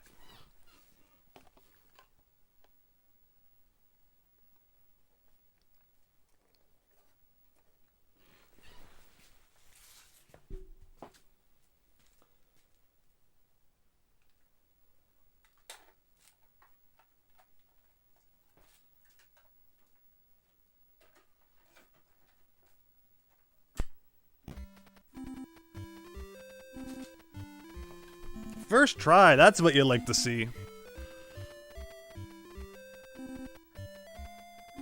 And do my eyes deceive me? Enter code. Whoa, passwords. There you go. Hopefully that means we never have to replay levels if they give you a password after each one. Unless it's just like a cheat code mode or something.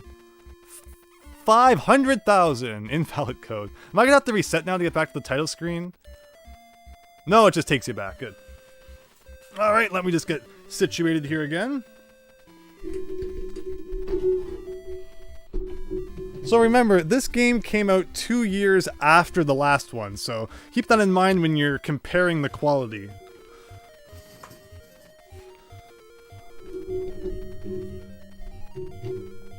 Hopefully everything sounds okay still. Hopefully I unmuted my microphone. I believe I did.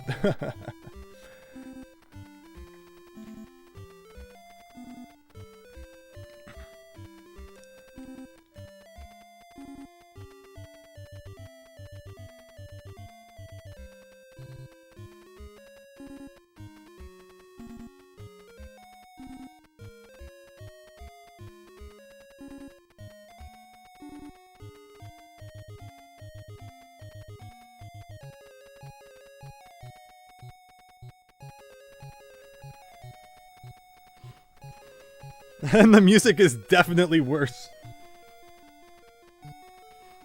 It's a rarer game, but not necessarily better. It's funny how often that happens to rare games, huh? But alright, without further ado, start the game. There he is. Already, yeah, again, the cutscene images were really nice last time, all things considered. But this one, exploring the case. So, what I believe this is like a port of a Game Boy game made by Ubisoft of Indiana Jones and the Last Crusade. So yeah, it's literally like grayscale. They literally just took a Game Boy game and ported it to the NES. Isn't that ridiculous?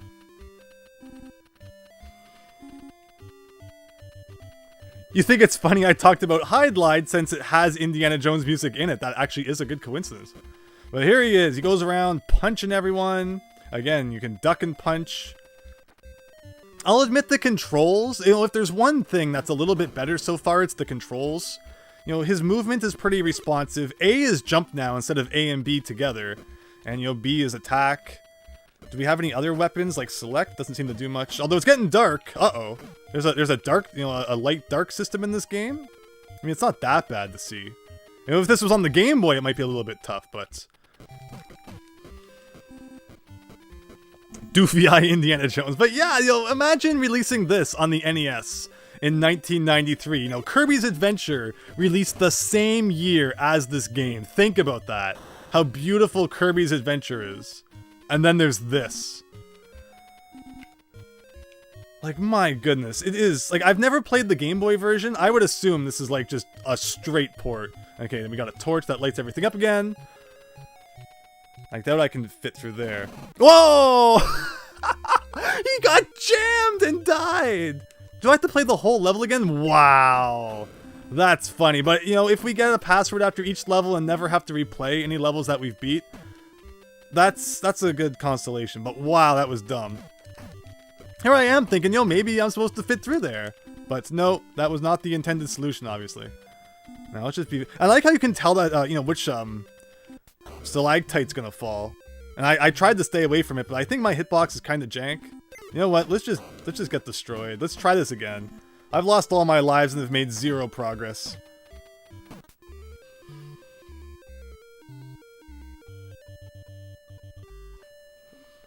Oh, you get credits too. But if you get a password, what do you even need credits for? Interesting. Again, if they give you passwords, I'm hoping that means it doesn't really matter how many continues we have. But yes, everybody, we're now playing the Ubisoft version of Indiana Jones and the Last Crusade, released 2 years after the Taito one that we just beat, finally. Finally. So I'm guessing this is supposed to be young Indiana Jones at the beginning of the movie, even though it looks like older Indiana Jones. Because when does he go into a cave in the third movie? Like, he explores the catacombs under the library, but this is not that. You would think this is the cave when young Indiana Jones explores it. But the photo that they show there was very clearly older Indiana Jones, so I don't know. I don't know what this game's trying to do, but let's just pray it's not too difficult. Tuxedo Earth, I mean, I don't blame anyone who kind of checked out. It was taking way too long. I apologize for how many poor attempts I made at that game. It was just, you know, we had to put the last piece of our own puzzle together. And that piece ended up being jump kicks on top of the tank. And once we did that, it wasn't too bad. Okay, so you get a hourglass to give you more time. Yeah, I do see we have a time limit down there. It says boss. I'm guessing that the boss's health bar will appear there. Which is kind of scary to think about. I'm not sure I really... You know, I'm excited to fight a boss in this game. But I guess we'll deal with that when we get there. Hopefully, being based on a Game Boy game, it's like not that long. This feels like Donkey Kong Country here. Bramble Scramble, here we go. If only the music was the same. I see a bottle. Can you like break jars or something? So I don't know which way is the real way. I feel like this is probably for a bonus item since we're going back to the left. Like, what is the point of this? There's a torch.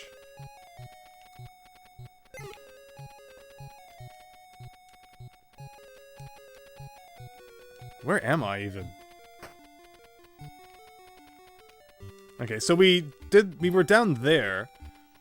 This is an hourglass. Is this just a bonus area, or is this... Okay, there's the cross. So it is based on... But how do I get up there? Keep going left, I guess? Oh, a heart. That's much appreciated. Can I punch you in the face? Maybe. There we go. Alright, and this should loop us back around to where that cross was. What did I get hit by? Is there fall damage in this game? No, you don't think there's fall damage. Okay, I don't know if I have to go higher up. Yeah, I guess this is a dead end. There's a guy on the rope. I don't know how you take care of him. Can I just, like, climb past him? No, he has an iron butt that you just cannot get by. So how do you get a guy on a rope, then? Because I don't think you can attack when you're on the rope. You can attack the side. That doesn't really help us here. Unless I can jump and get him like that. Not quite. Like that. Okay, there we go. And yeah, so the lights have gone out now, so that's great. I should probably be exploring some of those areas to the left, but it's like the cross is over here, right? Or where did it go? Now I'm on like the top of the level for some reason? Oh, we have 6 seconds left. 5. Is he gonna like just spontaneously combust? Die of starvation? Ooh! Someone wrote his name in the death note or something, I guess. And then all the way back to the beginning. So what I guess we're seeing is that there's no checkpoints in this game. I got hit by the spikes. Oh. This one track is all that plays. So this is a case where it's pretty sad that the game we played previously had its issues, but it did a lot right as well. It looked really nice. It sounded really nice. Unfortunately, the one area, which is kind of a really important area, where it lacked was the gameplay. In this case, I don't mind the gameplay. It feels fine, but visually and audibly, whoa, is it bad.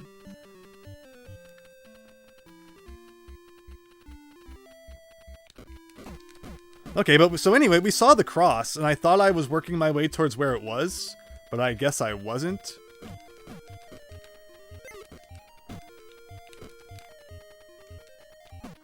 And the guy was barely touching that.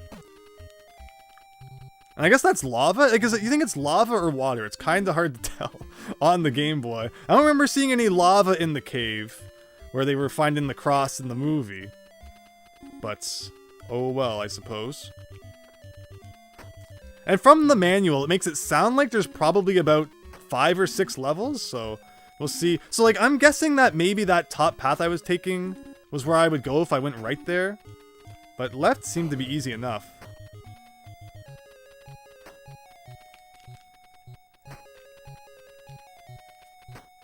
Oh, right, they can duck too. I know there was a heart coming up. Hopefully we can get to that. Hourglass. And there's the cross. Where was the heart? I know there was a heart around here. Maybe I'm just forgetting. Maybe it was after this guy. Because this guy was easy to kill. You just punch him in the face a few times, I think. No! He punched me back! How dare he? Don't worry, the levels after this one will be filled with absolute bullcrap. Wonderful. I'm not going to use a continue credit on the first level. Unfortunately, the gameplay will probably get much worse. The game room, it looks tricky in the dark. Again, I'm assuming this is probably just like an outright port of a Game Boy game.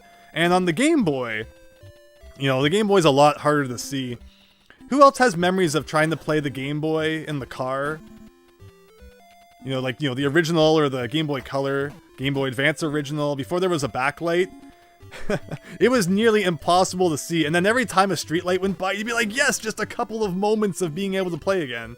Or like if you stopped at a traffic light and there was a little bit of lights. It's like beautiful.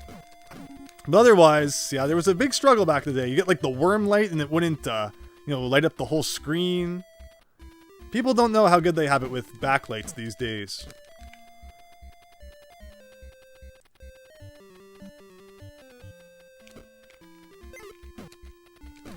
I don't know if there's really any way to dodge these guys. Like, is there a strategy when it comes to fighting in this game?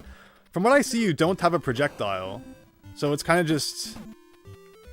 you gotta punch them. And I think there was fall damage. Tell me there's not fall damage. You got hurt from nothing. If you fall too far, you get hurt. That is insane. Why would they give a Game Boy Indiana Jones game fall damage?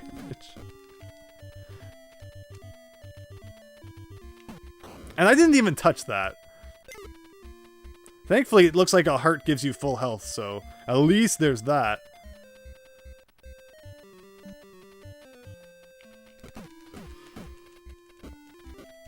You remember playing Game Boy in the car, right? Wasn't it tough? I mean, whether you had lots of light or not, the original Game Boy and the Game Boy Color, it's just like, if you weren't looking at it at the perfect angle, it just did not want to work. Oh! I didn't see that that was lava because it was dark, but okay. I guess we'll take the other path that we haven't taken before, just because why not? And again, I love this. This is like a Donkey Kong Country moment right here. As bad as this game is, at least that's kind of funny. But alright. Upper path, here we go. If it's a maze and you're trying to find the cross, it's like, I know where it is. Oh, fall damage, how could I forget? And this is all for health? Oh, is this a... I almost thought that was a wall. It looks like it could be in the foreground. Silly Game Boy. Is this the end? No. So maybe I have to get the cross and then come here? But anyway, we're probably going to die from starvation at this point. Because he only has 40 seconds left to live. He really should have had a Big Mac with fries before he came. But yeah, so basically, oh, you picked the wrong way. Too bad, you're dead now. Great game design.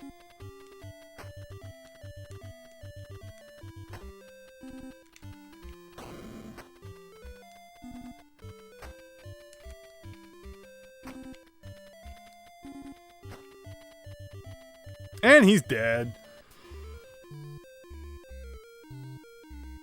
Vicious punch to the knees. There you go.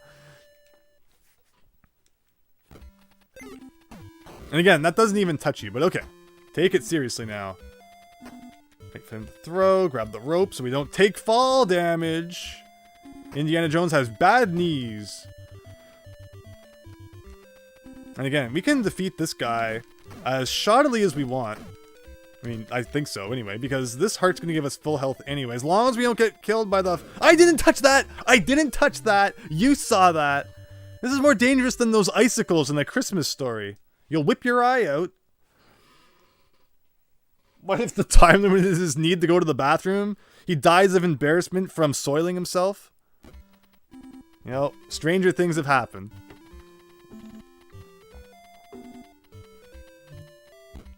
Okay, so... I guess, there you go, we avoided the first stalactite.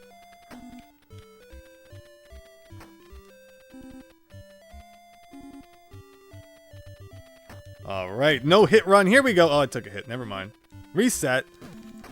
I've never been one to do like a no hit run or stuff like that in video games. My enjoyment has always come from beating different games instead of playing the same one over and over in different challenging ways. I think it's fascinating when people will do... you know, no-hit runs, or speedrunning's the same thing, right? Like, if I wanted to, I could probably get really, really good at speedrunning some games, but I'd much rather, you know, explore all the different games that are out there than spend months or years playing the exact same one. But all the respect in the world to the people who, you know, do spend the time to really master, like, a single game or a handful of games. Just imagine, those people could be playing Indiana Jones by Ubisoft. They are missing out.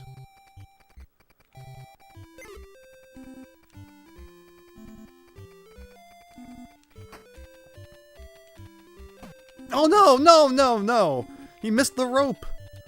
Is there a heart coming up? Please tell me there's a heart coming up. I know we found one at one point, but I haven't seen it in like subsequent runs. That's a stalagmite. Tite. Tites are the ones from the ceiling, and mites are the ones on the floor. It's like the hardest thing to remember. Haha, I dodged that.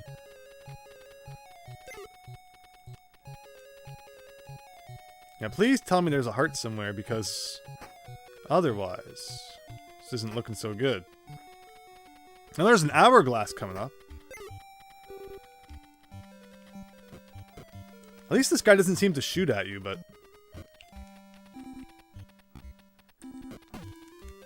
what? Like, how did that hurt? How did I get hurt? My strategy was punch and run, but somehow I took damage from punching him in the face. Diego, welcome! Hope you're having a great day. This is the second Indiana Jones and the Last Crusade game on the NES. Thankfully, the second and final game, because if it gets much worse... I mean, there's probably like an unlicensed game or something out there. And that's somehow worse than this one.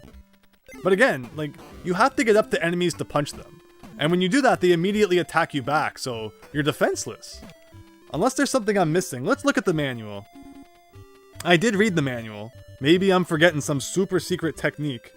The controls for this game are: A is jump, B is hit someone or something with a weapon, select is select the weapon. So, I mean, I've pressed select. I don't think we have other weapons right now. Maybe you get them later. Climb ladders, crouch, climb down. Yeah, I don't see anything about weapons. It says you get a gun in level 4, so there's something to look forward to. There are a limited number of continues. If you have used them all up, the game over screen will appear when you have used up your last life, and you'll have to start from the beginning. But what's with the password system then? Why is there a password system? Like, you would think there would be passwords after each level then. Because this does not look like a fun game to have to beat worrying about lives. I'm trying to see if there's anything about passwords here.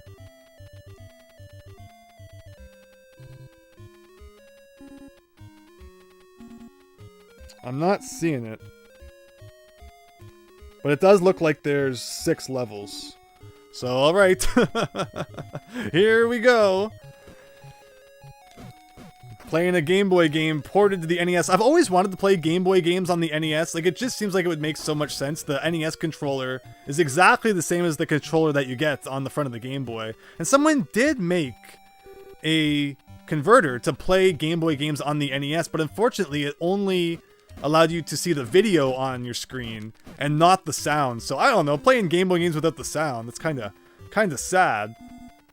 But, you know, as a piece of technology that exists out there, it's cool, I guess. No reason for Indy 5. No, really, right? It's like, you know, let series just lie where they are. You know, like Rocky, Rambo, Indiana Jones, Star Wars, arguably. But, I mean, they don't want to come up with any new ideas, or they're just unable to. You know, something that really catches people's attention. I guess there was a big Marvel boom at one point. That seems to mostly have passed. But otherwise, like, what really draws people to the theaters these days? I guess they figured just rehashing old stuff.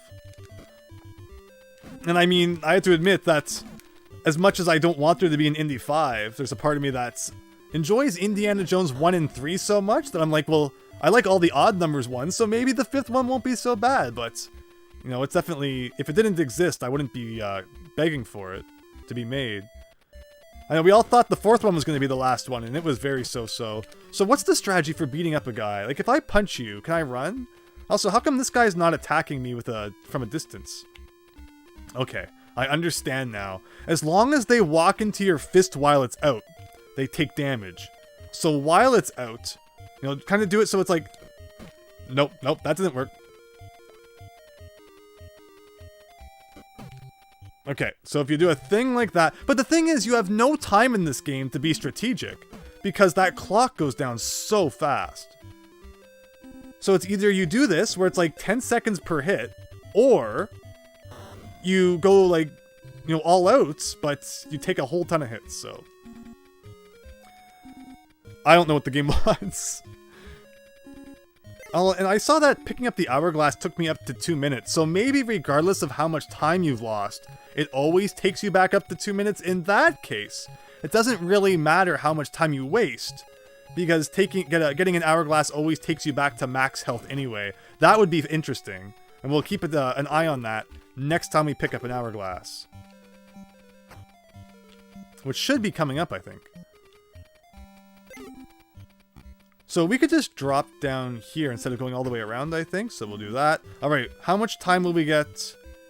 2 minutes. Okay, so you can waste as much time as you want, because whether you have 1 second or 10 seconds or, you know, or a minute or whatever, when you pick up that hourglass, it gives you the same amount of time anyway. Now, I don't know how you hit this guy without taking damage. Like, ugh. Now, let me see what the comments are saying here. Enjoy that silence for a moment.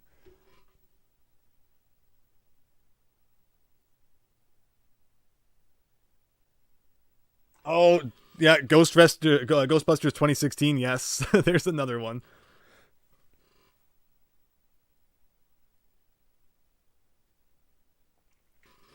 Strider. It's funny, speaking of Harrison Ford, they also tried to bring back a Blade Runner And like it ends on a cliffhanger and everything. They were definitely anticipating making sequels, and then nope, that movie didn't do so well. My father enjoyed the original Blade Runner, so we actually went to see the 2049 one in theaters together, and he was even like, yeah, that was so-so.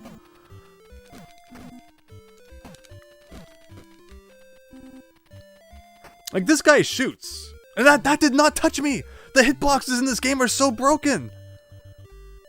I'm watching on the stream because I'm a couple seconds behind. Like, that didn't touch me at all!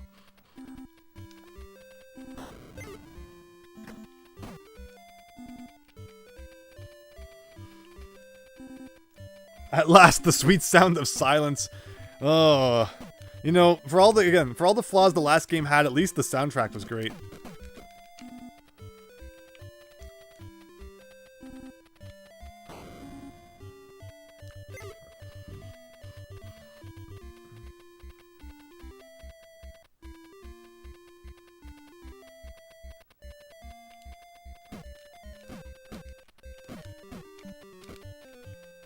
That just took off half my health. Wonderful. Alright, we'll try it again with this guy. Walk into my fist. Nope. Like, you have all those bars of health down there, and yet, like, one hit will take off all of them, so why not just make the block of health bigger if it just represents one hit? Instead of giving you the illusion that you still have 5 health left. Or 4, or whatever it is. Probably 4. Is this E tier so far? Yeah. You know, the controls are the saving grace, right? It's either very low D or E. Don't worry, I have a few months to worry before I have to rate this one. And at least A is jump. You don't know how many games make B the jump button. Which one did I just beat? Oh, Indiana Jones and the Temple of Doom. B is jump! Why? Why would you ever do that?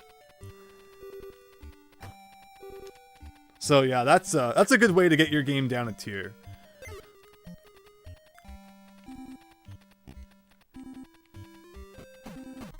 Like, I punched him and I immediately tried to retreat, and then he punched me back. How do you dodge that?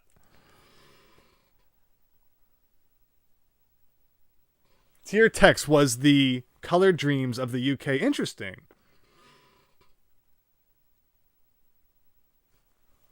Hey, the soundtrack can be turned off, can't it?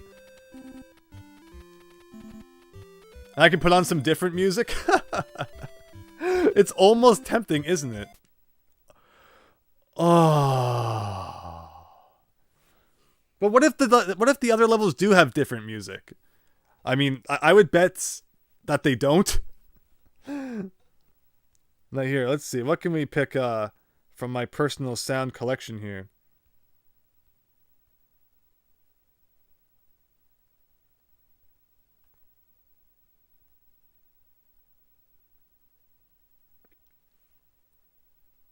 It's funny, it almost reminds me of it. It's a Codemaster song, as I was mentioning earlier. Has the same kind of instruments. I'm trying to think of a fitting sound that would go with Indiana Jones.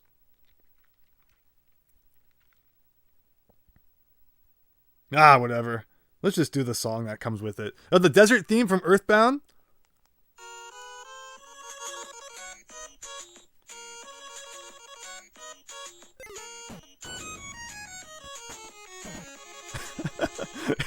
It kind of fits.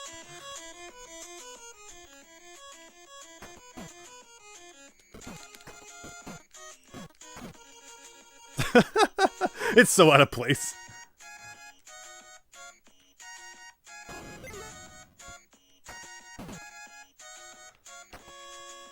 Makes me want to go play Earthbound Beginnings instead of this game.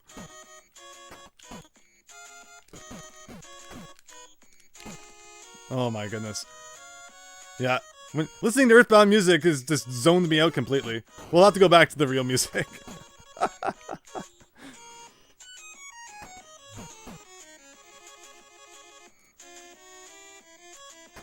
Alright, forget this. Oh. Earthbound, you failed me. I tried, I really did. But that's what I find too, is that, you know, turning off the original sound, it's so much harder to concentrate on a game, but okay. Let me see the comments here. The game has such whack music that it kind of fits in. Hey, it turned the music back on for me. It's like, you must have turned it off by mistake. You definitely want to listen to the Indiana Jones theme again, so we'll try this again. Like, the fact that we can't even beat the first level is kind of sad. We did make it farther than we are now, earlier on. I'm not sure what's changed exactly. Like, you hit a guy, and then he has to hit you back. It's like you trade a hit for a hit. I have no idea how you properly dodge enemies in this game.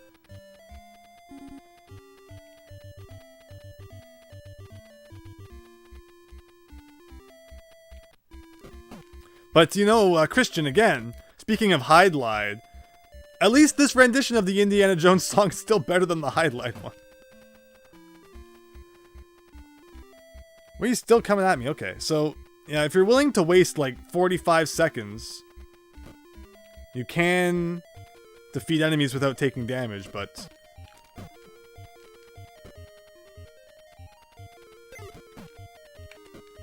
Alright, there we go. So we're getting better. And again, if it gives you a password after you beat a level, I don't know why we would ever have to start from the beginning of the game again.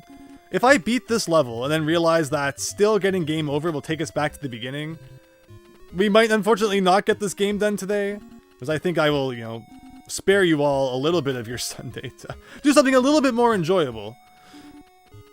But to everyone who's joining in the stream, thank you so much. Hope you're having fun with Indiana Jones. Or at the very least, just hope you're finding some fun in my misery in having to play these games. Let me see. Okay, so pausing does that. Good to know. Back up to 2 minutes. I think there's a heart after this guy. If I can just beat this guy. There we go. I was sure that there was health at some point. Here it is. I'm gonna kill this guy first.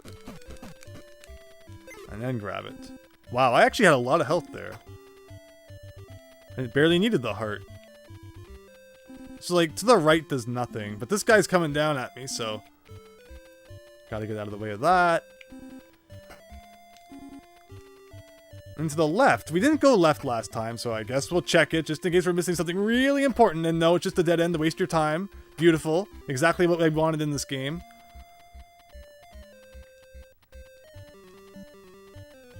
Alright, and this is where we died of starvation or whatever it was that one time, so new content coming on up. I like how Indiana Jones is still like bright orange, so he really radiates in the, Wait, what? Why?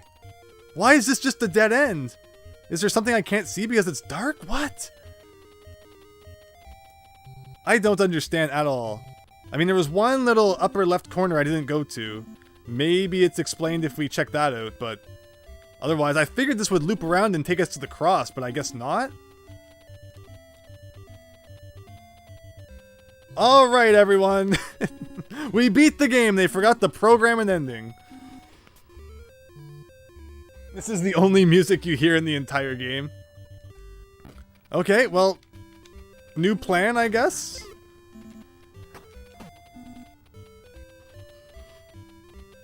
More time wasting. Yeah, this is poorly made. Like, wow.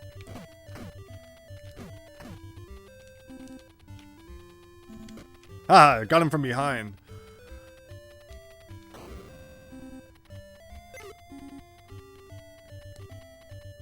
Yeah, so what it said, this game has 6 levels. So 1 song for the whole game. It's amazing how many games got away with that back in the day. Ghostbusters and so many of them. And it's okay if it's like one really good song, but it's usually not.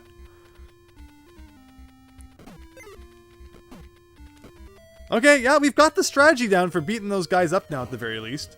And see, that's what happens is you play a game, and if you can tough it out for like the first half an hour, usually it becomes a little less unbearable because you start to figure it out, but I don't blame people who play this game for about 5 minutes and then never pick it up. I mean, 5 minutes is probably pretty generous, too. Most people probably wouldn't want to play it for more than 5 seconds. So is the Game Boy version literally identical? Just, on the Game Boy? Look at my skills. My Ubisoft Last Crusade skills I've developed. It's like, wow.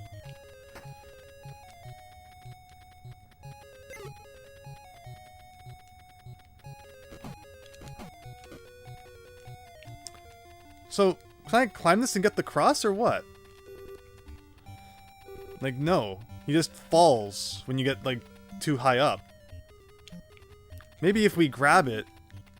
Like, I can barely even grab this rope. You saw me grab it! He's just literally not grabbing it now. And this is wasting all my time. Oh! And then he moves, like, a bit to the right when you fall off, so I can't just jump and grab it again. Oh my goodness.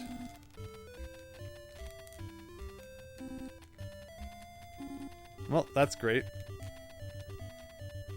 Can you please... Oh! Oh! Oh! Oh! I just want to hang on to it and not fall off to see if I can jump to that platform to the left. Okay, I'm convinced maybe it's not possible. Oh! And you can't jump off it. It's perfect. That was a great use of time. I think this is probably a bridge. Okay. Wow, I was doing so well, but nope, not allowed to do well in this game.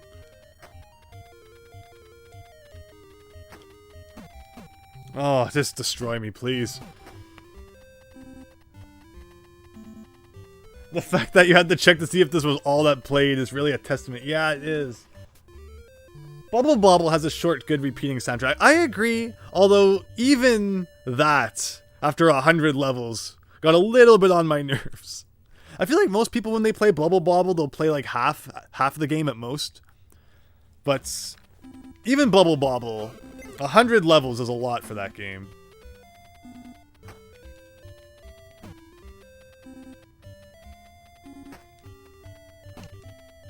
At least Bubble Bobble 2, they fixed that by having, you know, different worlds with different soundtracks, which was nice.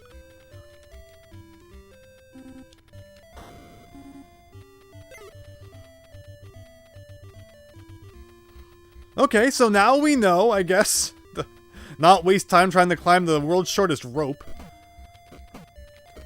There you go, look at that. Masters of the Universe. No, there's no He-Man game on the NES. There was Captain Planet, though. I saved the planet. It's a very, game. But it was playable. Could have been a lot worse. Some of the music was okay. Captain America came alphabetically before it, and it was surprisingly decent.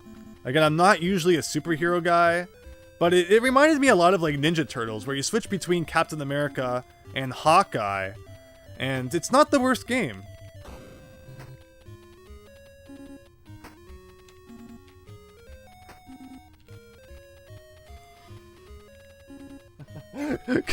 Captain Planet, talk about the horror. Yeah, I mean, it's not one I'm rushing back to play, don't worry.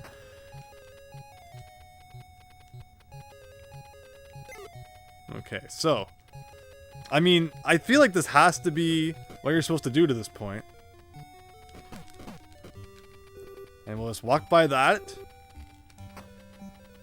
And here's the heart we can jump over until we've done fighting with this guy. And I can get full health after. Perfect. Okay, so what does the game want from you here? I really don't get it. Like, if I go right, is there anything here? No, there's not. We established that. And then, if I go to the... Oh, maybe I haven't gone to the right here. Maybe that's what I've done wrong. Okay. What is that? I don't know. Can I pick that up?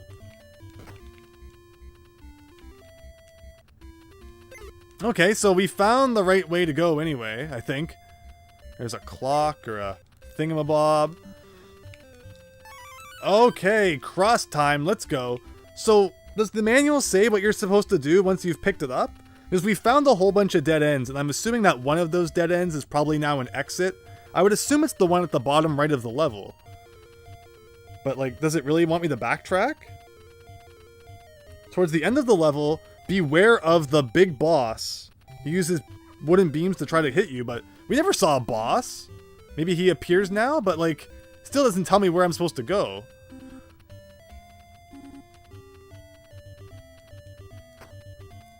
And again, it feels like you should be able to pick up whatever this is. Does it say anything about items in the manual?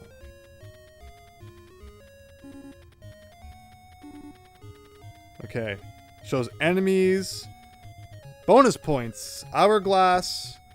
The torch. Level 1. Oh no, that's just what we're picking up to light the room. The whip starts in level 2. Your fists. And then the gun in level 4. So... no, it's... I thought maybe that was like a whip on the ground you could pick up, but it's just junk data, I guess. Wonderful. So... oh! Oh, okay, well now suddenly that... he just walks into... alright, that's a guy now. Who's swinging beams around. Okay. So let him swing around, and then boom. Oh, but you get too close and he hurts you. Oh no! Okay, so if I just stand here, I'm okay, and I'm getting close.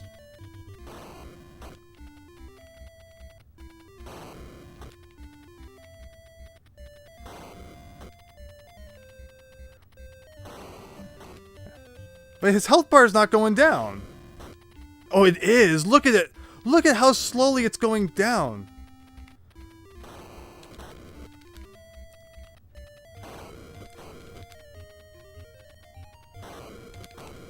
Like, why would they make a boss take 100 hits? Does the wood even hurt me, or can I just stand here and mash B? Okay, it does hurt you eventually. And then you do that. Like, I get that he's this massive guy, but you still don't make a boss fight that takes that many hits.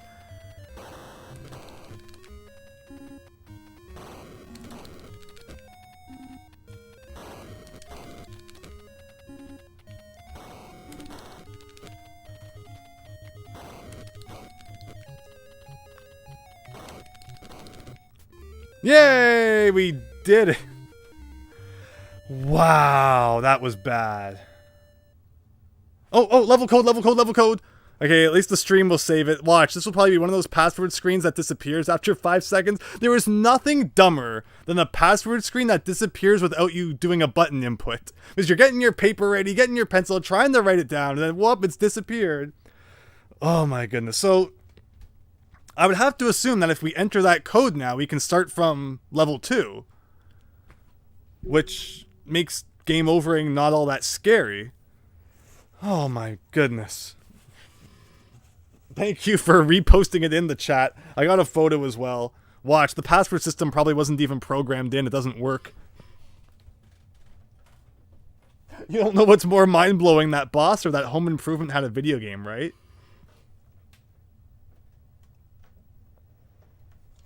Okay, well, level 1 complete.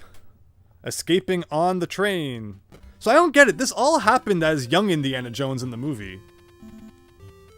But in the game, I guess... like, I don't think this is supposed to be young Indiana Jones. It doesn't look like it.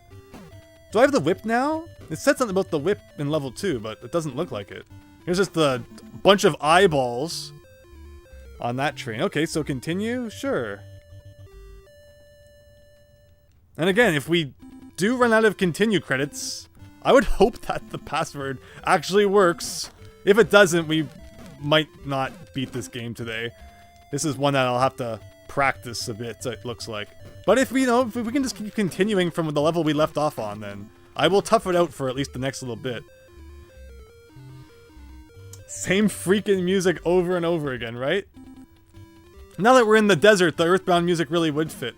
I just need to find all my desert music on my phone.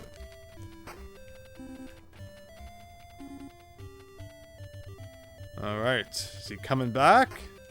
And then you fall, like, ugh. Whoops. Again, I'm gonna have to take this a lot more seriously if we can't continue, but... what else would the password be for? Again, just to die! How many times do I have to punch you in the groin? Ah, it's a giraffe, although, does it hurt you? Like, why would the giraffe hurt you? I mean, okay, I can understand the rhino.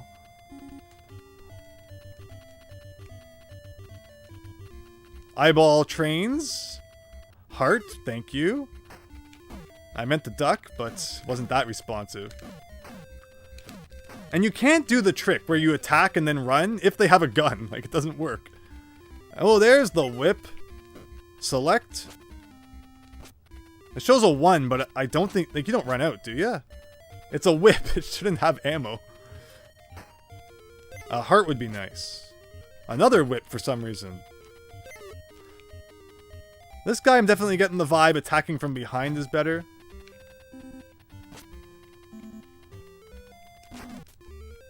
You attack him, he attacks you. Such is life. You doubt that giraffe would take you to Toys R Us. So, do you still have Toys R Us in the United States, or they like? I always hear that they got rid of it, but then I don't know. For some reason, I thought I heard there were still a few left. I know the one in New York is gone. I'm happy I had the chance to visit that one a few times before it disappeared. So, what's the strategy for Gun Guy?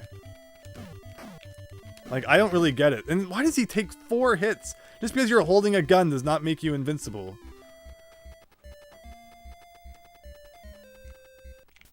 I didn't touch that. It's on stream. The proof is right there. I did not touch that.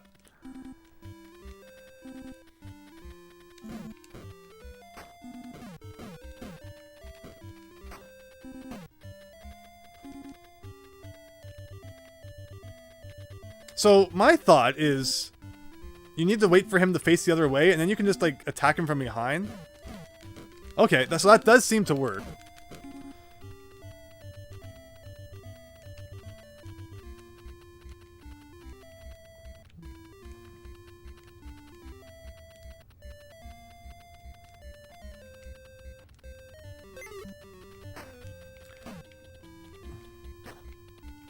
Just wait for him to turn around.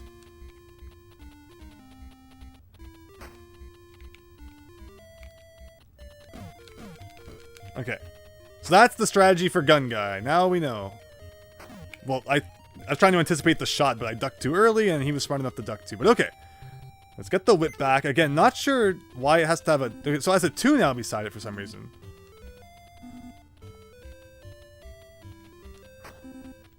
Maybe it goes down when you hit an enemy with it. Maybe that's it.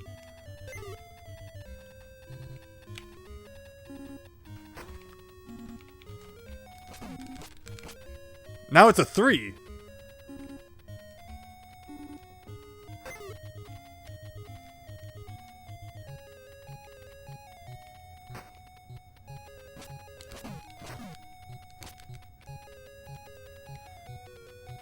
So this level's a lot less open-ended than the last one. It's very straightforward, which is nice. I wasn't so into the exploration. Like, is that it? Or is there a boss fight here too? Oh, there is a boss fight. Okay. Okay. And then he shoots down. And then he shoots up. And then he shoots down. And then he shoots... I'm trying to dodge. If you could feel the controls. Oh, you start the boss! Generosity I was not expecting from this game. Okay, like...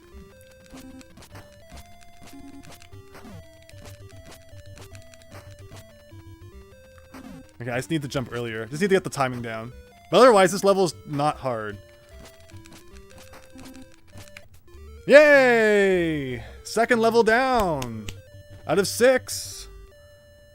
So why is the code so complicated? I'm curious if it's also recording the number of lives and continues we had. In which case, we should replay the level and, like, do better so that we don't use, like, 2 continues. I guess we'll find out. But thank you everyone. Your first time going to Toys R Us was the last time. Oh, that's unfortunate you didn't get to go earlier. But okay, level 2. We're a third of the way through the game. Although unfortunately this sounds a lot like the last level we did. Wow, it's very green. It's the Emerald City from Wizard of Oz. Spoiling the whole plot of the new movie. The Indiana Jones Dorothy crossover.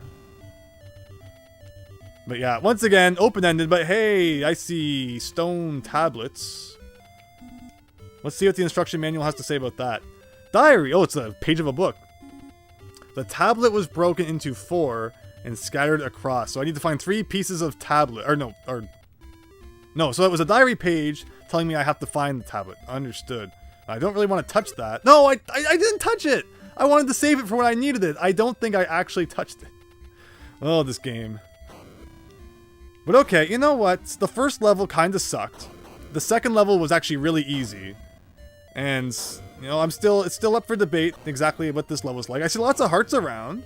That's a good sign. There's just like a pit of bones. I'm guessing it hurts you for some reason. Climbing is so slow. But then there's fall damage too, so it's like you don't want to... Ugh. Like, is the skull hurt you? No. Or did it? Or was it the rat that hurt me? I'm not sure. No, the skull does not hurt you.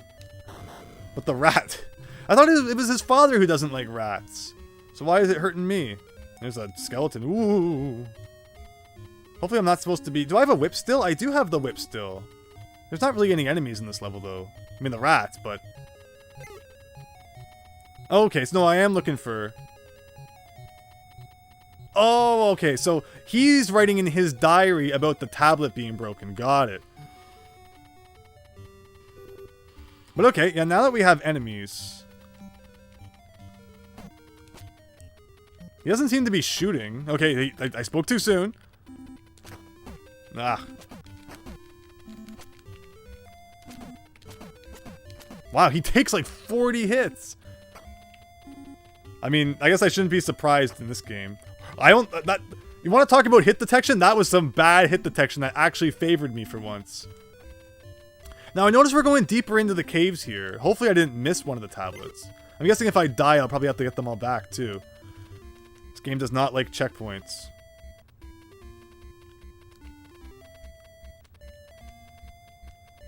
Oh. Oh, there's the last tablet.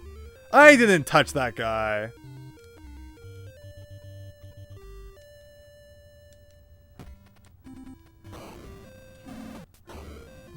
That hurt? Okay.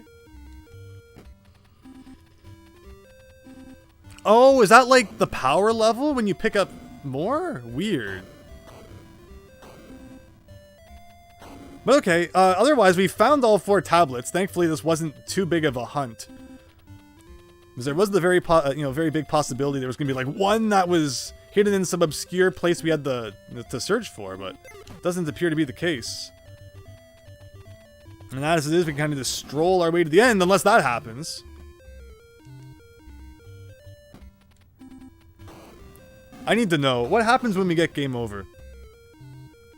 It's just the curiosity is killing me. Does the password work? Or do I need to take the game a lot more seriously than we currently are?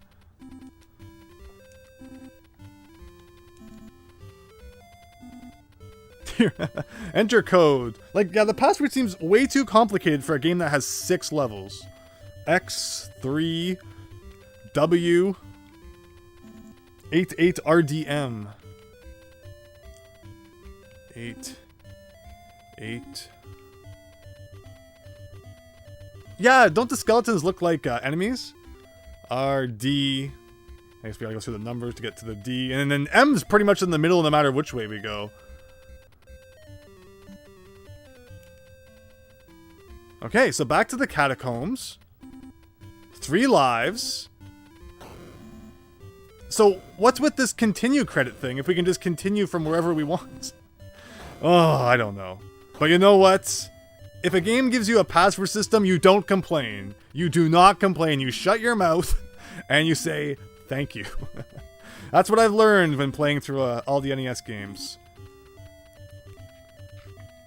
If a game has a password system, you just say, thank you and call it a day.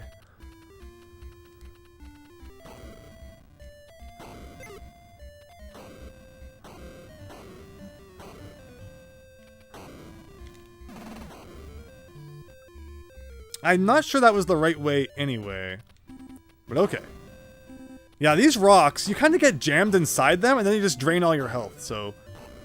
They're almost instant kill. It's like they're not meant to be insta kill, but the way they were programmed makes them insta kill. You should have had an F tier. So yeah, Sonic Adventure 2 Battle, or just Sonic Adventure 2 overall, ranks things from A to E. And, oh, that's always been, like, my standard that I go to when I rank things. In my mind, because it's just a game I've played more than pretty much, you know, any other game that really has a ranking system. So I thought it was fun to incorporate that into my NES rankings. But yeah, this would probably be an F. If it existed. That rock had clearly fallen, and yet it still hurt me somehow. But okay. Do I still have the whip? I do. But yeah, knowing that we can enter that code as many times as we want is pretty nice. Makes the game a little less stressful. And definitely makes it more likely that we'll beat this today. Alright, here's like the one enemy that we encountered. And he has a gun. So you gotta wait for him to turn around. Those bullets have a long range, but okay, very good.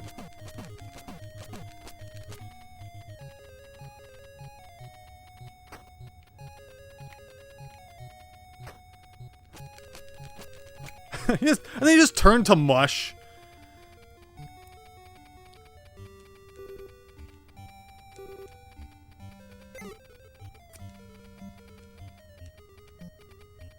So far, you know, it's so funny to have two Last Crusade games on the same console and be able to compare them. Like, it is just, it's so weird that they would do that. But I mean, this is technically a Game Boy game, I guess. The broken tablet 4. Okay, so 0 pieces left. And is there a boss again?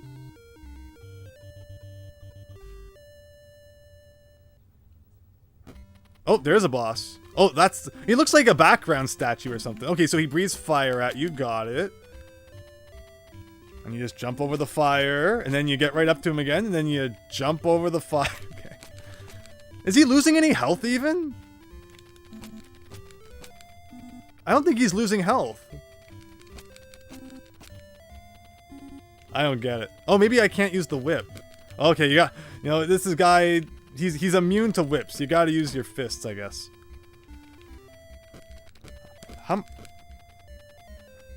Like, that's pretty silly, but I guess it is what it is.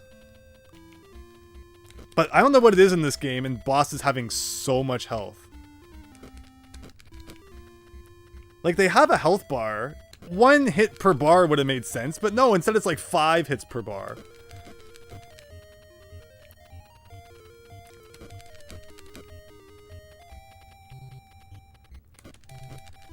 But yeah, when it comes to bosses in this game, the time limit's really the only scary part. Otherwise, it's just a pattern that takes about 5 seconds to learn.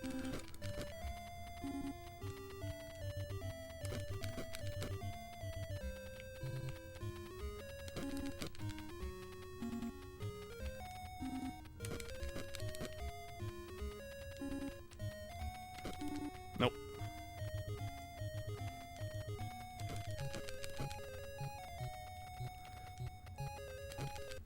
Yay! Padding, Andrew, padding.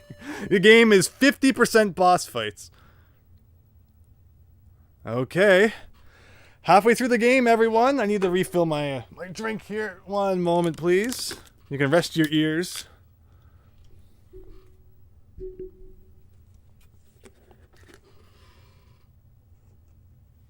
Yeah, even with the passwords, thankfully the passwords make this game at least a little bit bearable. But yeah, it's still not a great game. I think E tier is pretty good though. I don't think it needs to be F. Should we introduce F for like the really, really bad games? But I don't know. I feel like E is pretty appropriate.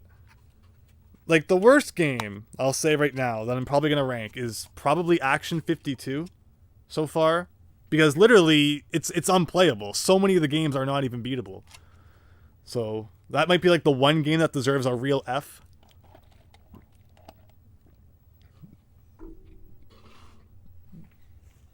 But then you're making the ranking like too spread out, right?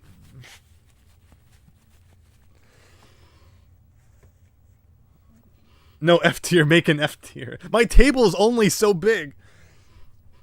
But alright, thanks again, Extreme Rec, for jotting down that password. Let's hope we don't need it. But level 4, the assault on Castle Brunwald. So remember, this is the equivalent of the castle level in the first game, so compare that. Are those ladders I can grab onto? Okay, they are. Alright, more pages to pick up. 5th of January, 1938, I have found that a man can only... Wow, riveting. Poetry from the mouth.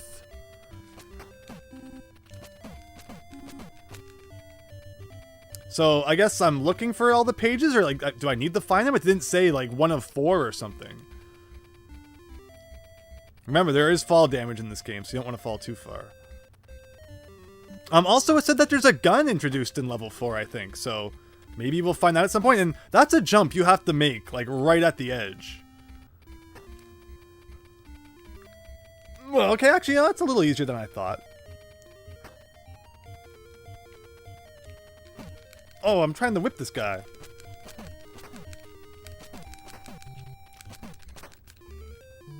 How many times must I whip you? And I'm guessing we're gonna have to start all over again.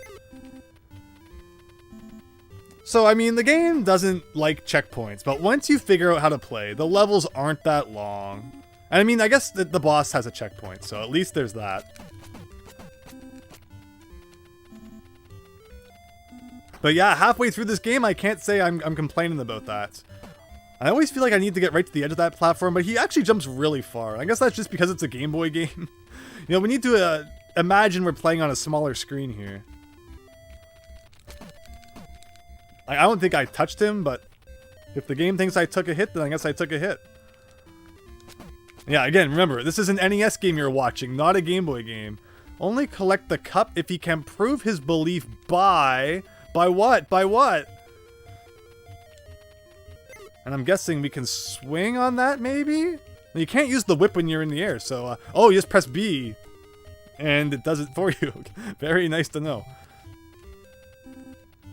But yeah, after we're done this, I will finally be done with Indiana Jones games until young Indiana Jones. I thought the Temple of Doom was bad. You know, all things considered, Temple of Doom is definitely the worst Indiana Jones game I've played. You know, as bad as this is, Indiana Jones Temple of Doom is, unless you've played it, you don't, it's so hard to explain how it's so bad. It's so tedious. Belief by performing a leap of faith. Okay. There's the gun, everybody. It's gun time. But I think we only have some, like, a certain number of bullets, so we probably don't want to waste it. Also, is there anything to the left here? Okay, it's just another way to climb, I guess. So I don't know if we should be using the gun or saving it or what. Well, we shot that guy in the head and he did not die. Can you whip from the ladder too? Oh, you can. Okay. Suddenly, there you go. Mushed him good. Alexander, welcome to Indiana Jones Hell. It's supposed to be a holy game, and yet it's only been misery from the devil himself. No, so we, there are two. I haven't shown it in a while. There are two Indiana Jones games on the NES. One made by Taito in 1991, or not made rather, but published by. And in 1993, Ubisoft had one. And we've beaten the Taito one already. We're just working our way to the end of the Ubisoft one now, and we're almost there. We're almost there, and then we can be done with Indiana Jones for a while. We all know how Lego Indy is the best game. Yeah, like, Lego games are usually pretty good at representing the series they're based on, like Star Wars and stuff. That's cool and also sad that, like, you have to turn to Lego for really traditional games. Okay, I'm guessing we want that, but how do we get it? Okay, well, fall damage, beautiful. Maybe I should just continue and see where it takes us. I'm just afraid that I'm gonna, like, hit the end of the level and miss it and then get soft locked or something. Can I walk by this door? Did he die because he didn't have... Oh, out of time! I forgot there was a time limit. Here I am just trying to have fun and enjoy the game, but nope, Indiana Jones. Like you said, Christian, the bathroom. I fell right through that platform. You know, sometimes you just gotta go when you gotta go, and now he's dancing all day on what I guess is lava. I don't remember there being much lava when I was in Germany, but here we are.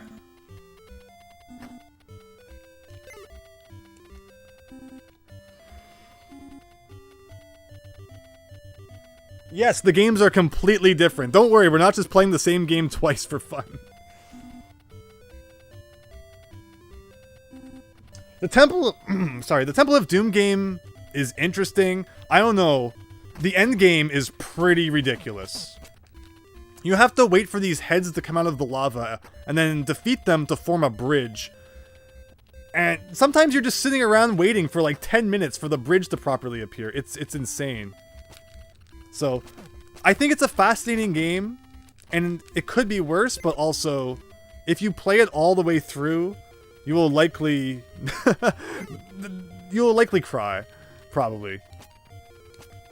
I mean, that's probably a bit of an exaggeration, but it's a painful game. Especially in the end game. Like, that's the thing about Temple of Doom is, at the beginning you'll be like, oh, this is a cool concept, it's not that bad. But if, again, as the closer you get to the end, the closer you will question life and everything in it.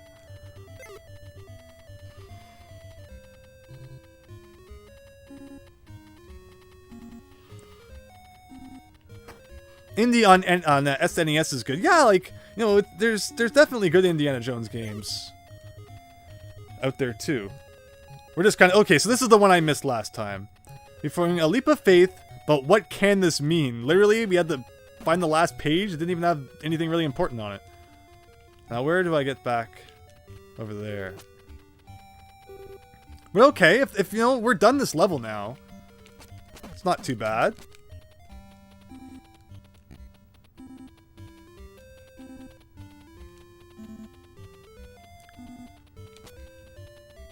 There you go.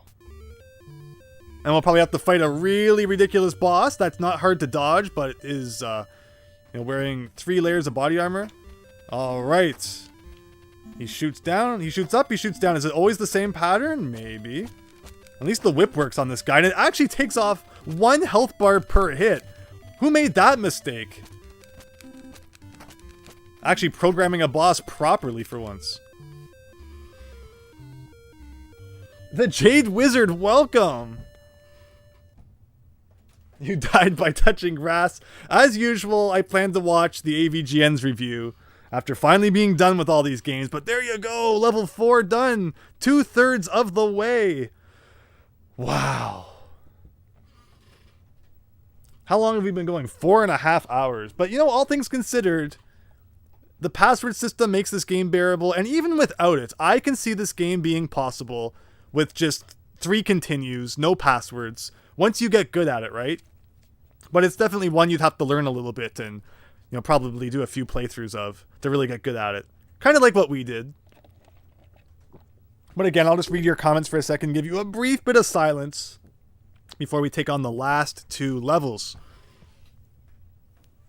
I did random games of the day for both of these.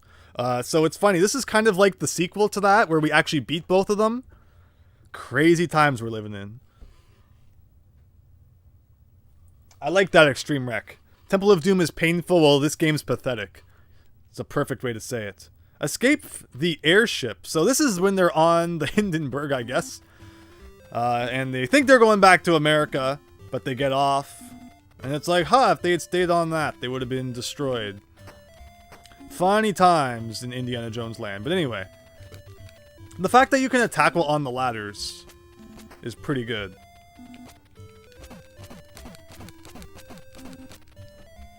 So I'm not like, if there really is only 6 levels, how do they get from the blimp to the temple at the end? That's a really big jump in the movie's progression, but I guess they just ran out of time to program the game or something. And again, it looks like we have a little bit of a maze going on, maybe? Oh, I see a key. Maybe I should read the manual. And what it expects of us in this level.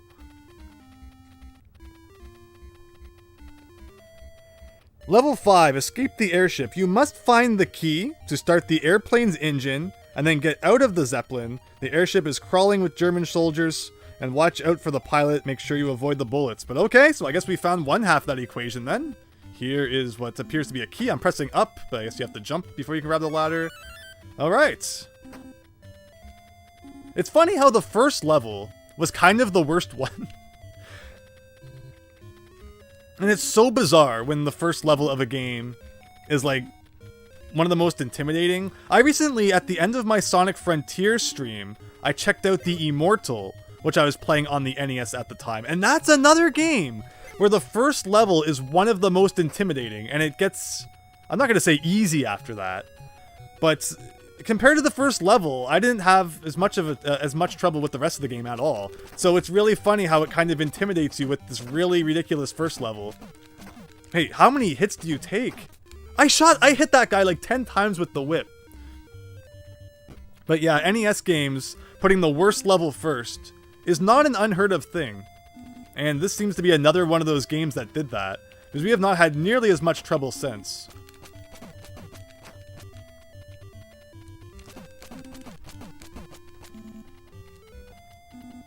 I'm guessing we have to go pick up the key again, because this game never likes letting you keep items you hit. I mean, I guess it lets us keep the whip, which seems strangely generous, but again, won't complain.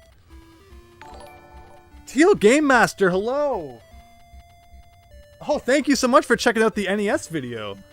Yeah, here we are. Unfortunately, because I'm playing through every NES game, it means I even have to, suffer through stuff like this.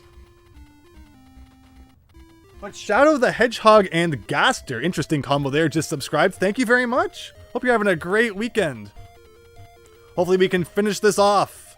And, it would be a good conclusion to Sunday evening here. Again, this is level 5. We have one more to go after. The temple level. I'm interested in seeing how they interpret that in this version of the game. I think it was done pretty well in the Taito version. As strange as it was, and as bogus as the Chalice selection was, they did get the feel of the movie in there pretty well, I think. But I'm doing well, Tealgamemaster. Thanks for asking, and hope you're having a great evening.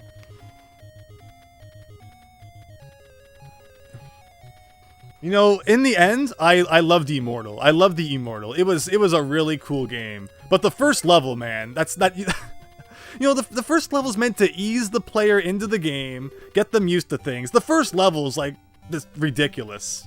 Cheap deaths, so much being thrown at you at once.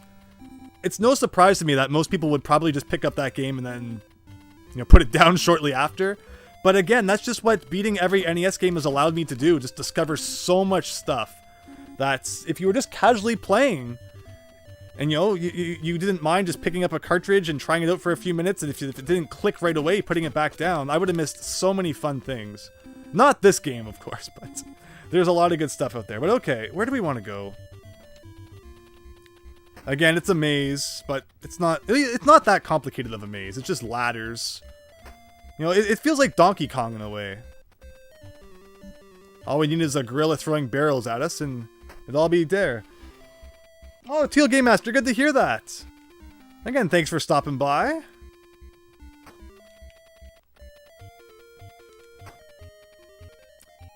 So, again, we're looking, we picked up the key, and we're looking for oh, that's right, the plane is on the bottom of the ship. So we want to head down, of course. Because, yeah, the way the movie works is that, just let me make sure the stream is still doing well here. YouTube's kind of complaining, but it doesn't look bad.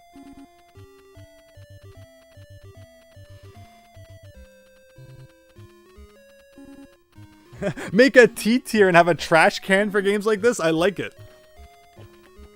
But yeah, the point of this part of the movie is that he escapes using a plane on the bottom of the Hindenburg. So yeah, I was thinking for some reason we had to find the front of the blimp, but no, we're trying to find the bottom, actually. Oh, crap, I'm running out of time. No. No. Oh, there we go. I forgot about the time limit, I really did. What is this, a table?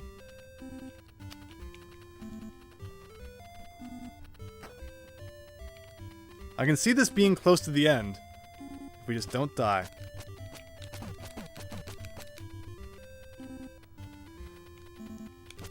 You definitely want to be stealthy. You don't just want to go flailing yourself in front of enemies, but by doing that, this isn't a game that a time limit's really good, and just shoot this guy.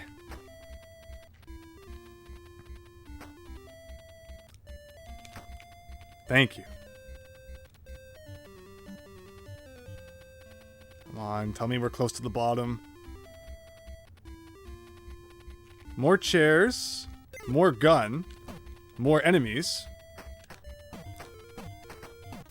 Oh, mutual death. And let me guess, I have to replay the whole thing. Bah, that was probably right at the end, too. Oh no, clouds. Yeah, there aren't even that many sound effects.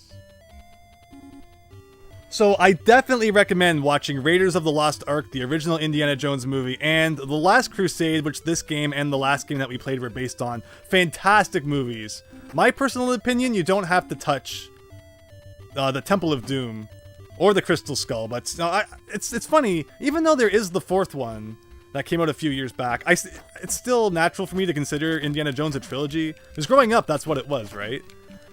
I often forget about, like, ugh. Hit that guy like 40 times. So yeah, definitely watch the original and The Last Crusade. They're great. So you know what? Let's go pacifist. I don't have to destroy everyone. So if we don't need to, let's just forget it. That should save us some time. Okay, so getting the key is the easy part. I was probably like right at the end of the level when that guy got me. So let's try to fix that this time. 2 lives.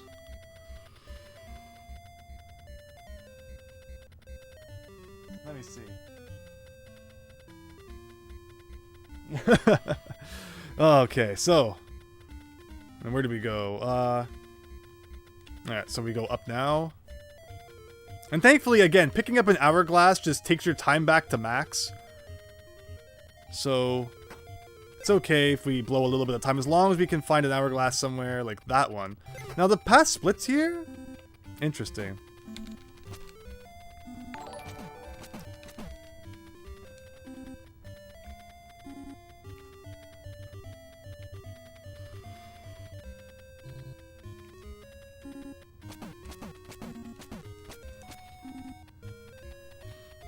Looks like it says... Carnot Remy, thank you so much for subscribing. Hope you're having a great night. I really hope everyone's enjoying the stream, or maybe, you know, it's possible that people subscribing aren't even watching the stream. They could have subscribed from another video, but it still brings their name up. But all the same, I really appreciate it, so thank you. And what's with this guy? Like, where's the bullet coming from?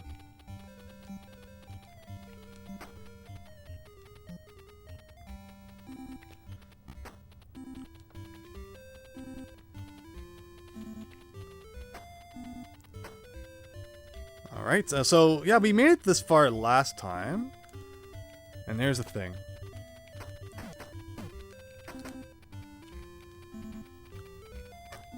Hourglass, let's go.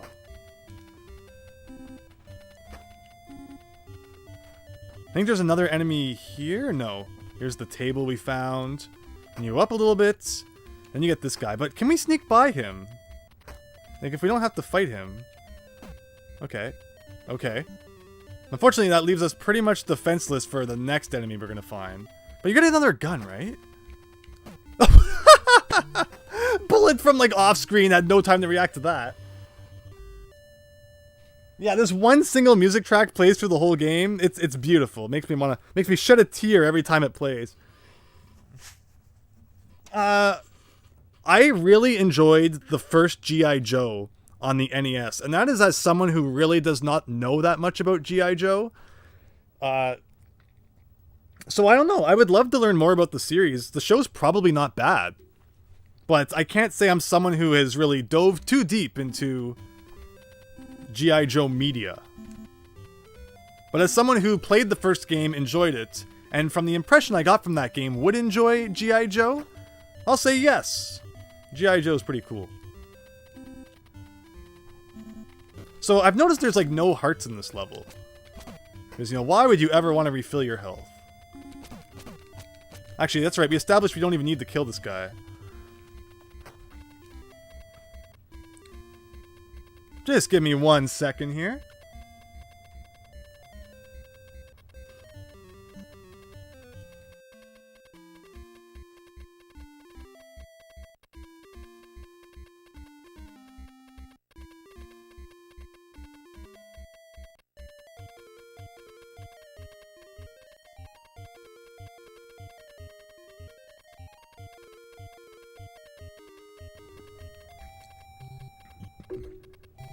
Thank you. Just need to get a drink there for a second. But okay, there you go. We've hydrated. Now let's take down this blimp. Actually, we don't take down the blimp. We just escape from the blimp. And then the final... I'm really excited to see how they interpret the final challenge in this game. How does Ubisoft do it differently from Taito? Because Taito, again, as janky as it wasn't bad. But there's certainly room for improvement, so let's see.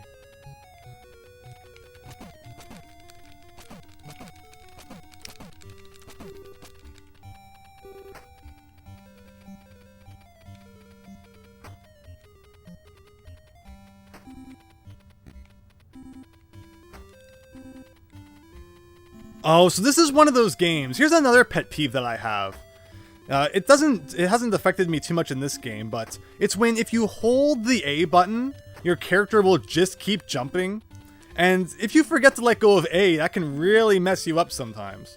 But in this game, it hasn't really been a problem, but sometimes it can be. It's just rather interesting. Okay, so if we can save some health from this guy, that would actually be really nice. No, I meant to duck later, but I forgot. Like, why can't the whip hurt him?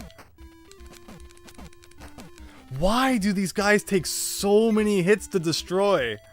They're not wearing, like, full metal plate armor.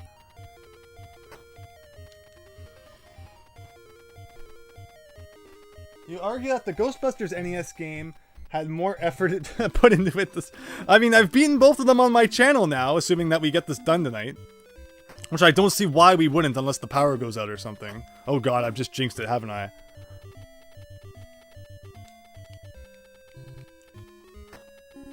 Okay, I'm happy that didn't count as a hit. So, we have the gun going into this final room here where bullets just kind of come from off screen. So, that's great. Like, look how far that bullet came.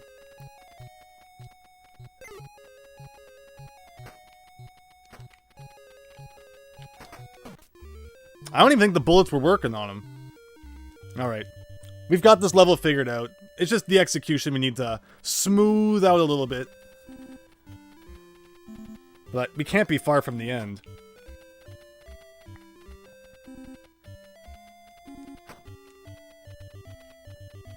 I'm just gonna hold the A button now. It's funnier that way. Although it might be slower, so maybe I shouldn't.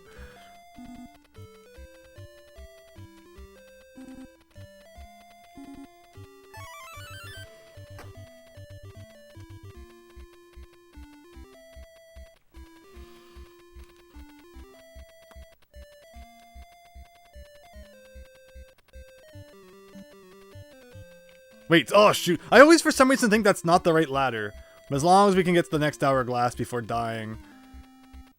Doesn't matter if we waste a little bit of time. And speaking of which... So, I forget why we would want to go up. Oh shoot, I never selected the whip. Maybe there was a heart up there, but like unless we lose health. I mean, it also does kind of just add to the complexity of the maze, so maybe that's why they do it. Like 7 hits to destroy those guys.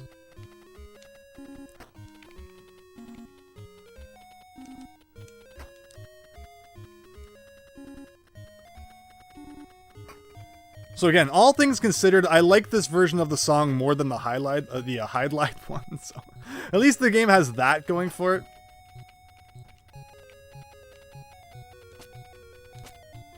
And wow, 1 hit out of all that. Oh! Oh, no!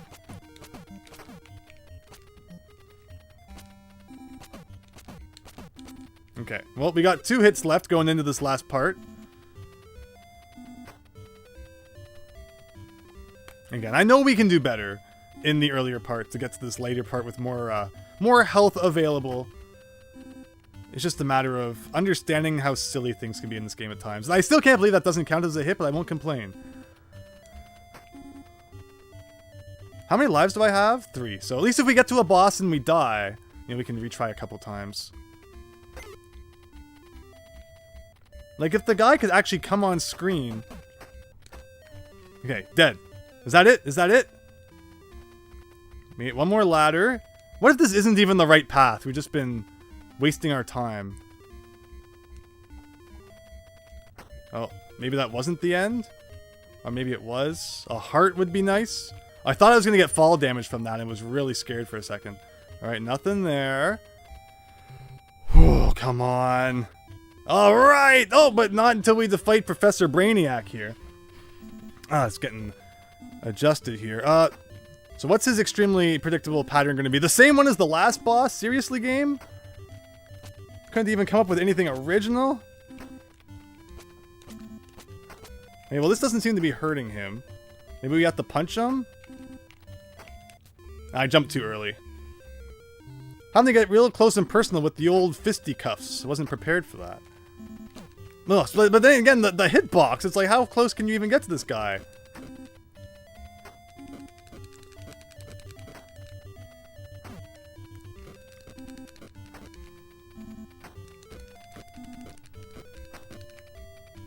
Okay, no, you have to anticipate him lifting his gun, which I really don't like. I feel like I land on the bullet and I don't take damage somehow, but we won't question it. Nope, nope. At least we got one more life. If we really need it.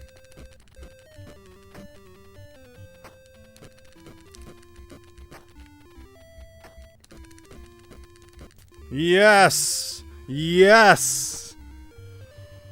Oh my god. Oh my goodness. Okay. Last level, everyone.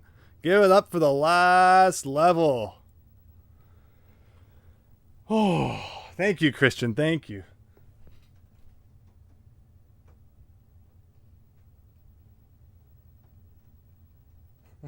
It's not like the Atari 2600 one. No, it's not.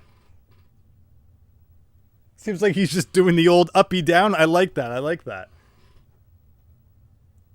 Okay, let me read the manual. What's it say about level 6? Professor Jones, Indy's father, has been shot, and his only hope is that Indy finds the Holy Grail in time to save him. In this final level, you must go through 3 trials. You must jump over blades, step on the right letters to spell the word Jehovah, and make the leap of faith. Along the way, try to get rid of the soldier. So it spells Jehova in this game. After all your trial and tribulations, there's this one ordeal left. Okay, let's do it. Do I own NES Remix for the Wii U? Yes. This should have been a part of it. Alright, everyone. Level 6. Here we go. The 3 trials. Oh, it's actually a level. I was just expecting a couple of puzzles or something. My bad. Here I thought we could just relax a little bit, but nope. Okay. Time to take it seriously. So far, what have we gotten? 1 game over? Which is actually kind of impressive. Or sorry, not 1 game over. We've had to use the password once, I mean. Oh, and there's no time limit either. Wow. They finally realized how to make a real game.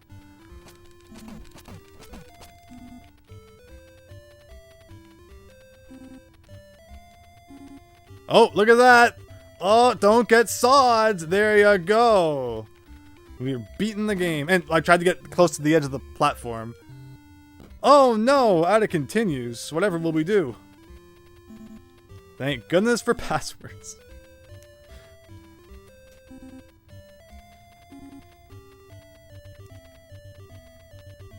(7WH1). Oh, TW? Is that a T? No, it's a 7. See, that's the awesome part of taking pictures of your passwords, is that you never have to worry about things looking like other things because you always have the photo to compare it to. But I think it's a 7.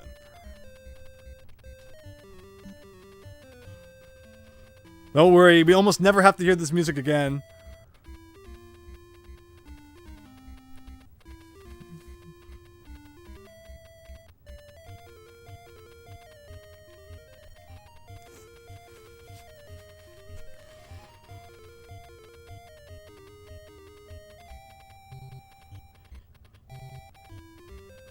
Oh, you want a stream of NES Remix on the Wii U? That could be cool. Have to hook up the old Wii U. funny how Nintendo made sure that the Switch was pretty much like a replacement in every way for the Wii U. They ported everything but NES Remix. And the Zelda HD games, which I think I've talked before, about how I'd love to replay Wind Waker. I have a real hankering for Wind Waker HD. But I just don't feel like playing it on the Wii U.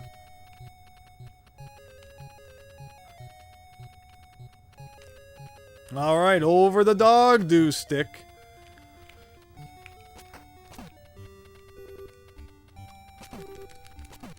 Oh, so we're gonna have to spell... Okay. So according to this manual... Oh no, but... Remember, in Latin, Jehovah starts with an I. Are they actually making you have movie knowledge to solve this puzzle? I-E-H-O-V-A? I-E-H-O-V-A.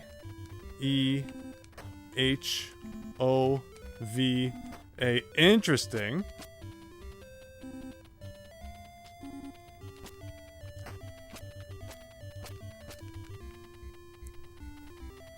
Again, no time limit, so let's take our time. Yes, kind of jam myself into the wall here to get as close as possible. He can't even hit me when I'm ducking, which is nice.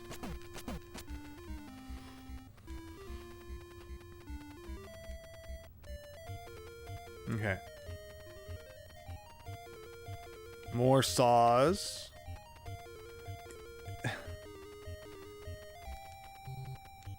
It is so weird how this game suddenly has like a 3D perspective when I don't think the other levels had that.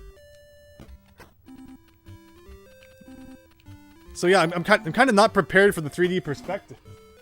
Big Phil! Thank you so much for the $10 super chat. I am so sorry to have made you suffer through 2 Indiana Jones games on your what would have otherwise been a wonderful Sunday night, no doubt. But thank you so much. I really appreciate that and hope you've enjoyed you know, what you could find enjoyment in. But any gamers in the chat? Man, I'm sure everyone's played a good game or two. But you're only a pro gamer if you beat both Indiana Jones and the Last Crusade games in one day. So I got that over all of you. I mean, I haven't beat it yet, but I would assume we're going to. It would fit in with all the NES games I'm playing? Yeah, for sure. I mean, I'm always looking for things to stream. I've had so much fun streaming with all of you, you know, these past few months. So thank you all for making that so much fun. And again, thank you so much, Big Phil, with the super chat. Really appreciate that. I hope you had a great weekend and have a great evening, too. Oh my goodness. Okay. Do we have any gun? No, we have no bullets. Again, this game doesn't believe in passwords, or rather checkpoints, except at bosses, thankfully. You know, it could have been even meaner, I guess, if the bosses didn't give you a checkpoint. But alright, let's take this as carefully as we can. Again, 3D perspective saws, I'm not a huge fan. And, ugh.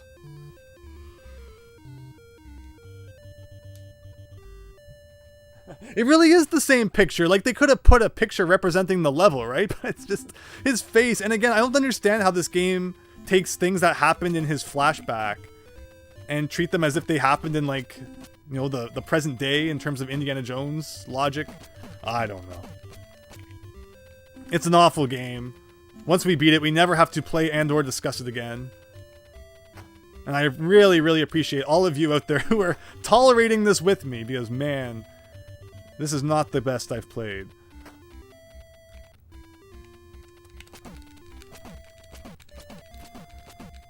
And they did not have to make every enemy take 17 hits. So, yeah, you know the other game, how you actually have to solve the puzzle? This one literally puts all of the letters in order. There's not even a punishment for stepping on the wrong one.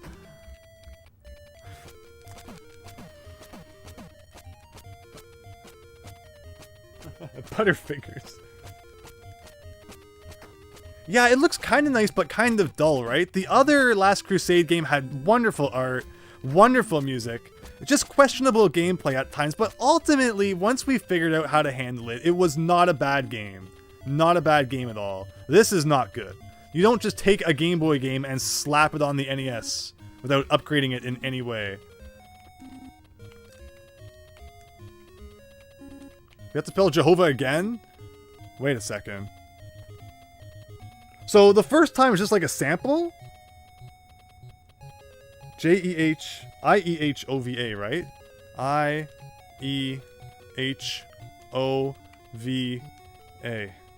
Alright. Now what? Oh, Leap of Faith! Oh, but I got hit by the saw! The three-dimensional saw! It's not a 3D game! Oh, that was probably the end, too. Ah. No, the bullet goes so far, which I mean, realistically makes sense, but I don't like it. Okay, this is a done deal.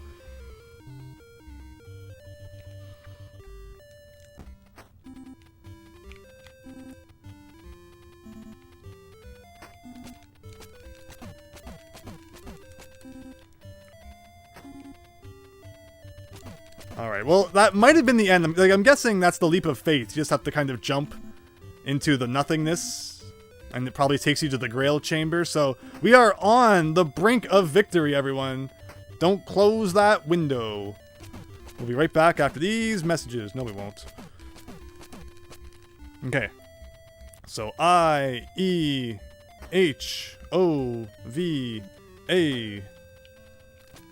So we need to kind of like sandwich ourselves where we're probably not supposed to be able to stand. But the shoddy physics make the impossible possible. Okay. Now this part's really uncomfortable with the saws here. I really don't know where I'm supposed to stand. But it just kind of works and I won't complain. I-E-H-O-V-A.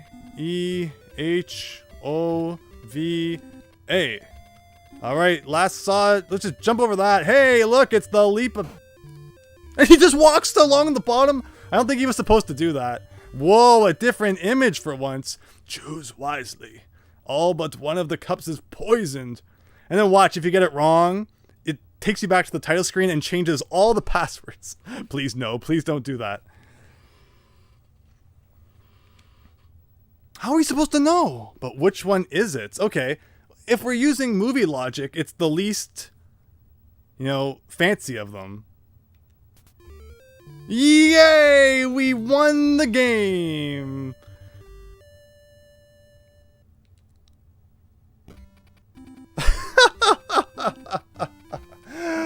Oh, we have received eternal life from the Holy Grail twice in one day. That has to be a record. Wow. What a dumb game that was. Did he say little one? Thank you for playing from all the staff at NMS Software and Ubisoft. This is the company that would go on to release Rayman. What an exceptional end, says Tealgamemaster, wasn't it? Great game, 10 out of 10, S tier, let's go.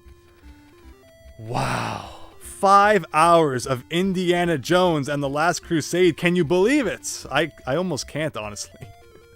I cannot believe that we just played 5 hours of 2 different versions of NES Indiana Jones and the Last Crusade.